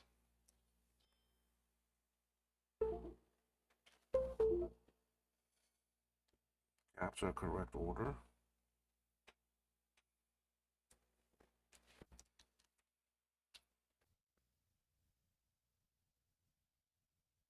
All right, well, I'm gonna check this later. Get. I'm at a good point here. I mean, it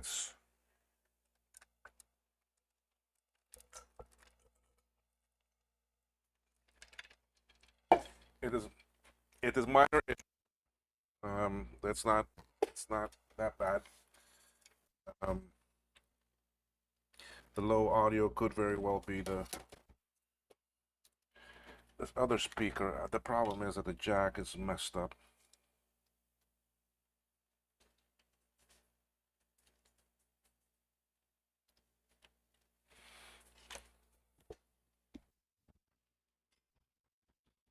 Okay.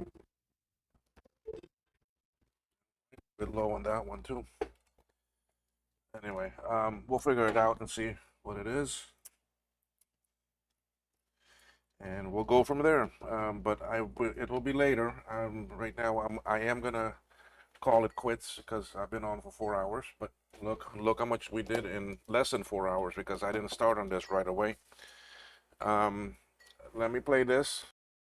Please hit like, subscribe, and ring that bell for notifications.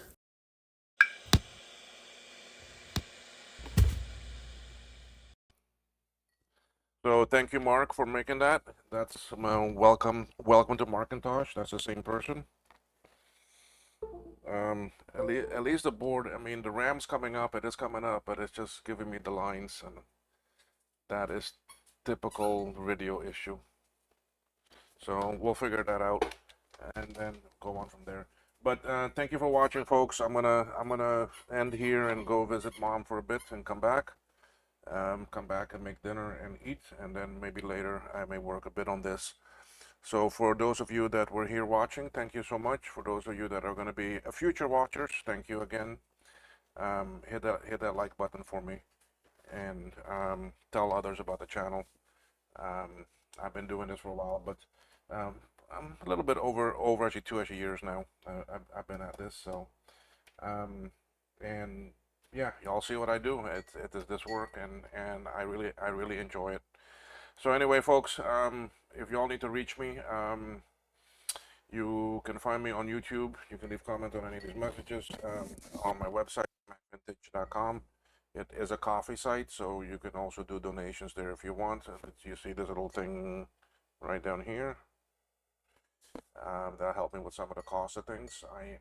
I do this for fun and for enjoyment, for me to stay busy. I am retired, so I spend this time doing this work and help out each other. So anyway, folks, thank you for watching, and we'll see you